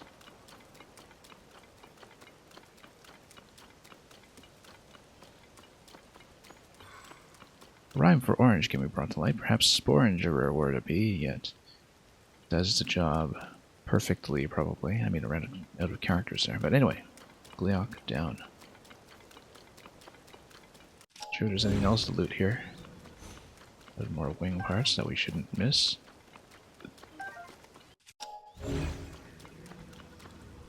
Yeah, so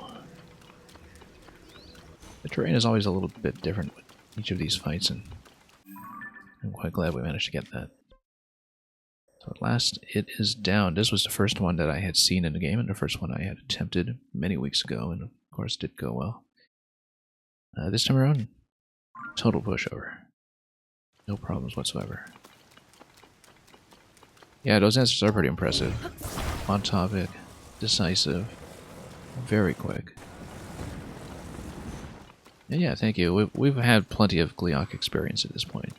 We've fought every type, we've defeated every type. It's just that every time you kind of have to adjust around the terrain, and the concern I had over here was just, you know, not being able to get in range of the final phase. And of course we did have the one reset on the heads in the final phase because it took too long to really follow through. So we could have done it slightly more efficiently, but I'm not complaining. And I pretty much need the long-range Gerudo bow to do it. I pretty much need it on hand at all times. Because it is my solution to doing Gleoks without the collider. And it is a very reliable solution to that particular problem. Anyway. Now we've been up in the sky. I'm gonna go down. Maybe even go for water landing or something. Or go over to the player housing. One of the two.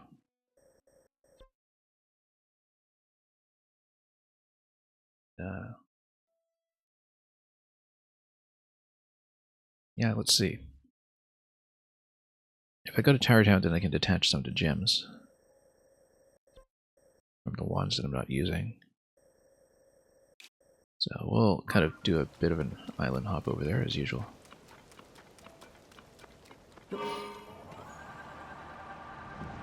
Why is the AI rhyming something? Because I asked it to. That's the real answer, because I asked it to.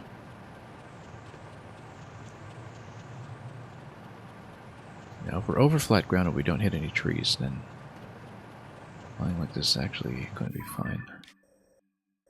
Oh, I should have taken it up to the Spring of Power. Nah, that's much further. Let's do Tower Town first. Yeah, when you ask it to try to constrain itself to a certain format, I think it does so for the first 10 requests or so. Possibly more.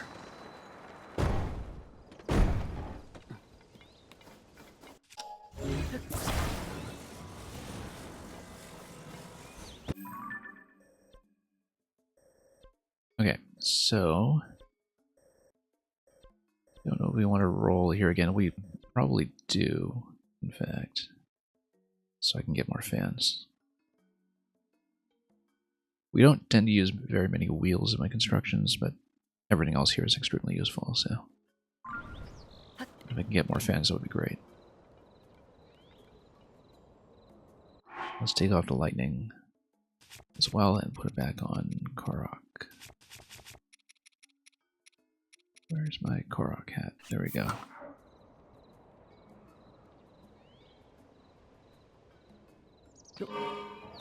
At the top of the list, there's no debate. Ganondorf himself, the King of Hate. With strength and power almost divine, he is a foe who's truly hard to malign. I love how he even says that the Lionels and the Hinox each weigh plenty. That is able to lump those two ideas together and describe them. That. It's just a camp. Oh yes, I just wanted to roll for parts, right?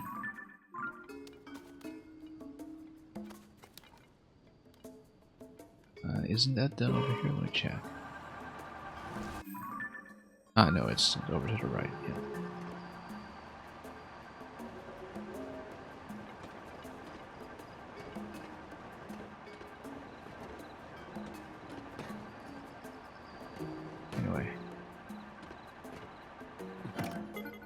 Yeah, for 15 Zonite, this was well worth building. Alright, let's roll for parts. Let's grab what we can. And get a ton of wheels that I'm not using.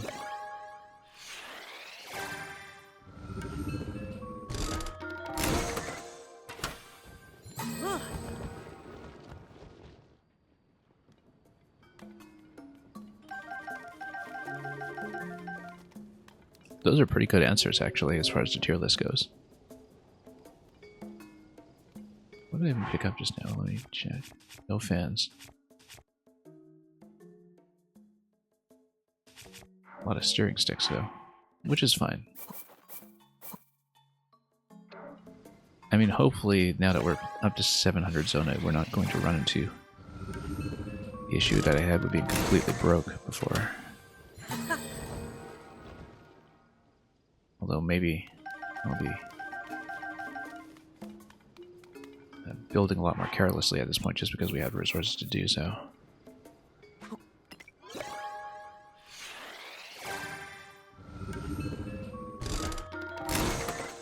Yeah. Okay, now we have some fans, finally. Yeah. I'm specifically trying to roll for fans. Because we really depleted our whole stash.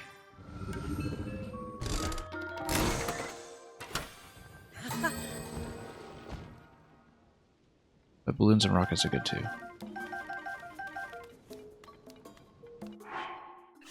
Maybe just one more roll. We want to save some more for later, and also for emergencies.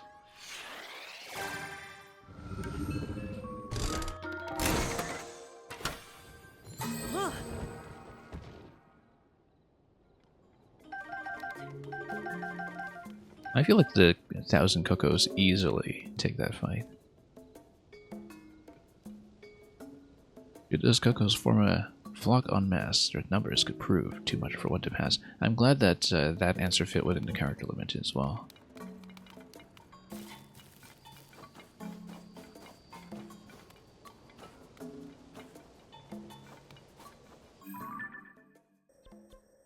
Okay.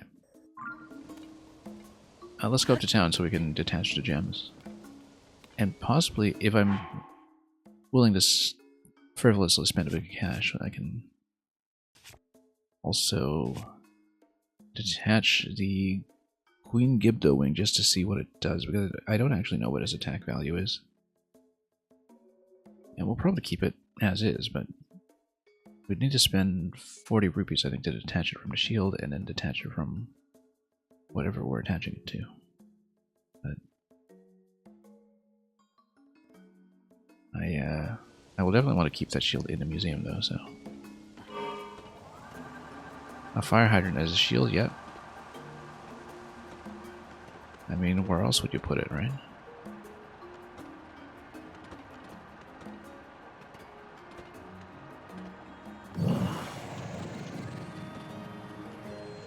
We have our forward cannon now. Oh, we're one shrine off from an upgrade. That's okay. Let's go to the gem shop, or not a gem shop, the disassembly location. Okay, so we're going to break the magic wands. Yeah, some of this stuff is probably not that useful either, but I'm not spending 20 on it. And if we have anything else that's really low in durability right now, we can break that as well. But no, we'll keep most of this. I don't know if I want to put something on a boomerang. I feel like I want to put a leaf on a boomerang just for decoration later. Because it'll be very Wind Waker themed. But that's when we construct a museum. We'll be doing the museum, I think, because we're close enough to the custom house to do it. So, for those who haven't seen it previously, we built some custom housing that is... See this over here, this Triforce? That's our house. and we're converting the house into a museum. There's already a bow room there, and I'm going to put in a sword room and a shield room next. Unfortunately, we're running out of parts very quickly because I spent half my available budget for parts on the Triforce, which means that we have a very limited number of rooms that we can put there.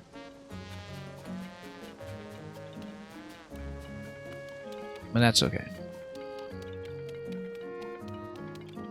There's a shrine nearby I've seen but not done, yes, and I'm going to attempt it again because I need to come back here anyway for a quest. Again, I tried this shrine probably on, maybe day 3 of playing this game when I didn't understand things like recall at all. And so I think it's quite possible that we'll do it.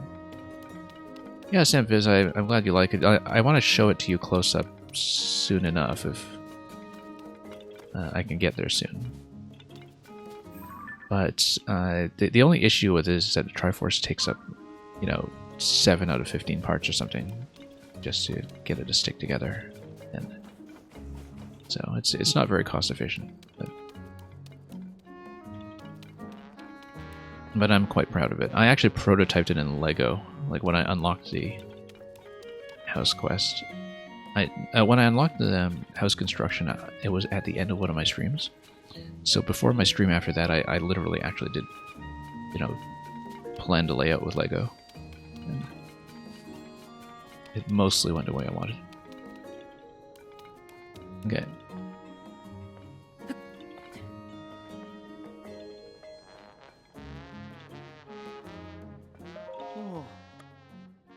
Let's get more arrows.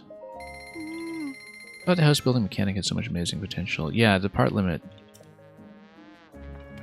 does really kind of make you pick and choose. And I found that the issue with it is that the geometries of the different parts that you're offered, I think, is too constricting in that, you're not allowed to knock out walls for windows or anything like that. And I guess my standard for that kind of thing is a game like Subnautica.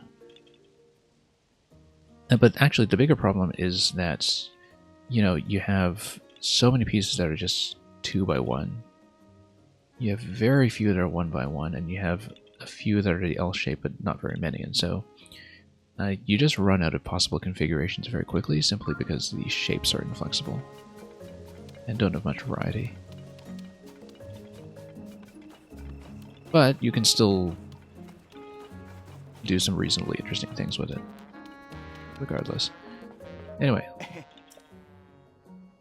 Let's sell a couple of things just to get some cash. Probably just some enemy parts. Since those managed to stack up quickly again. Yeah. We actually have so many... I'm not selling them, but we actually have so many Gleok wings at this point, I think. Gleok horns. That's not what I'm looking for. No, we're not selling the good stuff, but... I'm just trying to look around to find where I put everything. Anyway, let's sell off some of the cheap stuff.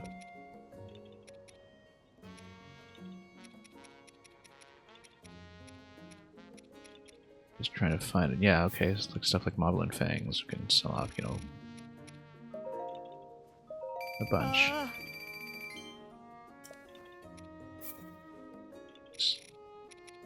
Hopefully not require too many for upgrades later. It's silly that you can't sort by value. Yeah, that is true.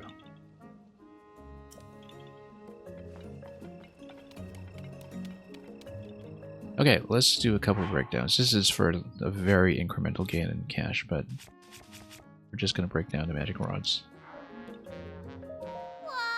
Break it down, son and done.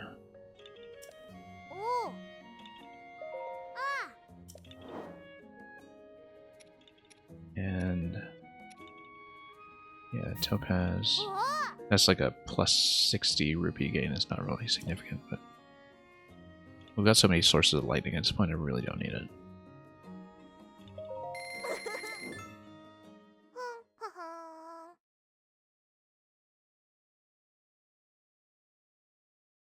I mean, I'm still impressed that things in this game work as well as they do.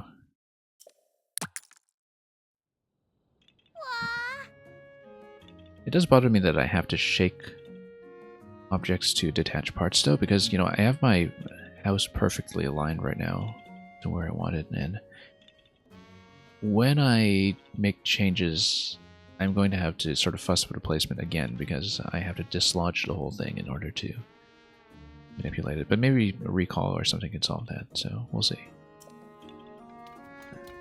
I'm already considering like how I'll do it, because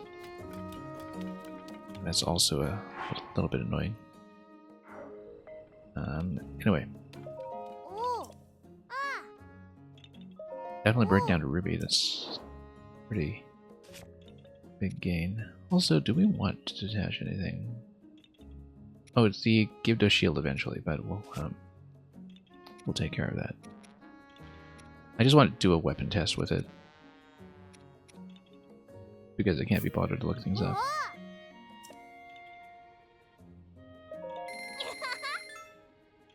No, I do use motion controls. Actually, motion controls do work for detaching objects. And ever since I discovered that, which of course I found accidentally, I've been using that. No, I don't use the stick shaking. I can't stand it. But the motion controls have the same problem, which is that it still moves the object.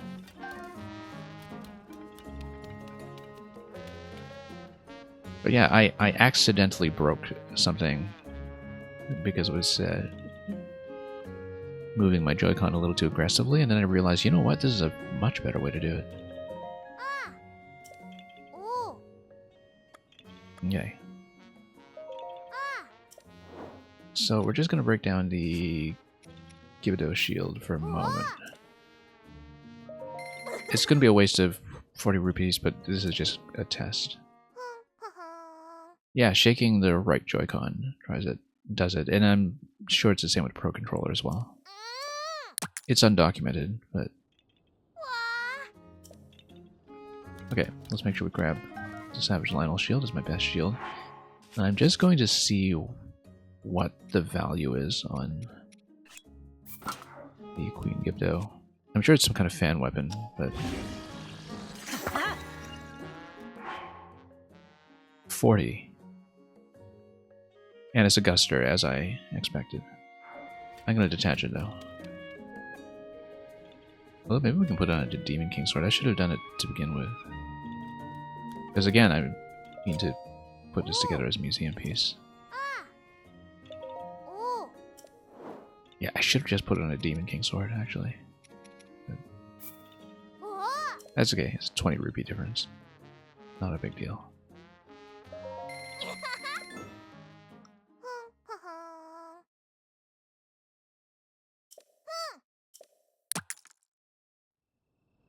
I kind of like it on a shield, though. It just completely covers the shield. I feel like we'll have other weapons I want to. So, however...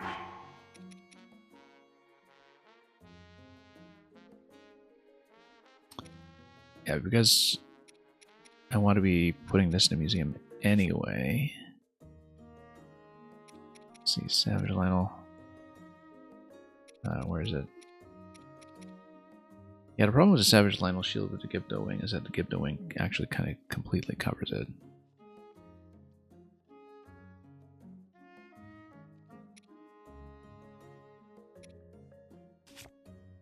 So maybe I actually want to do it with the Gloom Sword. But... no, we'll do it with the shield. We'll stick with the plan. If we find a good attachment for the Gloom Sword, we'll do it. But looks like this. And that's okay, it'll just hang up nicely on the wall. Completely covers the shield though. That's okay. Also, my favorite shield design in the game, which we used for quite some time. Now, let me see if I can show it off. This is my favorite shield. We'll actually make a couple of these since we're here.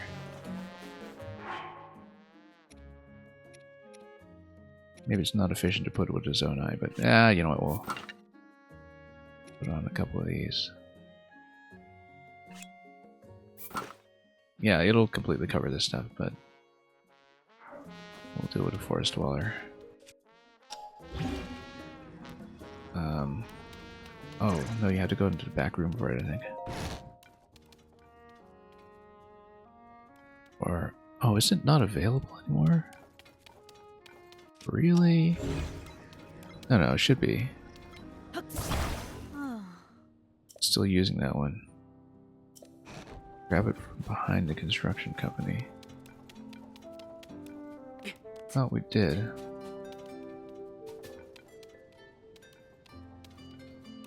Also, this is a very suspicious looking stump. I feel like we... Ah, okay, here it is. Yeah. So yeah, I wore this thing for a while in the game. We should actually just attach a bunch of these, and if I want to replace them with Zonai devices, I can do it. We should just grab a whole bunch, since we're here.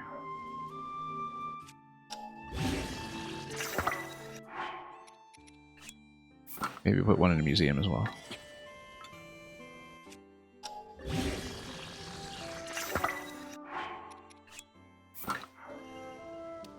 And then, oh, no more. Right? There we go.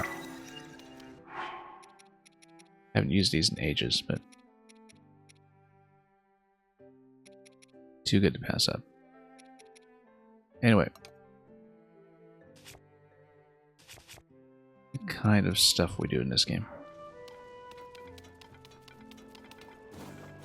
Oh yeah, the thing I wanted to do was attach a leaf to the boomerang. We should do it now. So I can see how it looks, and if I don't like it, I'll detach it. Or just remove it. Front, there we go. I'm gonna put it here.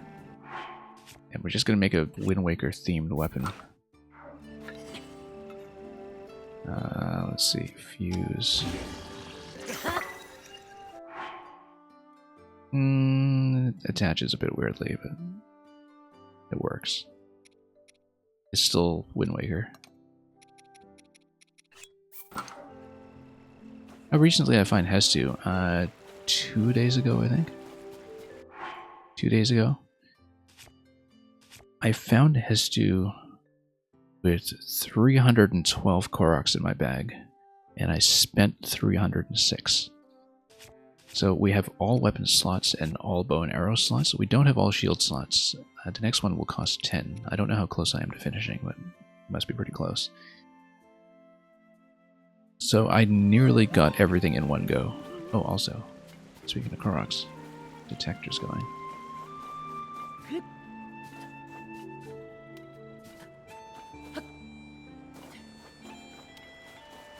Where the detector set off? Okay, so somewhere this way.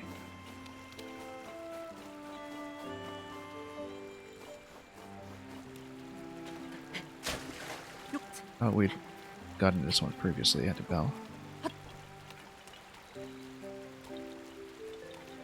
There's another one close by.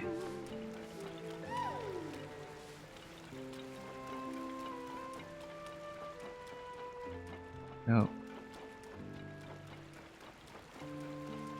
The fact that it's only detecting here makes me think that maybe it's underground. There is an underground location.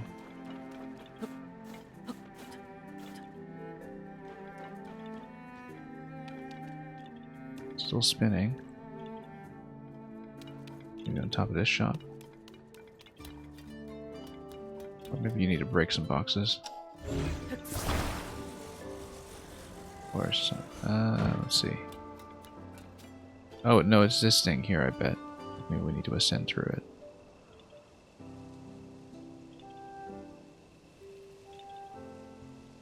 Wouldn't be surprised, actually. And we need to go underground for that. I feel like we'll lose the vehicle if we do that. But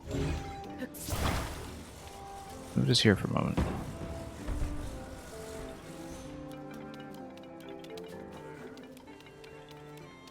Oh no, this is just joining location.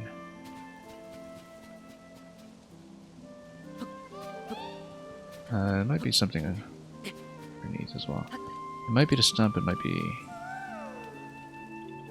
something else.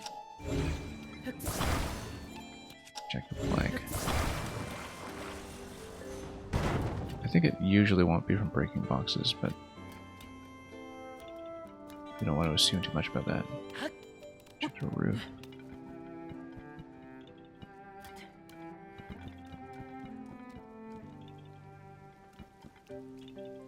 I don't know, we might have to do this one again later. Yeah, let's break everything and find out.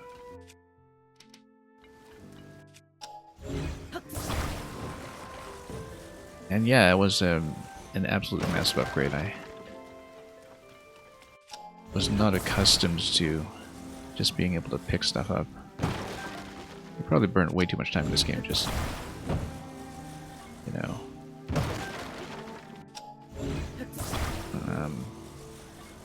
messing with inventory slots. Might as well take some arrows.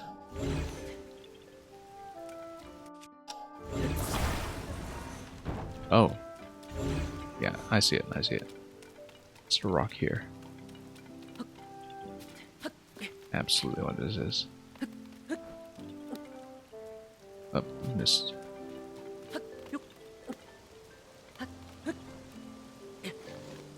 I'm gonna slip close. Why don't? I guess we shouldn't leap too much with. Okay, there we go. Yaha. Whoops. Oof. Anyway, let's continue to break some boxes. Arrows are nice. Like I was saying, I will show off the player housing, but we'll get there.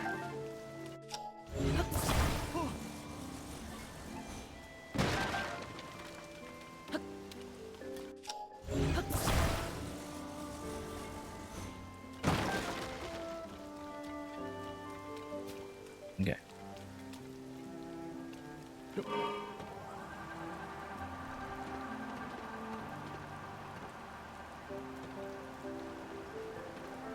And yeah, I'll just fly over land just in case we need to make a quick landing.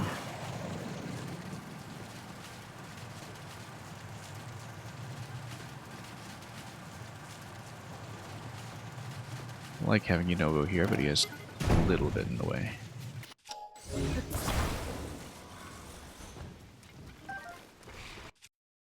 Oh, let's go over here. Fight these guys. Way we like. Oh.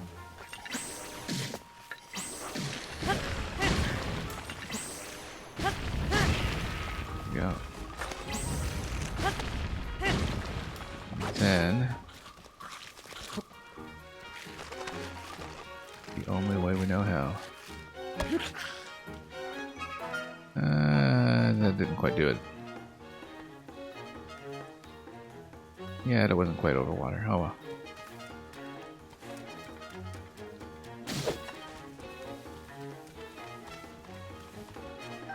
That's okay. We'll just leave it. I got to loot some stuff. That's going to count for something. We can just let this guy roll all the way back up the hill. Hang on.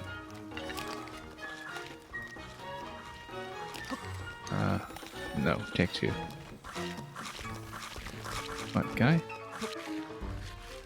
Alright, let's kick him off properly this time.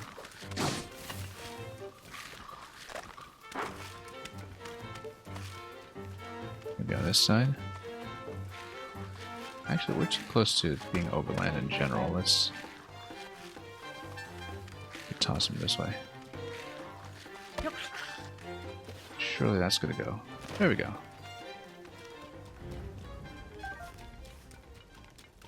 You think Yunobo actually weighs down vehicles? Oh, good question. I don't think so. Didn't feel like it when from the handling, but We'll see. It didn't seem like that subjectively, given how much time I spent with piloting this thing. Oh, maybe so. No, he doesn't. It's the same kind of propulsion that I had previously. Anyway, I'll show off my house, because we're going to make some adjustments.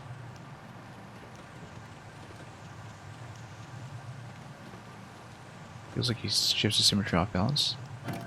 Might just be partly because he's obstructing vision, right? And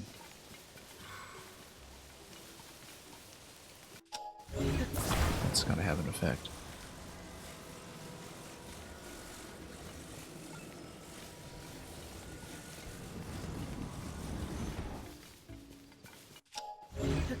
Yeah, we'll just take this. I mean, if we're doing construction, we'll have to avoid it anyway. Put it out of bounds. Let's move it closer to the construction point. I mean, whatever, it's 15 zoanite, it's not a big deal. But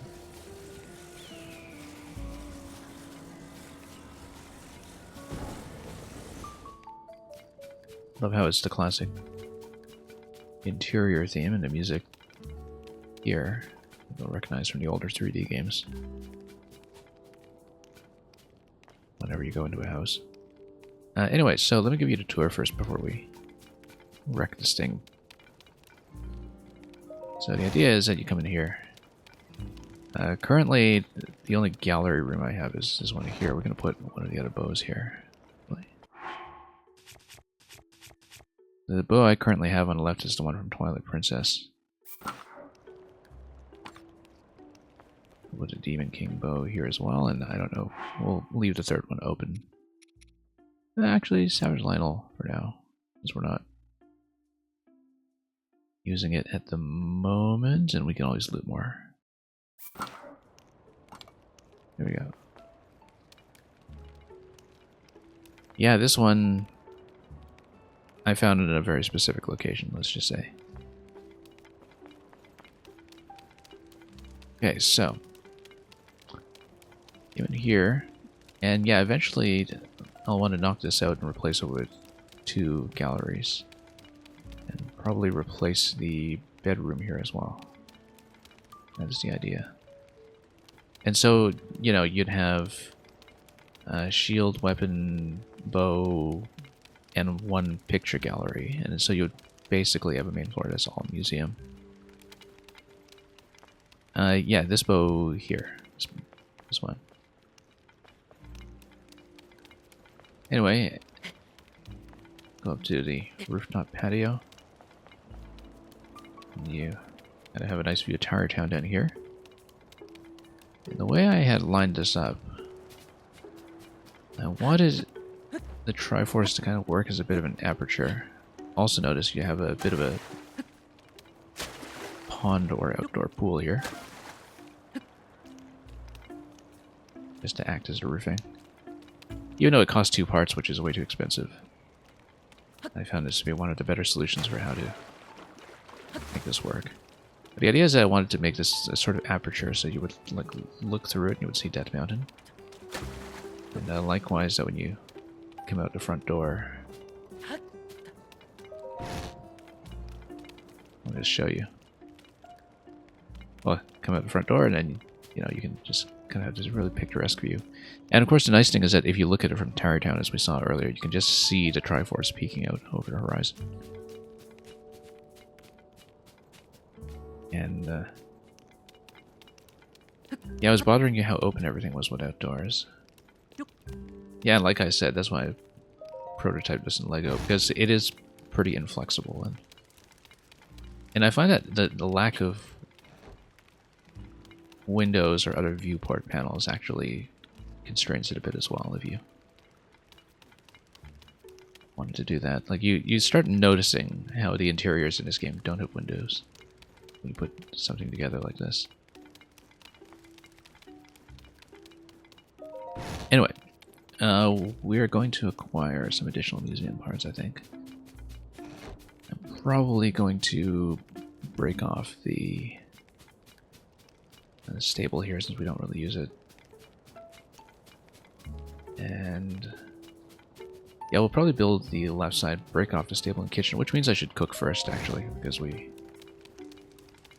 are way down on food. Since I use most of my health food. In the depths, what have we got right now? Yeah, we've got a lot of the full recovery stuff, which at my current heart level is actually good. But we did spend pretty much all of the health dishes, which I should repair quickly. Let me just grab some meat. We just need to stash some really basic heals. And yeah, this was what I was doing previously. Let me just check my stocks of all these items. We can make a couple of these. Very often I just want pure hearts. I use physical Lego. I just had it handy. I was kind of away from my Switch during the day, but I had a Lego set handy, and so, you know, since I was thinking about the game anyway, it reminded me of, you know, how people would just draw maps for older games, including Zelda and in paper, but this time with something that's a 3D design. Not something I usually do for a game, I can tell you. But in this case I thought, you know, I'd rather do it that way than spend forever just moving parts around on stream and trying to get things to attach properly. I tried to make a couple of optimizations to reduce the cost of the Triforce parts, but I just couldn't really simplify it much beyond what we have.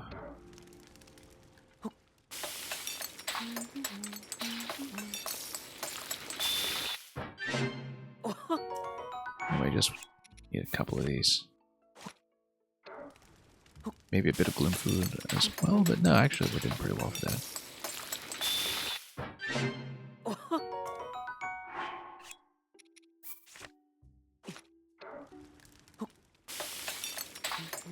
And having a lot of hearty food is pretty useful as well. Yeah, we just need a few of these. Just to have the stash ready.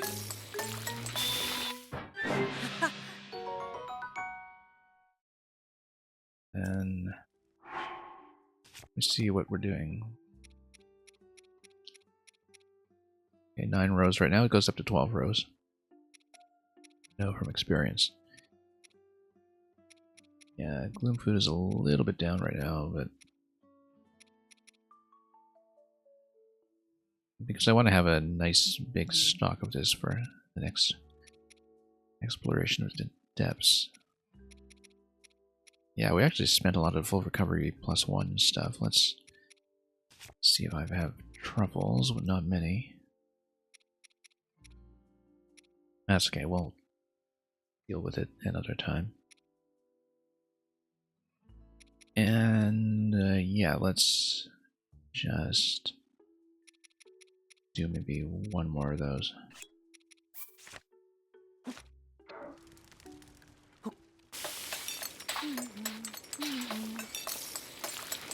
So we get more ingredients to work with. Anyway, we're gonna have a shield room and a weapon room. I'm going to break off the kitchen and a stable. That's the current plan. And hopefully we can get this to line up again after I do that. Maybe using recall. We'll see. Alright. Let's build.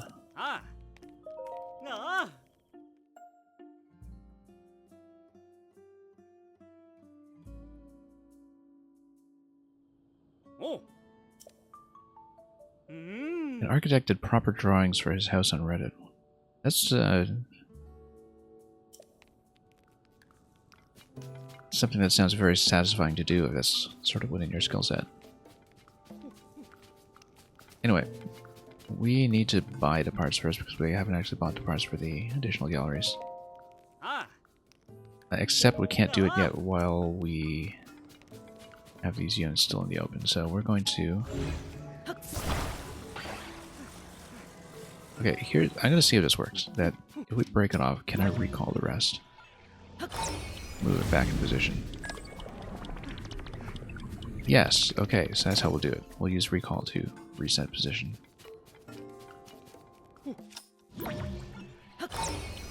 Oops, nope. I should have thought of that in the first place because that would have saved me a lot of trouble.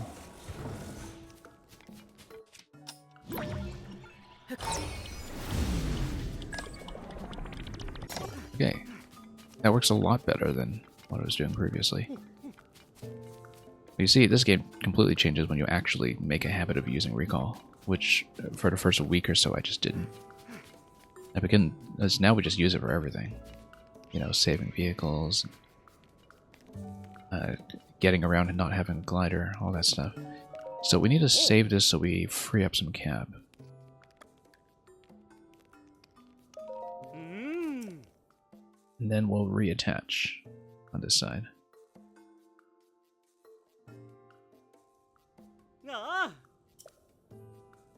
Swords and shields. We'll need probably about 1,200 or 1,300, I think, too. Yeah, 1,200, I think, to build those galleries. And we'll eventually build the art gallery as well, but I don't have a photo camera right now, so...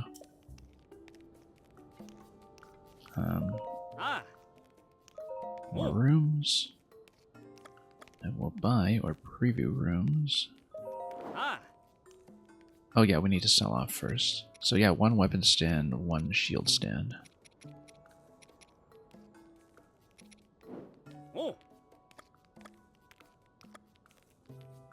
I should have actually kept a kitchen as 1 piece, in fact, but... That's okay. That's okay. We'll... make sure we have enough cash, first of all. We need 1,200 total.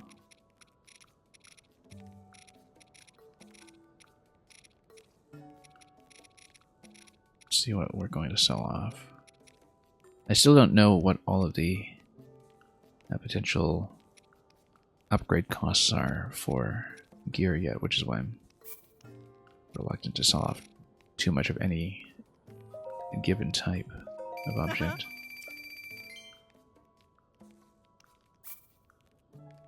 Because who knows, if you have a particular tier of gear that requires, you know, 30 parts each or something, you suddenly have to farm a whole bunch of enemies. Let's go gems instead. We know we need gems for upgrades, but we also know that, yeah, we can sell off like maybe 5 of these. We'll sell off a few more additional parts.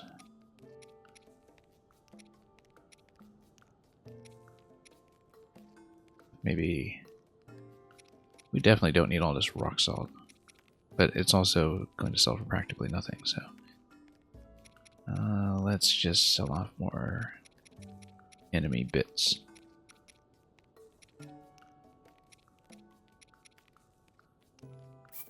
Yeah.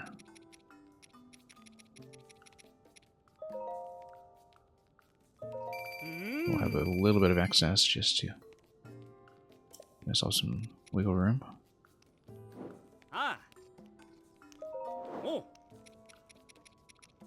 And 1 weapon stand. And 1 shield stand. Oh, hit capacity. Oh, wait, did 1 room did not get removed?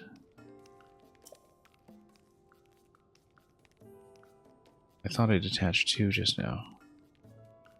Maybe I made a mistake. Oh, yeah, let's check it. Hang on. What did that happen? Oh, I still have 15. I think maybe I forgot to place something properly out of bounds. Oh, yeah, okay, that's still within the rope. I wonder.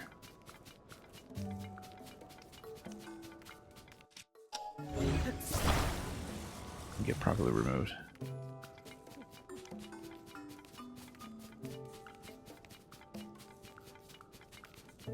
So the question is, do I want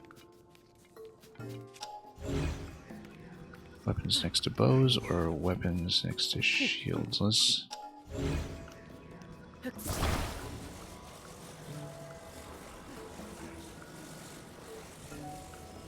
go to the weapon gallery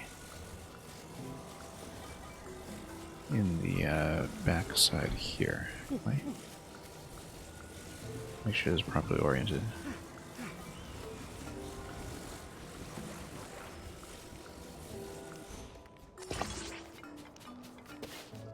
Save it. And then we'll get back in here and use the... and get a shield room.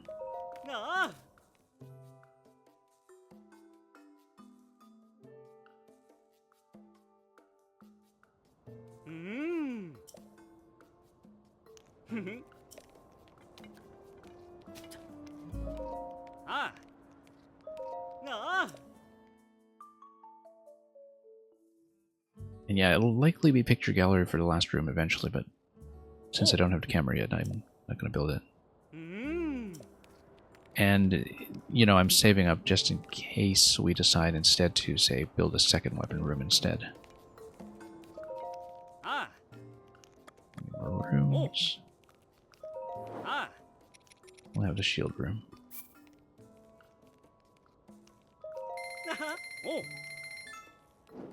I'm not sure I'll want this as a final placement anyway, but we'll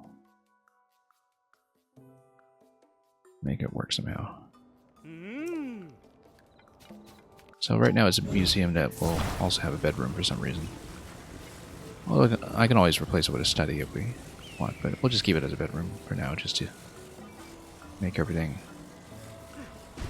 look nicer. I want to attach it in the middle.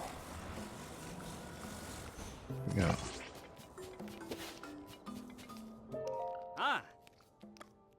Done.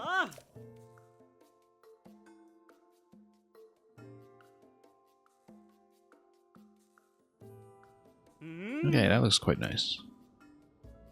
I actually wonder if we should have gone with the triangle for the patio rather than the square, but I kind of like the triangular motif, you know, just to match the Triforce, even though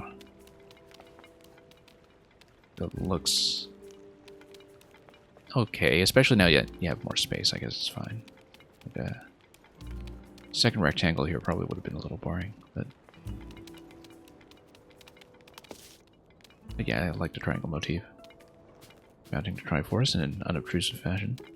Anyway, so now we have more galleries complete in the museum. We have bow room. We'll have a weapon room where I'm going to place a couple of things.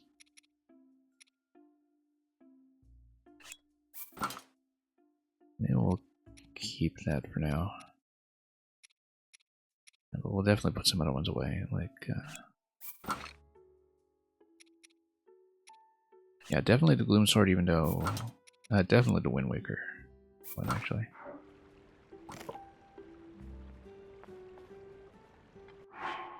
We'll eventually attach something to the Gloom Sword. Right now I don't really have anything I want to spend on it. Maybe a Bright Bloom Seed or something. I don't know.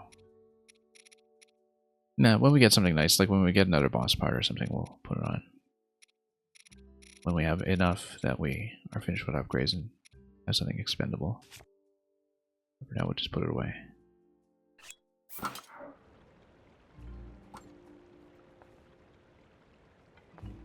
We'll leave one slot open for now. Shield room. Oh, we got plenty.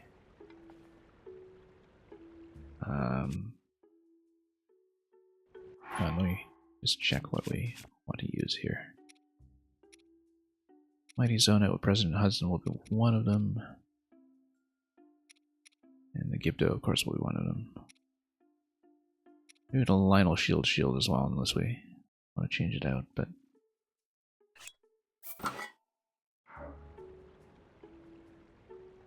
Yeah, we'll actually put this as the centerpiece here.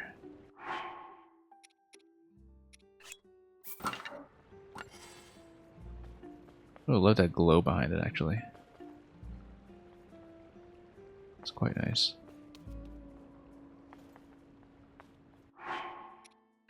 For now, it's here, although we might change it out eventually. Yeah, the weapon stands are all, they all look fairly low. I'm not too fond of the design of the weapon room itself, but it's okay. Anyway, now we have a couple wings complete.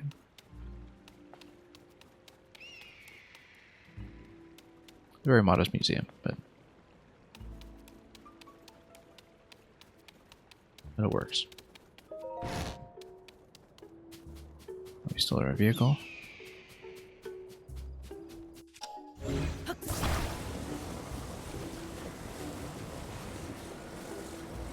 Oh, look at that, dragons here.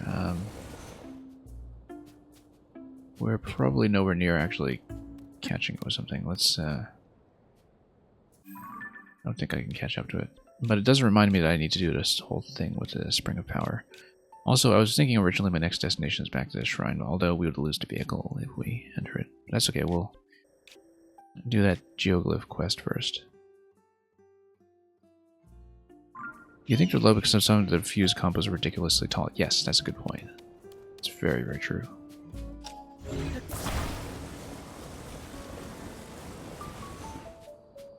Yeah, in case you need to put on, you know, Claymore on top of Claymore or something like that.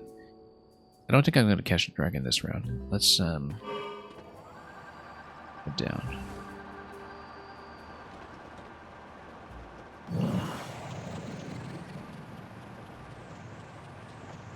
We should actually farm more Aracudas, but that's okay. We'll do it later. Not particularly urgent. Also, dropping this vehicle on a slope usually does not end well, but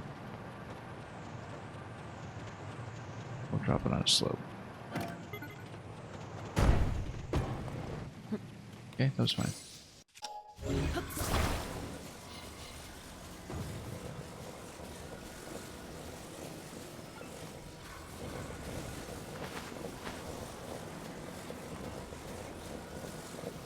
We'll head back over to that shrine. I should give that shrine another attempt, to be honest. But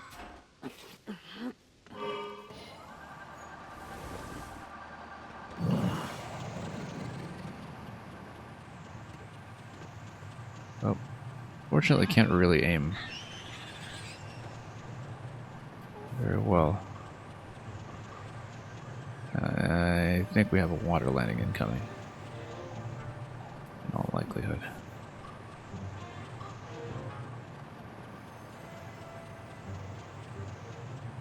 That's okay. That's okay.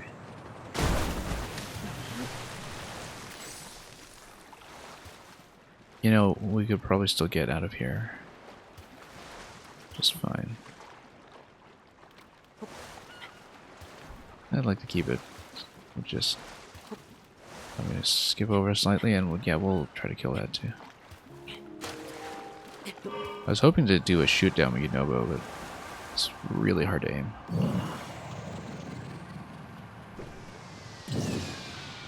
But look at that, we did it. That was fun.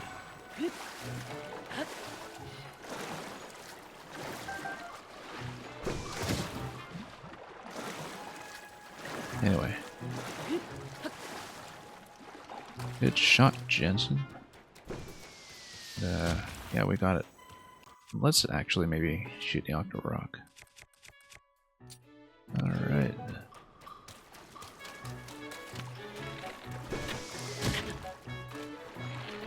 This was not such a nice shot. We kept missing, actually. That's fine.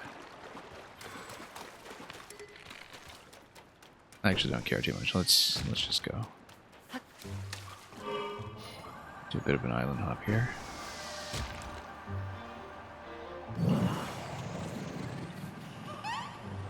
Oh, didn't quite do it. Hard to line them up. Anyway, this is the quest point that we're looking at. We'll take a look in just a moment.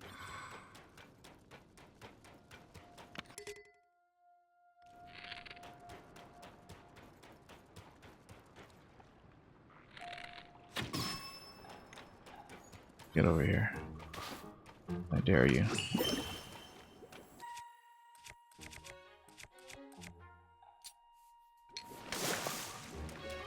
Come on.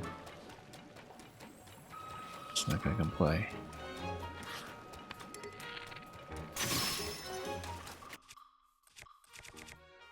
Yeah, we'll switch over to the next bow, actually.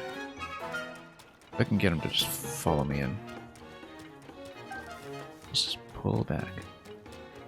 What?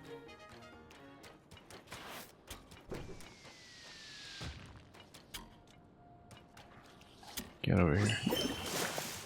Pick up some arrows in the meantime, if you can.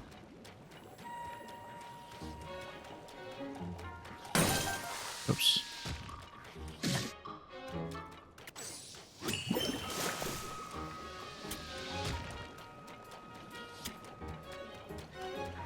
Come on. Let's just go electric on him.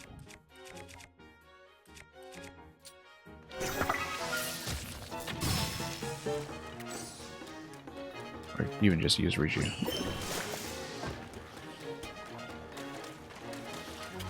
Oh, that's still on beachfront. I should have realized that.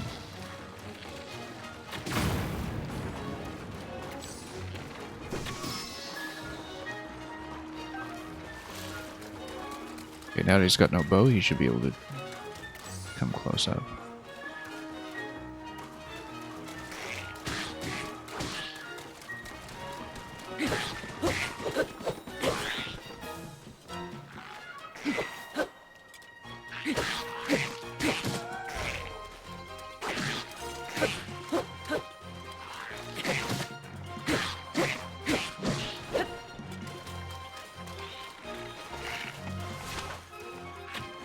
Oh, never mind.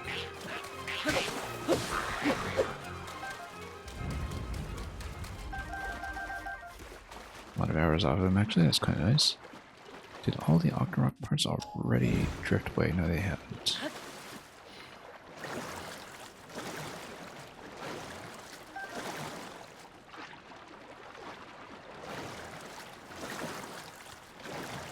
Okay.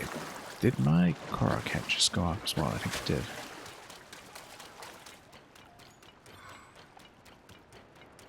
I thought it did. I'm wrong. Let's shoot this one down too. We might as well.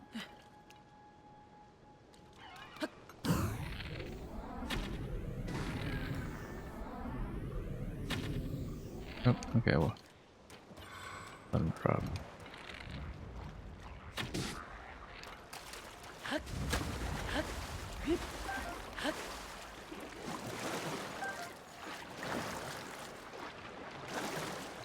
We do need the eyeballs, so we'll keep that for now. I've been staying off the arrow-coated eyeballs in combat lately because I know I do need it for gear. Let's run around and check the columns. I thought I had heard the Korok hat go off, but I'm wrong. Anyway, let's see the cutscene. Could be an important one because this is the post-geoglyph cutscene. And it may unveil some kind of secret about the plot. So, here we go.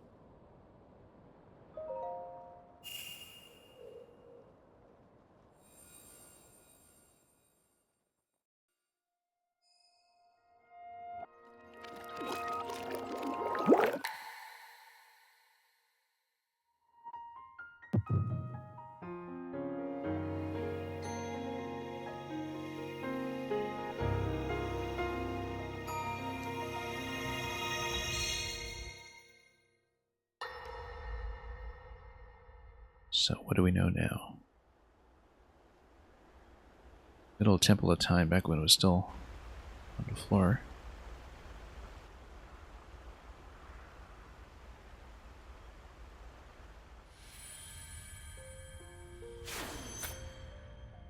Was that the sword that seals the darkness?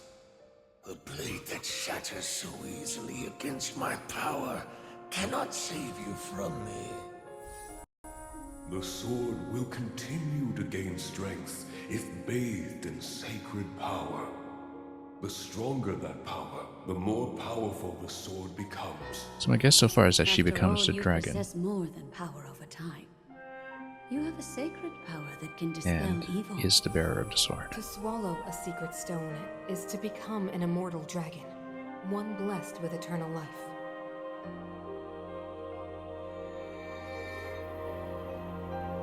I wonder what happens if we recover the Master Sword first before this quest. Minoru, I'm counting on you. We don't know much about Minoru's role in all this still.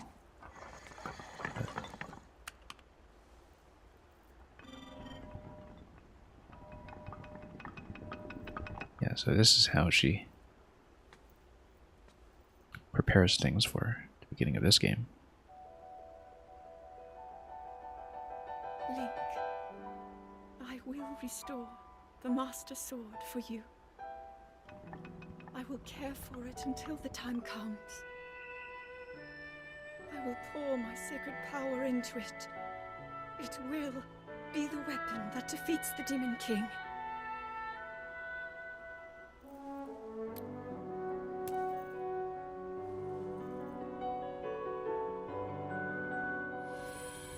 To become an immortal dragon is to lose oneself.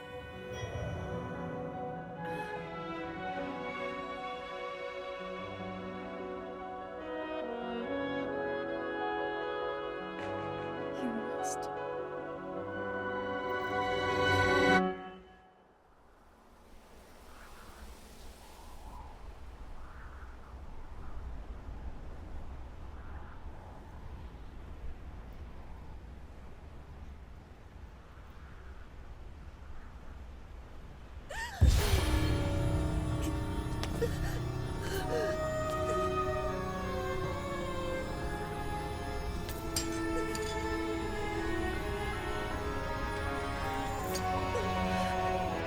Yeah, now I'm really thinking I should have done this quest. Rather grab the Master Sword first before seeing the scene, just to see what happens. But Protect them all!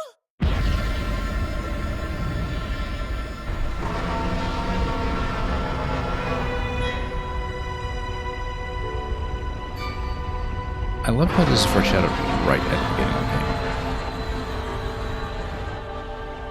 Because one of the first things you see is the dragon in the distance behind the Temple of Time, right? Anyway, let's just watch.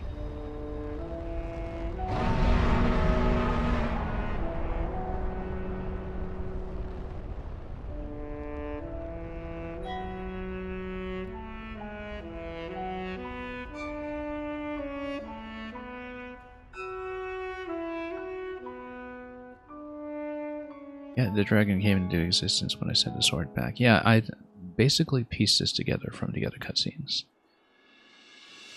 Which is not to say it's predictable, which is just to say that like the clues are laid out well, considering how non-linear the game is. Zelda's Lullaby.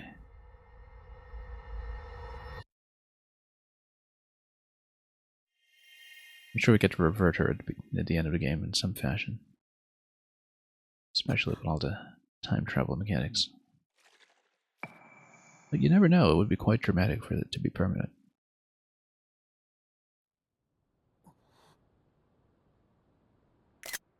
Not every day that you're going to get a shot with the Korok hat on, so... Anyway. Here's the dragon. Well, maybe it gives us easy access to this dragon for the Master Sword then. Or maybe you couldn't actually catch the dragon yet anyway. Well, no, we still need to catch it. Look at all the silent princess. Dragon's tears. Oops. Totally missed that shot. Anyway, Tears of the Dragon. Still missing a couple of scenes here.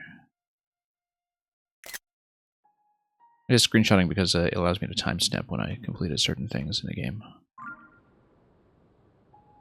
Love this shot. Also notice that, you know, we conspicuously haven't completed a shrine, which...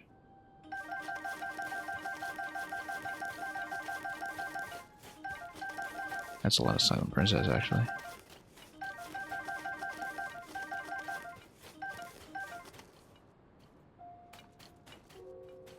So, I know we're right beside the shrine, but we have an opportunity to chase, and I think we should chase.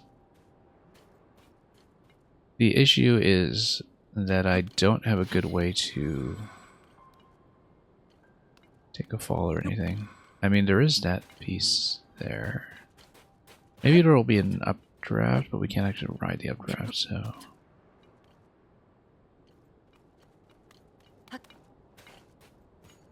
Let me think about this. Yeah, because previously we were already tracking this quest. And I was considering just, you know, doing that before coming here, but I didn't know that this would also open up this interaction. Yeah, pretty sure you can see the dragon during the first dive even before the sword is sent back. Yes, yes. Because I didn't lose the sword right away, I actually used the Master Sword to cut down. So the thing is, I never saw the sword getting stripped from me necessarily, because what happened was I used the sword to basically cut down trees or branches at the beginning of the game until it was depleted. And once it was depleted, I just never saw it again. So I don't know if there's a different scene that plays if you still have the sword in your inventory at the beginning of the game, but I didn't because I was too busy snapping twigs with it. I would say you've beaten 2 tutorial shrines without the help of the glider, yeah. I feel like this is not the vehicle I want to use to chase anyway. It doesn't ascend quickly enough, so let's just do the shrine and we'll... I want to get some fairies anyway before I chase, because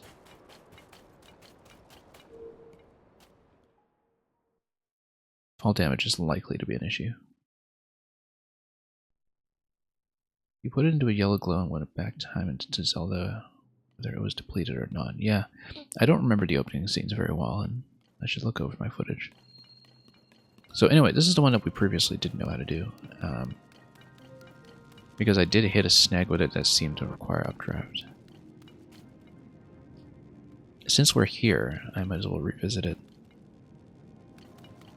And for example, see if I can ascend through that, maybe. Like, so for example, you can just lift this and lower it. Recall. See, we're within ascension range. I would not have known how to do this previously, actually. And it looks like... Oh, you could totally do it on that side, too. We should see if we can do the treasure chest. Because you have the flamethrower here, but what do we need it for? I don't actually know, but anyway, let's take this up and check it. I don't know what it's used for, but we'll take it. And look at that, we actually have a health pool for taking fall damage now.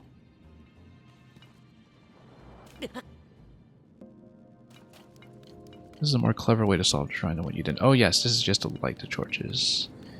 Because you basically need this to spin. And yeah. Because you don't ride the updraft, right? You just need to make sure it just spins around and activates and swirls around everywhere. So maybe angle it 45 degrees. And then use this for conductivity.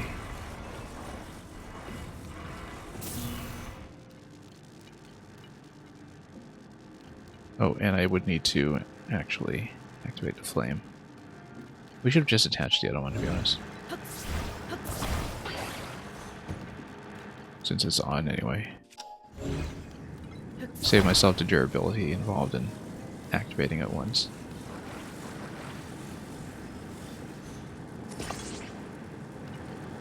Oh, actually need to just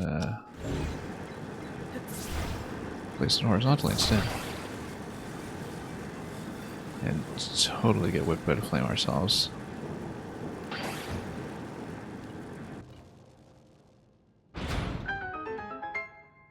Okay, that's done. Now, let's do the ascension on that side.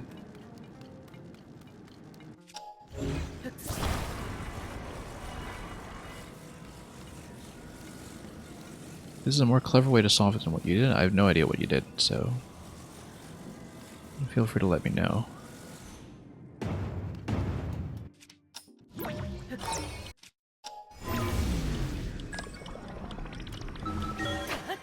We'll check the treasure chest over here. Amazing what experience in this game and what learning how to combine powers can do for you, because as I said, you know, the first times we were here, I just thought, whoa, no glider, I guess we're not going up the updraft, and just kind of gave up on it immediately. And then now it's actually really easy. You know, among the alternate solutions that I've found, this one kind of barely registers for me, which is very encouraging, because basically I think we had skipped maybe 4 or 5 shrines up to this point, and that takes that number down by 1.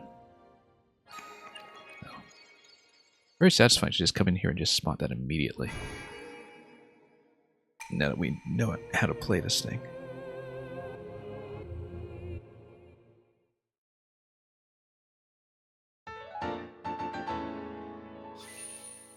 And look at that, we can even get an upgrade out of that. If we go back to Tower Town.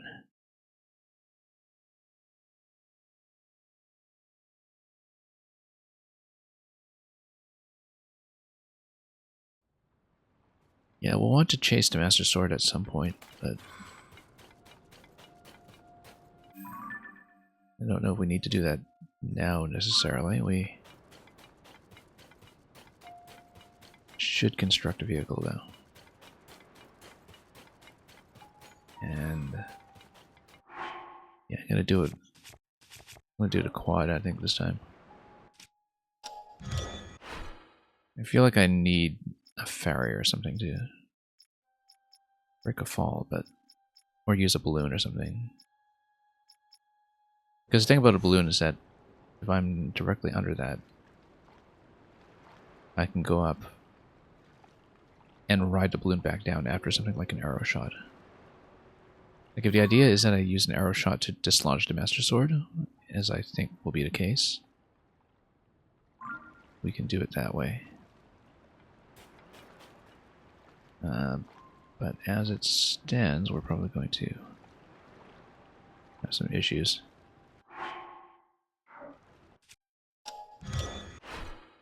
Let's stick with our... Or are you going to use the Ascension off of one of the falling pieces, like the one that was very prominently given to me as Zelda took off?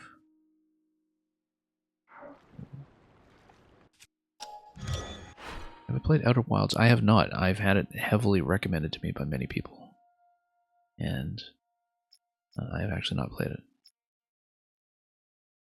Yeah, we want some height gain, so maybe we should go with this one. Or actually, we just want to get in position under the dragon so we can go up with a a platforming element or a balloon. So let's go with this. Let's go with the same vehicle. It's slow because it's just 3 rotors, but control is quite nice on it, so. A little island hopper. And we'll stop and charge every now and then. Oh.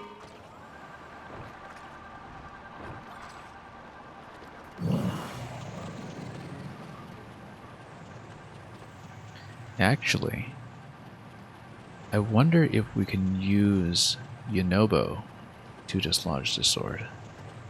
In which case I just need to fly into position. But I think Zelda's a bit far at this point. It would be easier to chase if we're flying in the sky to begin with, like we're starting on a sky island. So, yeah, sorry, Quality Human, let me approve the link.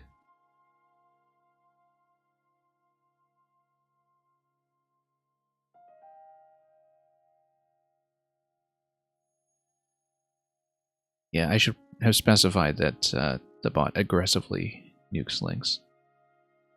So, feel free to share that again, and feel free to put it in the Discord as well if you are able to access it, because that's a little easier for you to look at. But yeah, Samfiz, you were saying you seem like you would love the Outer Wilds. Yeah, like I said, I've been told by many people that it would be my thing.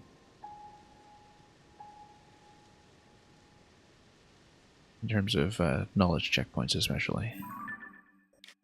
Anyway, Zelda's a bit far. We're going to do the Spring of Power first, since it's closer.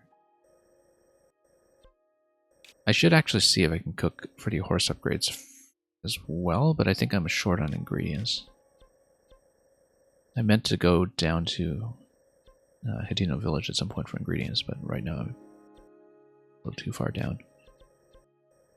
So we'll go Spring of Power first, I think. Yeah. I skipped Battle Talus, we've killed it so many times. Yeah, no, I know the difference between Outer Wilds and Outer Worlds. I'm well aware.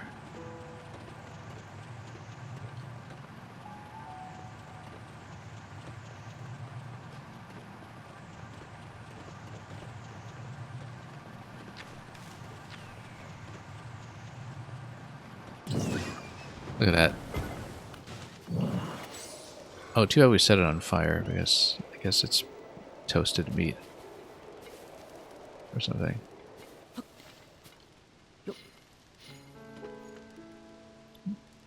For a moment, it looked like it was an interesting way to hunt wolves.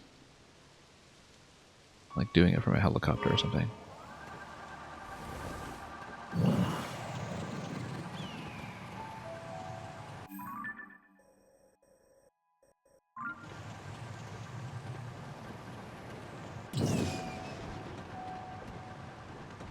Doesn't do much damage. But look at how it just cuts across the grass. Like, you can set a whole patch on fire if you do it that way.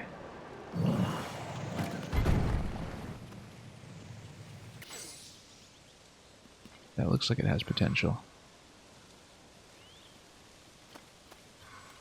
Yeah, I've got some horses and carts over there, but anyway, that's not the point. We want to go to the Spring of Power.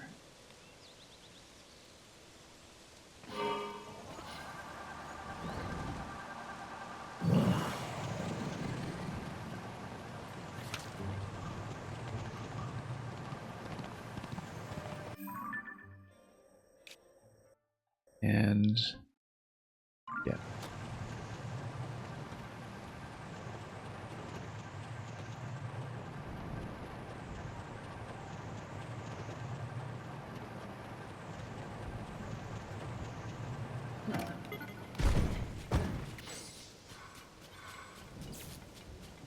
Oh, lightning.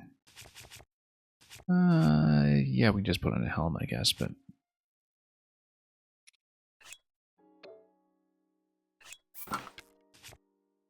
in the interest of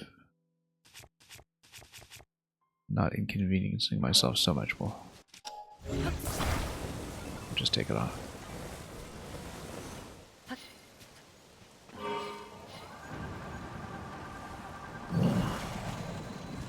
And we'll drop in.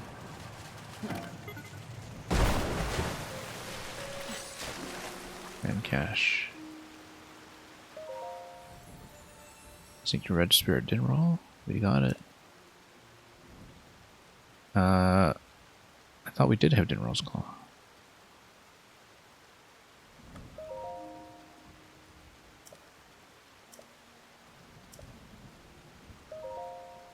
I guess we need to go through the conversation first.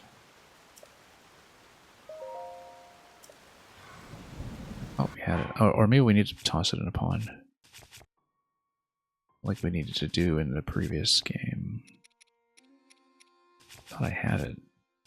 Unless I lost it. Maybe saves or something. I'm sure I got to shoot down last stream. Yeah, look at that. Oh, Dinral Spike. We have the wrong thing. Okay. Oh, we hit the back instead of a claw. I didn't realize that. I thought we had the claw.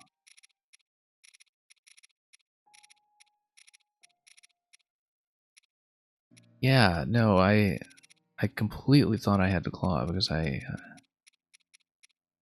thought we shot that into depths. And hang on, let's sort the items here. Do we seriously not have it? Because we had Nature's Horn. I thought we had shot Dinral Spike earlier in the game and that I had just gotten the claw as well, but apparently not.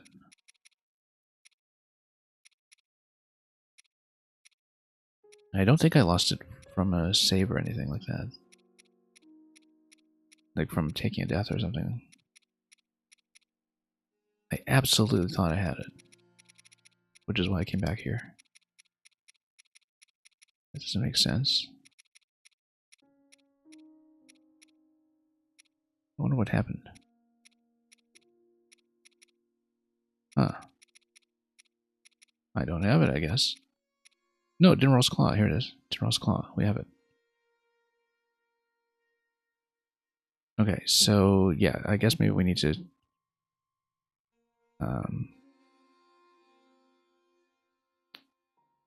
and dump it in the pool or something. Offer it at a spring, yeah. Okay, so let's drop it in.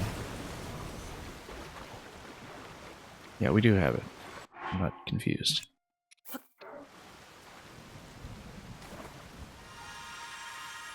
There we go.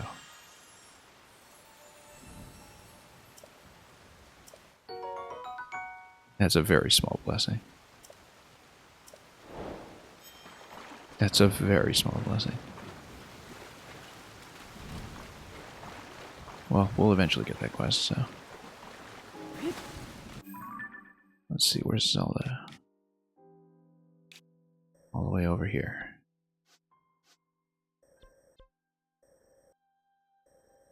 Luckily, we do have the tracker.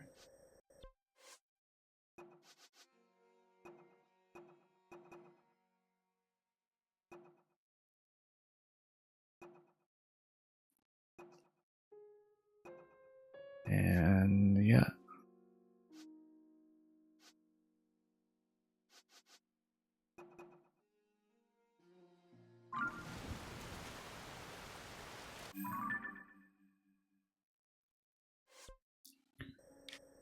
Okay, in that case, let's see what we should do. We should probably check the skull.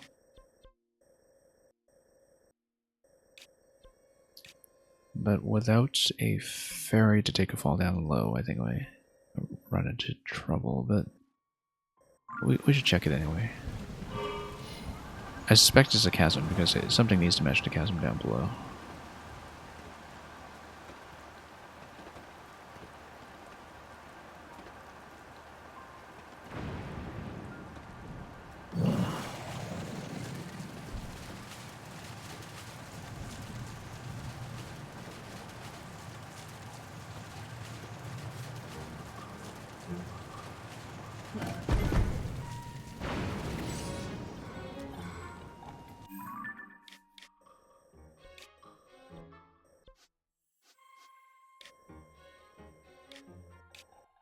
Yeah, possibly we're missing even more around here, but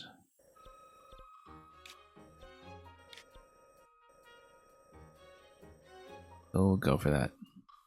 Yeah, because I know I'll eventually want to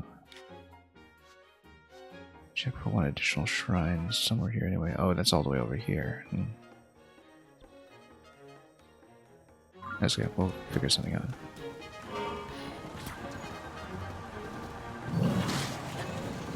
Should seriously get more fairies.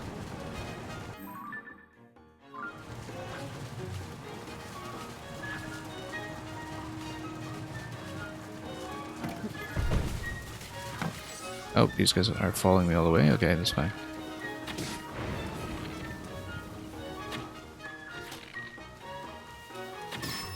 There we go.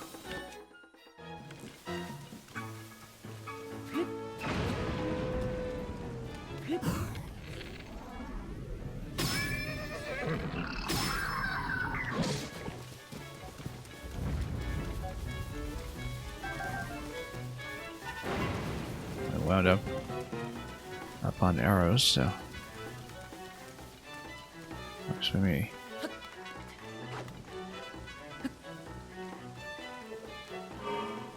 Oh, you know what? Wolves. Yeah, sure.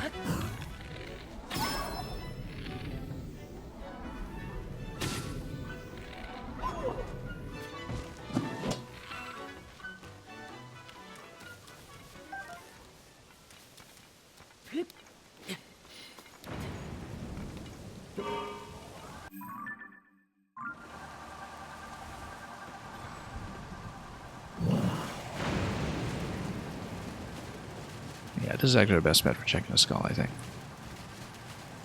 Because I can get a reasonably precise landing on it. The only issue is dropping into it, but we'll probably do that.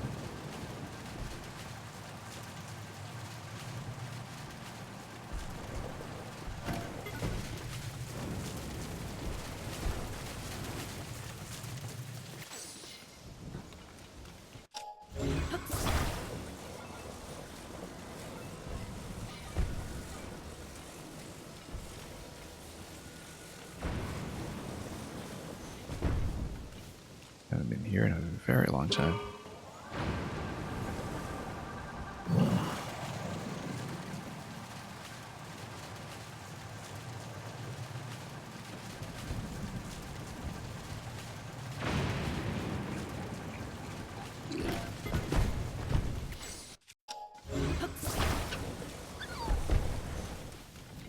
You know what? We can Nova bomb this one.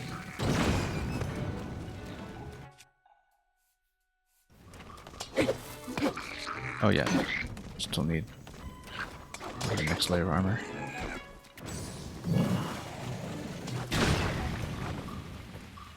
There we go.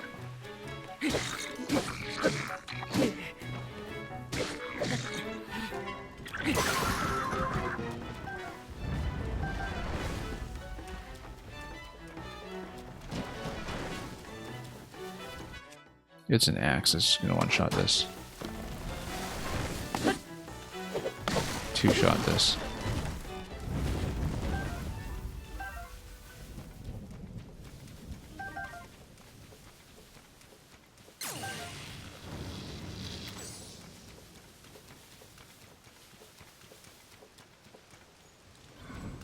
Where's my vehicle? There it is.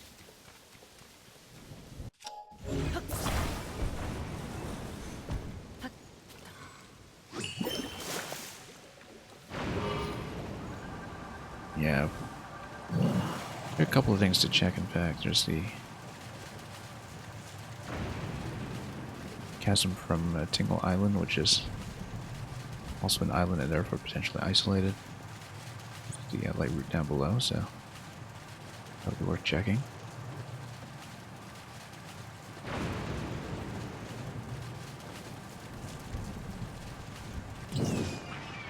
Look at that, got another shot.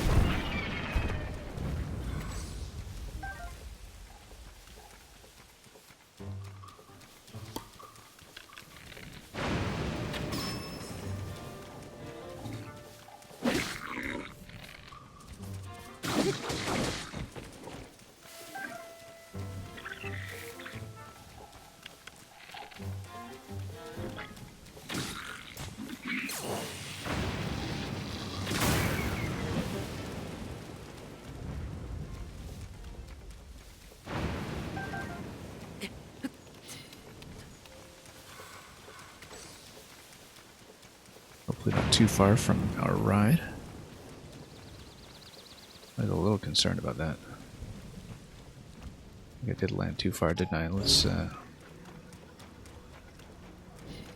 no, here it is. Here.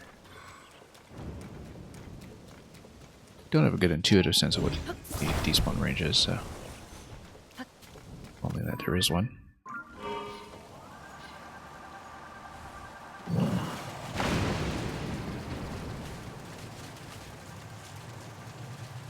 Let's find a better vantage point to recharge the battery, and then we'll fly up.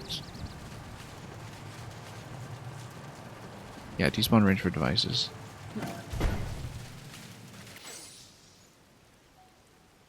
But, yeah, I mean, I know that inside the dungeons they don't despawn, but...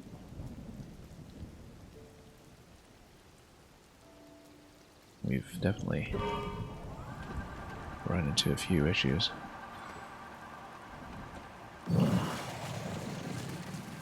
Or rather, I just tend to be overly cautious about that. So, some items have bigger range, okay. Suppose that makes sense. So we should have started at a slightly higher vantage point than we used here. We need an additional charge.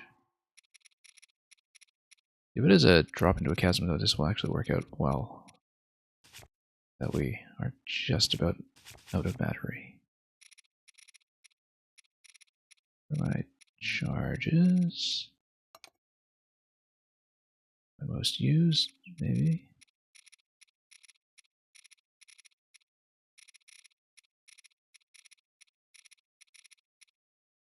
Hang on. My type is near the bottom, okay.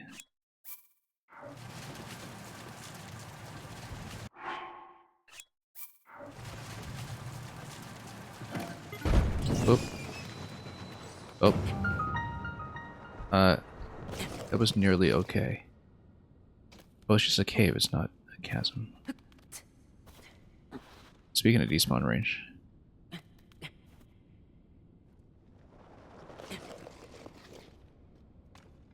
Okay.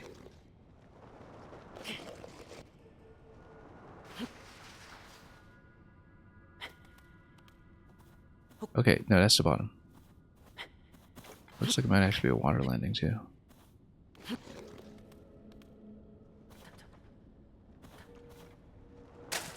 Okay, that wasn't nearly as bad as I feared. We even kept the vehicle. If I can grab it from this range, that'd be great. If we can't, we can't. If we can't, we'll just try to fly out of it.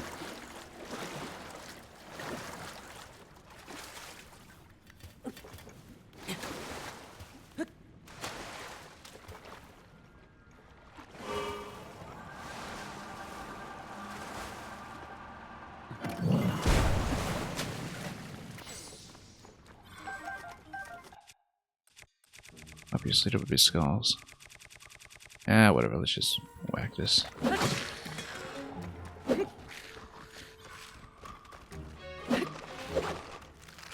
course, we just consistently miss. Fine, let's do it the other way. Now, that's just a stall nox or something at the end of it, so it makes sense thematically.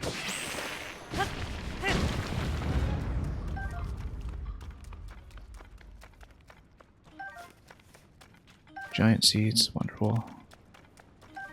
We've been running our stash rather low.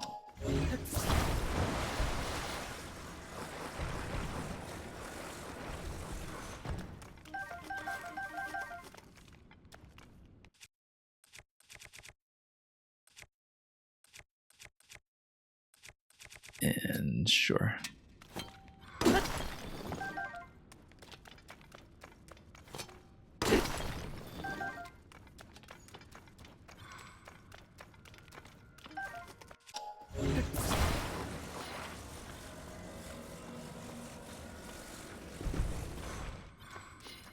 Okay.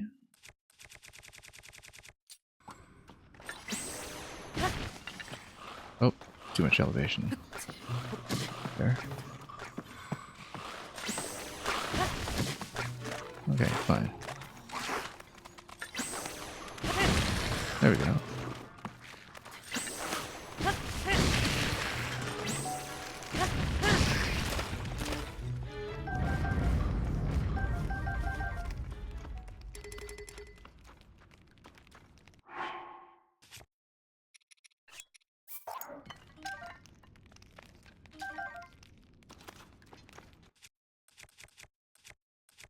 Soldier Spear was perhaps not actually that good, but that's okay.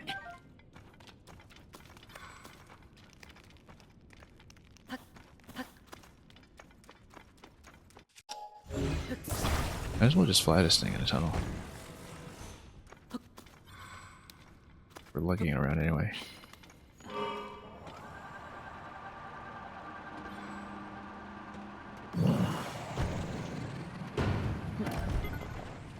Okay, Yonobo, can do this one. And that one.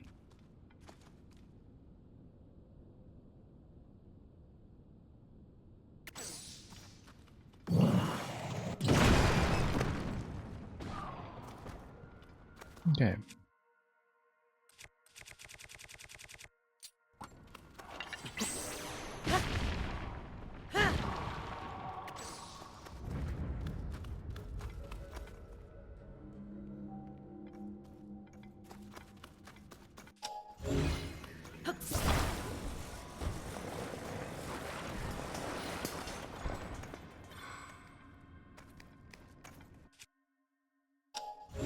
I feel like real devices have a much longer range. Yeah, I know.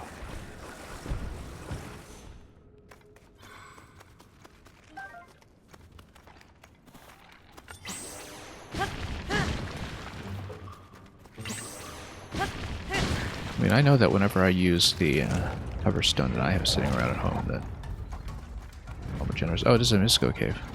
Okay.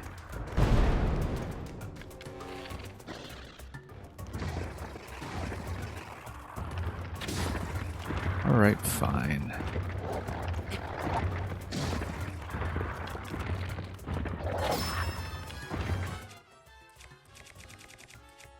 So, what do we want to use with our slapping weapon here? What have I already used? You know what, let's just expend a bunch of the cheap stuff that we really don't care about. Clear some inventory.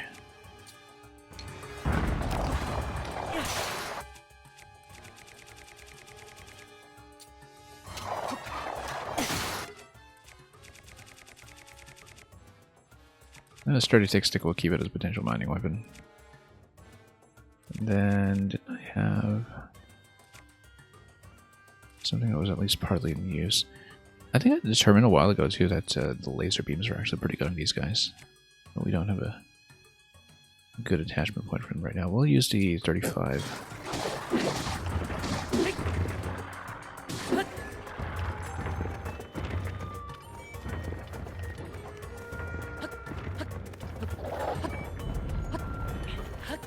Mystico's treasure, yeah.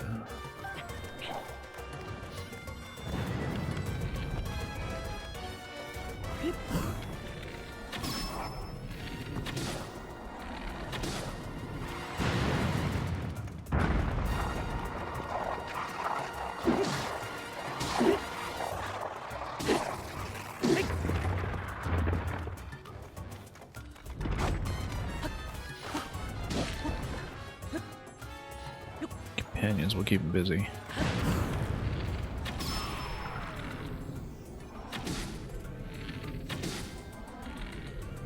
Oops.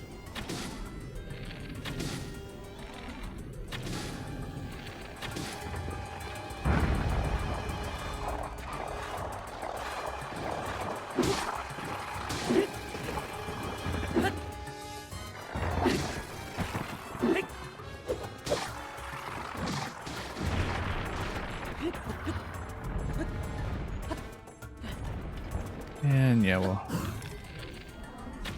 some of that later.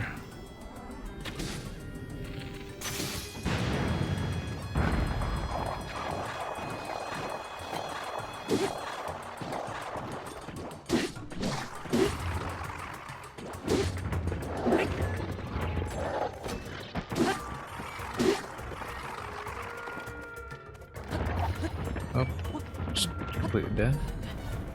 Should be anyway. Oops, break a bow? Yes, I did.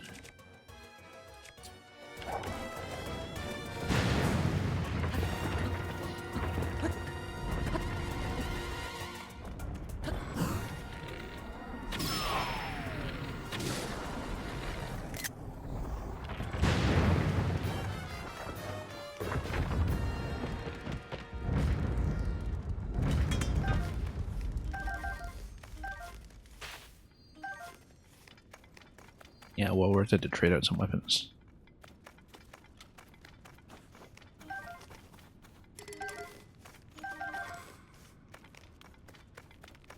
Anyway, I'm sure the other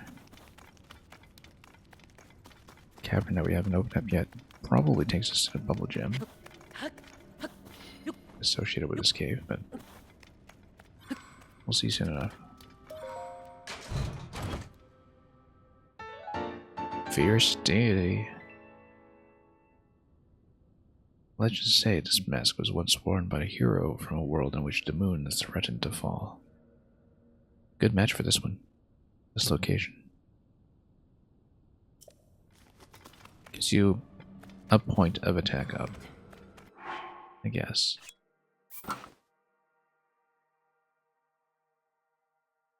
But we'll keep Korok for a second.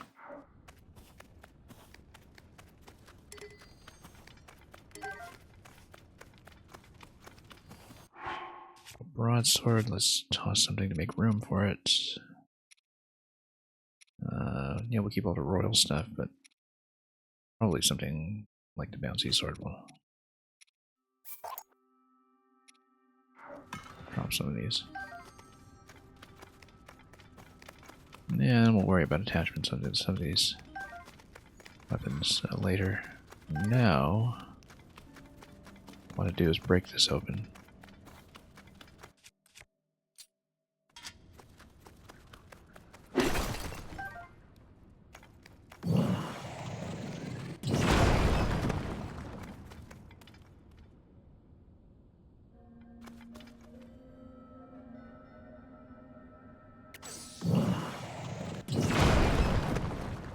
And we'll keep going. Once I grab my vehicle, of course. Tour around here just a little bit more.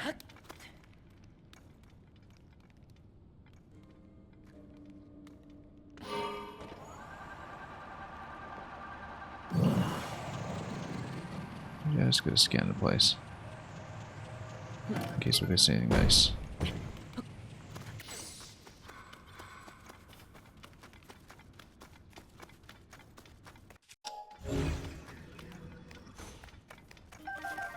Nothing too significant around here, but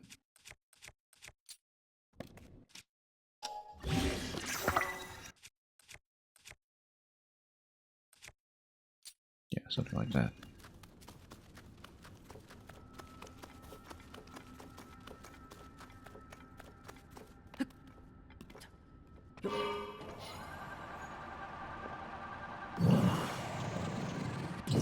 Just hoping to bust it down, but alright, that's fine.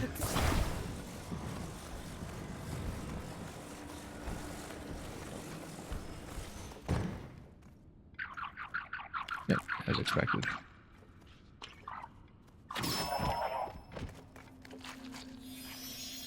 So given the island location here, I guess the equivalent might be completely inaccessible in the depths, but we'll find that eventually, I'm sure. Looks like the idea is to probably just ascend up here at this point. Ditch the vehicle, come out.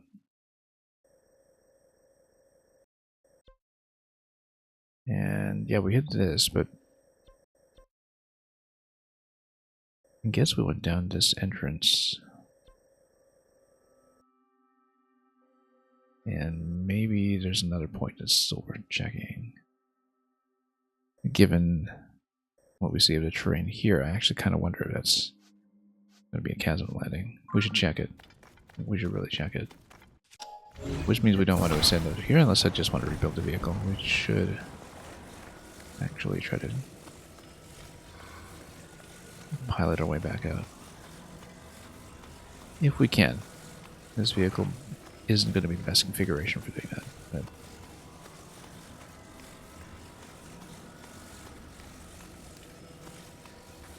maybe we put the balloon on it.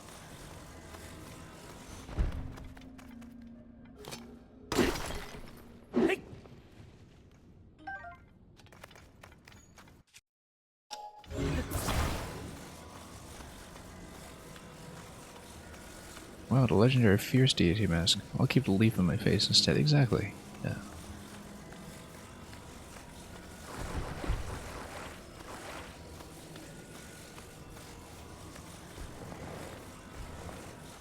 Have to pick your battles, you know. Also, totally didn't smack this.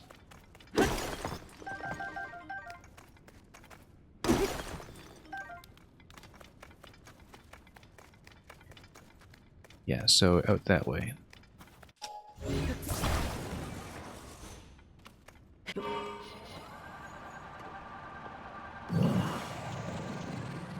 I mean, I could just ascend and rebuild this, but I'd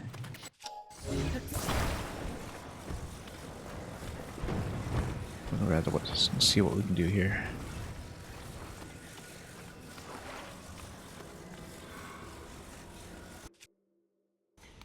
Oops.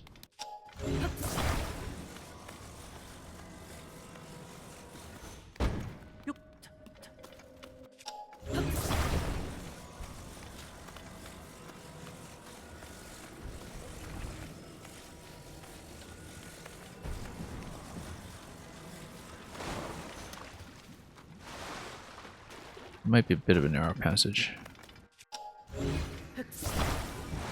Because the thing about this vehicle is that it doesn't really go straight up. We kind of need to tilt it forward on the way up so it doesn't get jammed.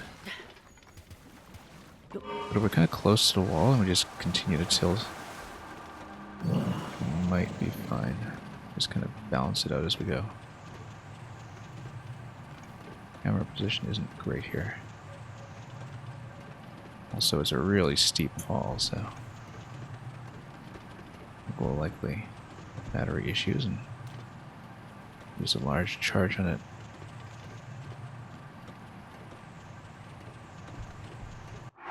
Yeah, not knowing how high I am, I'm going to use a large charge for once. Only to get stuck.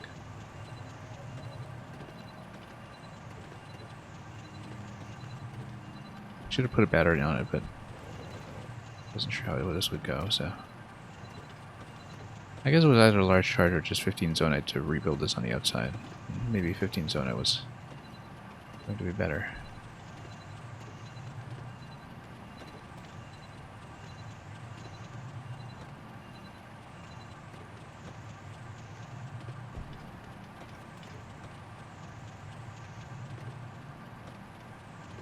Still going.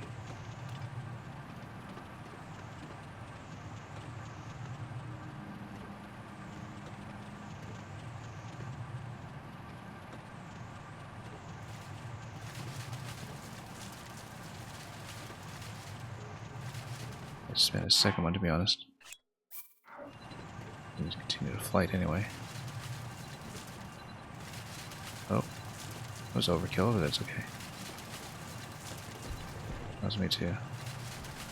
First of all, pull back a bit here, pull back a bit here. Come on. Come on. Oh, we got problems here. Oh, did I accidentally? Yeah, hang on.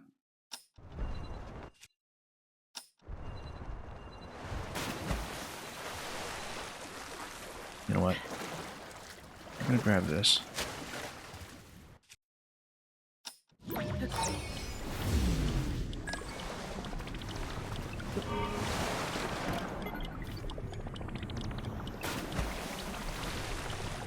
I should have just used 15 zonite.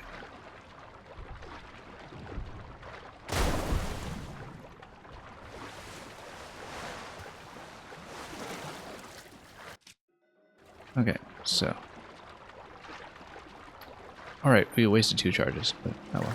And yeah, Semphis, thanks for dropping by for as long as you did.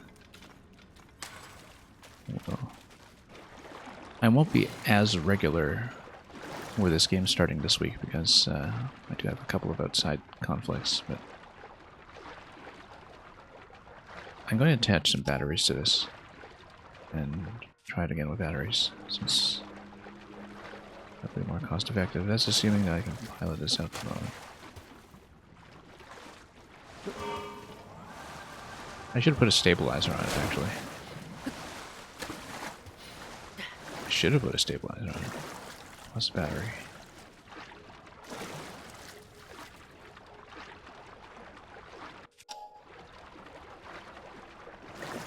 Or, you know, I could...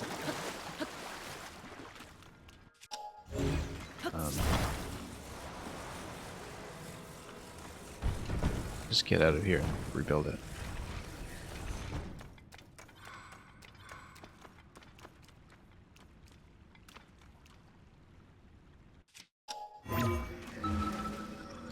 Yeah, because if I just send it through here, I'll be out on the rim, right?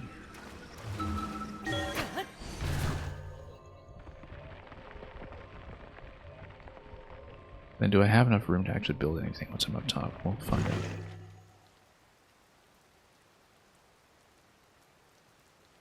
I should. Yeah, it totally is a chasm entrance. And I'm hoping this signifies a water landing.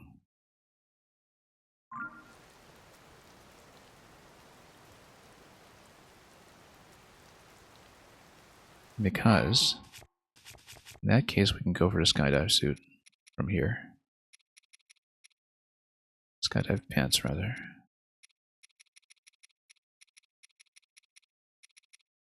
We'll put on the mining suit so we have a bit of a light source. We'll go for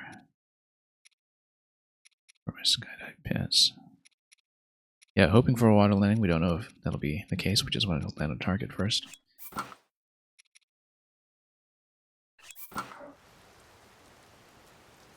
Yeah, so I accidentally hit the cancel button when struggling to get out of that previously, but too bad about those 2 charges. Oh, come on, skydive. There we go. So let's hope for a water landing, just judging by the map. Don't know if that'll actually be the case. Is House of Bones. Never mind. I wonder how far back we've been kicked. Down to Skull? No, I haven't. So we do need a ferry to do this.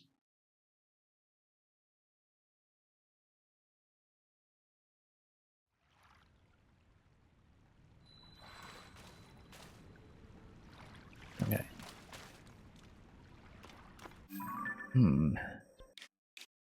Yeah, in that case we'll need the Great Ferry for it. I didn't expect that because looking at the map, it looked like it would be a water landing, although maybe I was just slightly off. I couldn't tell from the geometry there, but maybe that's just a platform, not a body of water. So, luckily we know where to get a ferry. It's fairly close by. And we can do that.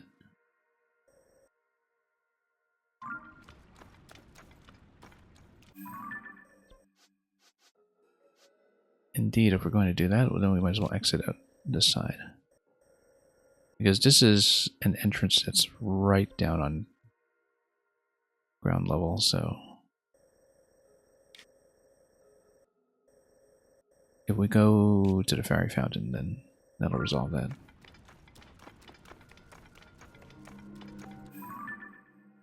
I don't know if I'll be able to stay long enough to actually show this off today, but we'll attempt it.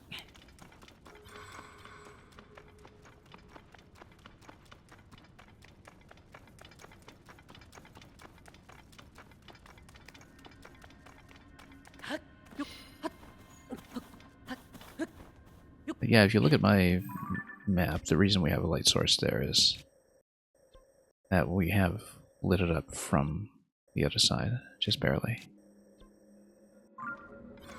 We don't know what that's all about, but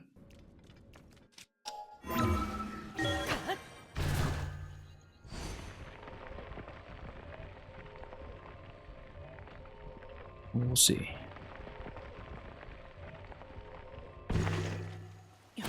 And of course, I could have just done a balloon descent as well. And you know what? Wait a minute. Wait a minute. If it's close enough, we can do an unpowered balloon descent. That would cost me 9 zona with my current build. Or something like that. Maybe less.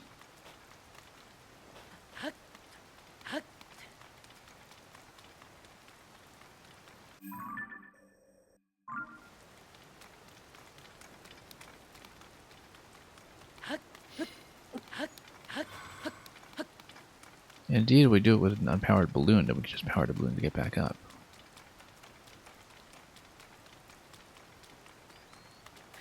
Which we have to sometimes with those isolated locations.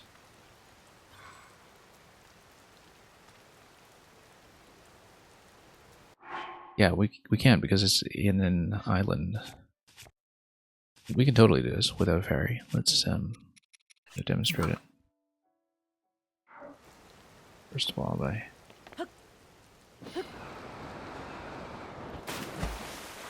right in here. Let's actually change to swimming clothes.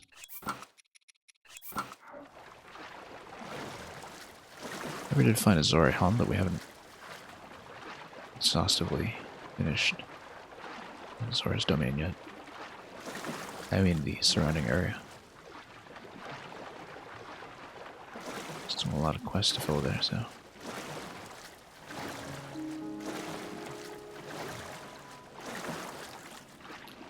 Yeah, because if we just build a balloon here, we can just power it back up to send us back upstairs. So this is how we'll do it. Here's my... Except we want a balloon to be separate anyway, because if it's attached to the basket, then when you have a balloon expiry on the way back up, it blows up the whole thing. And, but we can probably do it with a battery anyway. Anyway, no, we'll take this out. Oh, come on. There we go. We'll auto-build one balloon.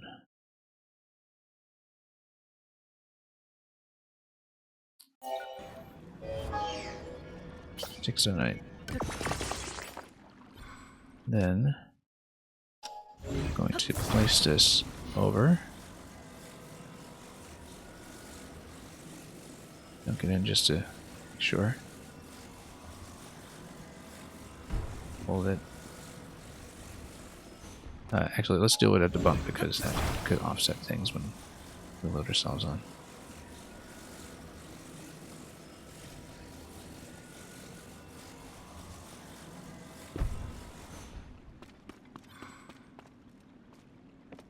Get into basket, we recall it.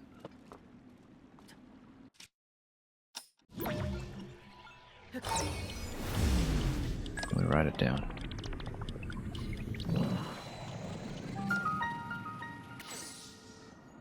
And the balloon actually suspends the object by just enough that I can survive a fall as long as I don't bump onto this side. We need to... Oh, hey. How did that happen? Oh, I must have been bumped out or something. Hang on. We should probably just get a ferry.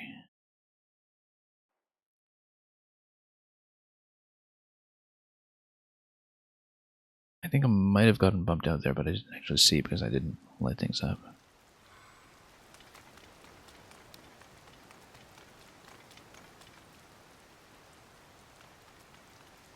So I want to try it again. It should have worked. Absolutely should have worked. Maybe we just learn a lesson here.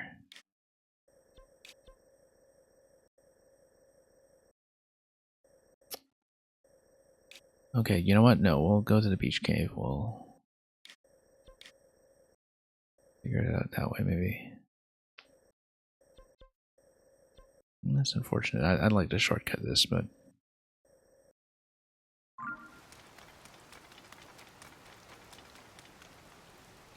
Absolutely should have worked. But the placement wasn't accurate.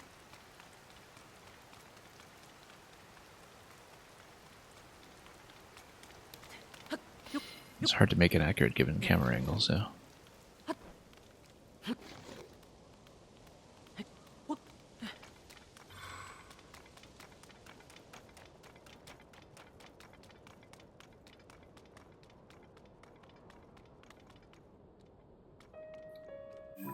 Can't see a thing here. No, we should be fine.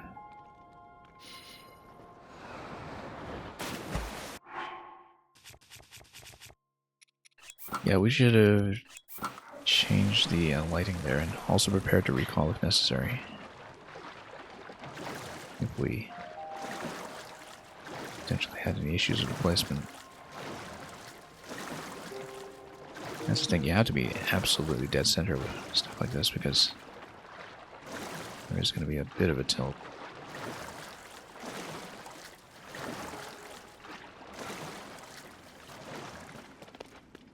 We could just hold on to a control stick on a platform that won't go anywhere. But again, it's sent through the center that runs into problems. We'll try it again, and we'll try not to bump. Yeah, oops.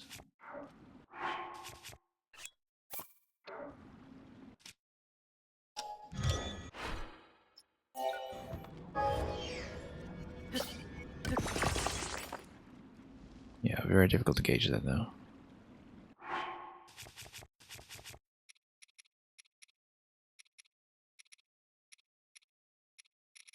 Since even a little bit of fall damage be a problem. Let's just put up the lights and maybe eat up.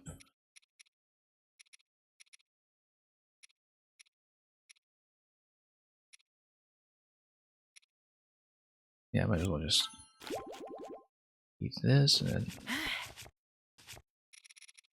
try to have as good a bank as we can get. Just to make sure that even partial fall damage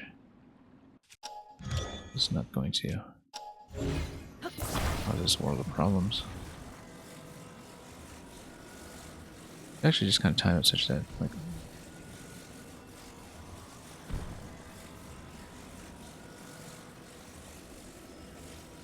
yeah, you can kind of align it like this and watch the shadows.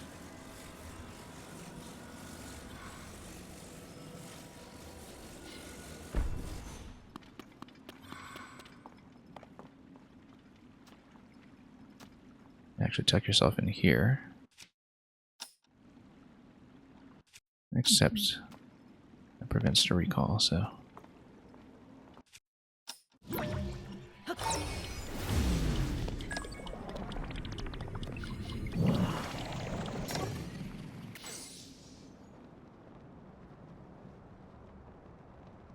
Let's see if this works. It's a little off still.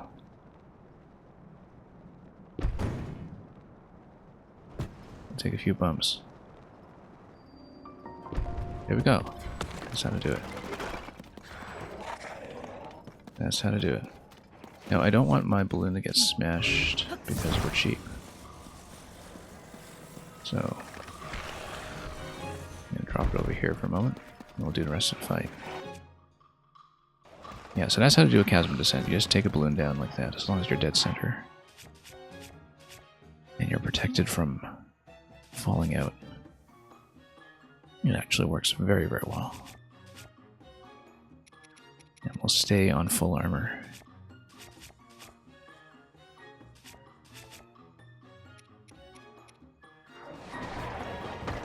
And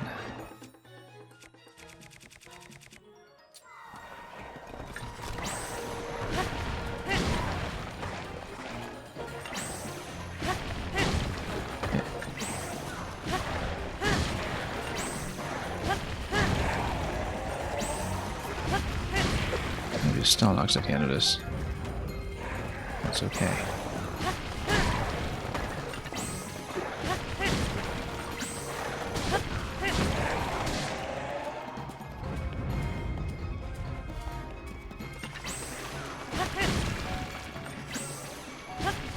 Looks like there will be a chest at the end of this. I don't know if it's going to be gear piece or crystallized or something else, but anyway, I'm really not too concerned about this guy. Let's get Yunobo going. Let's also jump going.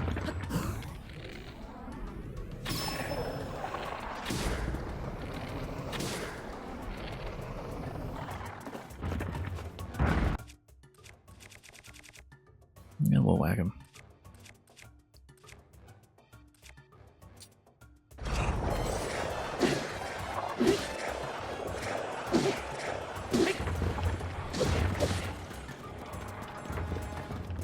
Let's get into another position here.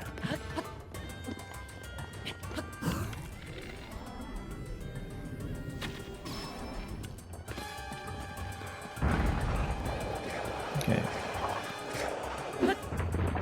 Oops. Missed completely.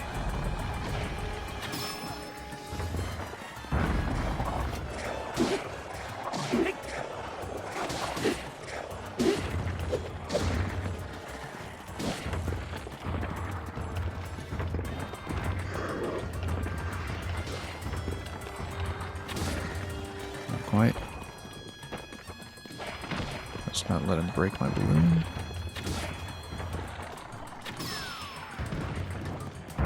Go.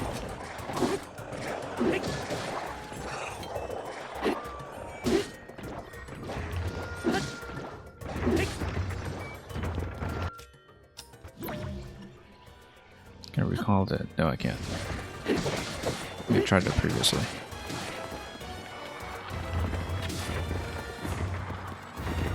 Oh, he's almost dead, so.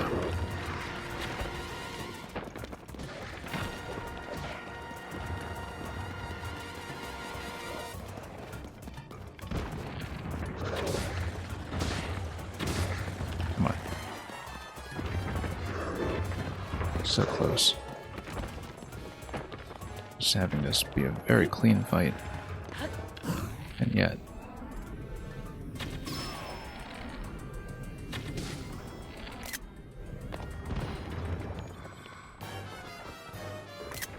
There we go. Death pose.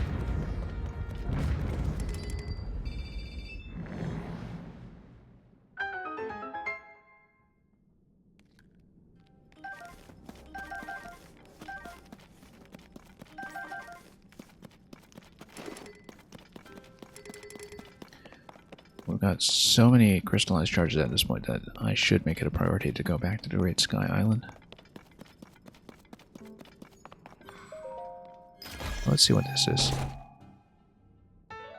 Big Goron sword, very nice. Should put that in the museum.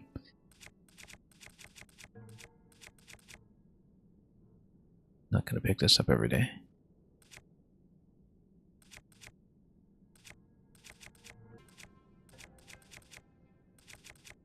This thing's almost broken, let's just drop it.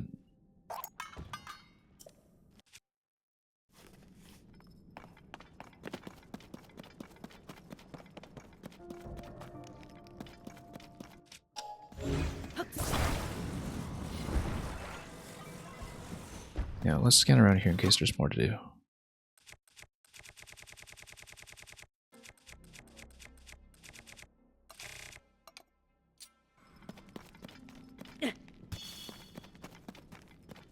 And there is more.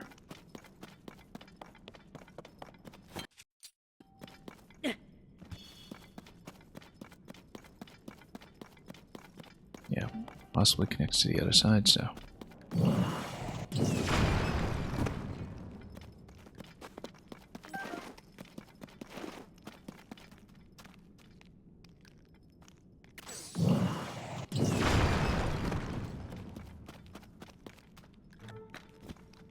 We'll see what this is.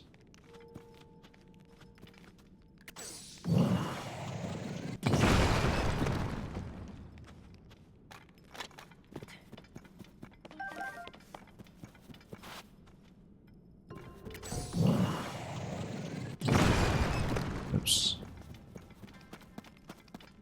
Let's grab the balloon with us. Since we're here.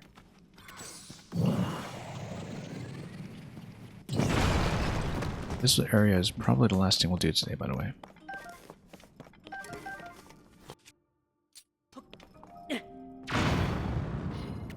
Oh. How did I thought it was just a bloom seed. I guess I hit a bomb flower directly on target or something.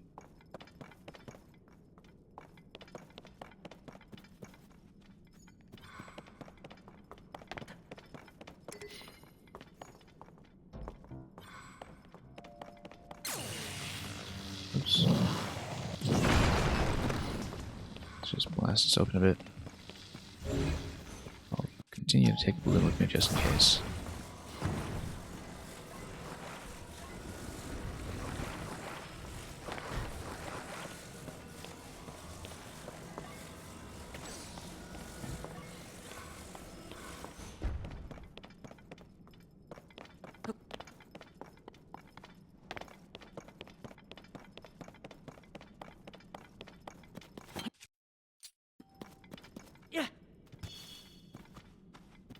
There's more.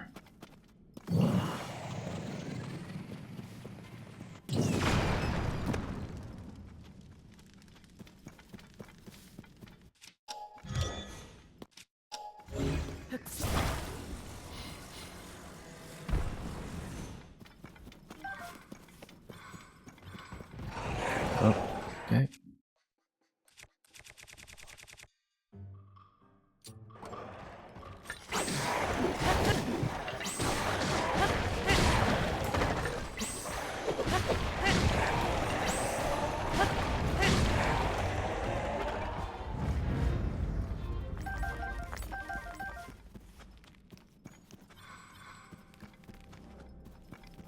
Well, let's see how this is going to go and what awaits me on the other side. Maybe it connects to the other eye socket of the skull, I'm sure. But it's quite a lot to punch through.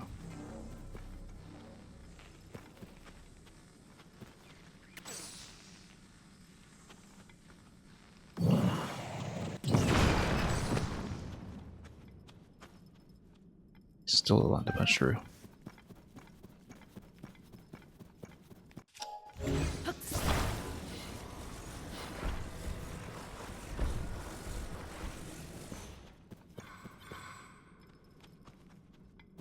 Where's Yunobo?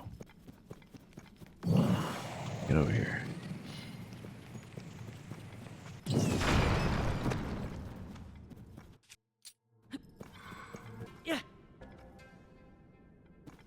Well, there's a pretty steep drop, actually. Oh, light root. Okay, so we're back in the depths and in the open now. Okay, we'll take it.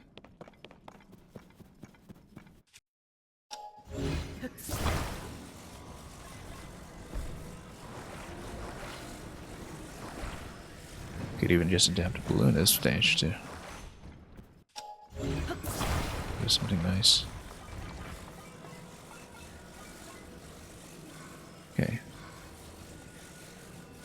In that case, let's just do another drop. This one will be a web. Should be much gentler, actually. We don't even need to do this. We will probably grab the light root and Unless something really immediately interesting presents itself, we'll call it from there. It's a good place for it, I think.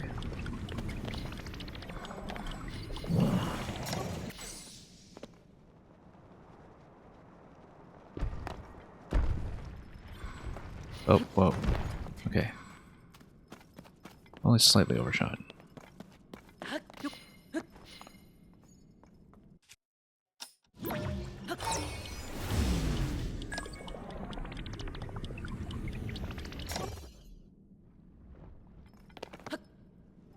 Even got it to stand up and everything. That's nice to recall.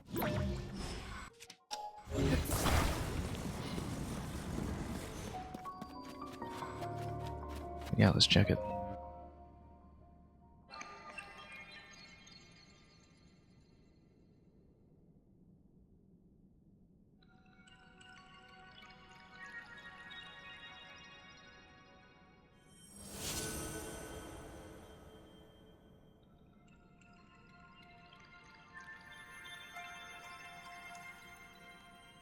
Well, kind of full circle, I guess, having started this stream just a little ways off from here in the depths and wound up right back. I guess it was possible to just excavate your way to the skull. It would have been obvious, in fact, if we had unlocked a map like this. Okay. Given that it doesn't quite obey the same island isolation rule as previously seen elsewhere, I wonder if there's a situation that's similar with either Eventide or with Tingle Island, which are the other potentially isolated locations we'd identified. There's Rito Village, of course, which I think we'll have to go down by a chasm.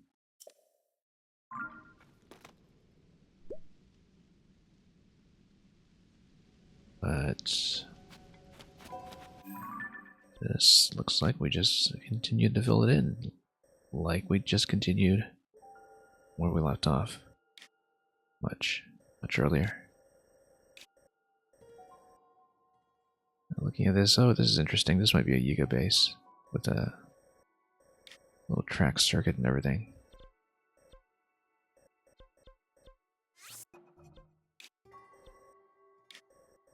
We've got a vehicle point. We've got a couple of different things to look at here, in fact. That might all be interesting, so rather than get sidetracked by all that right now, I think we'll keep that in mind for the beginning of the next stream. Might just be a mining base, but you know, this is definitely a Yiga base with a little racetrack and everything. And since we're down here, I guess we'll just continue mapping next time. Even though I did come a little underprepared with food, I suppose. No. We'll keep things as is. With our now 4-member party. And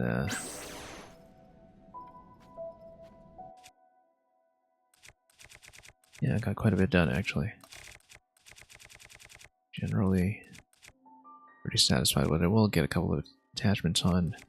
Bigorn's sword we'll put back in the museum. I don't plan to use it. It's too precious. I don't know how replaceable it would be. I guess everything that's technically irreplaceable, you could buy them using Pose. At an exorbitant price, but we'll probably want to stash this one in a museum first. And just buy a replacement or a double if necessary. So, that's it for today. Like I said, the schedule will probably not be quite as constant day to day as we get towards the end of June. But we had fun, and there will be more. So, thanks again for watching. At any given point in the stream. Thank you for joining me for all the progress we made today with dungeon number 3 and beyond. And have a great day ahead of you, wherever and whenever you may be. And above all, everything well.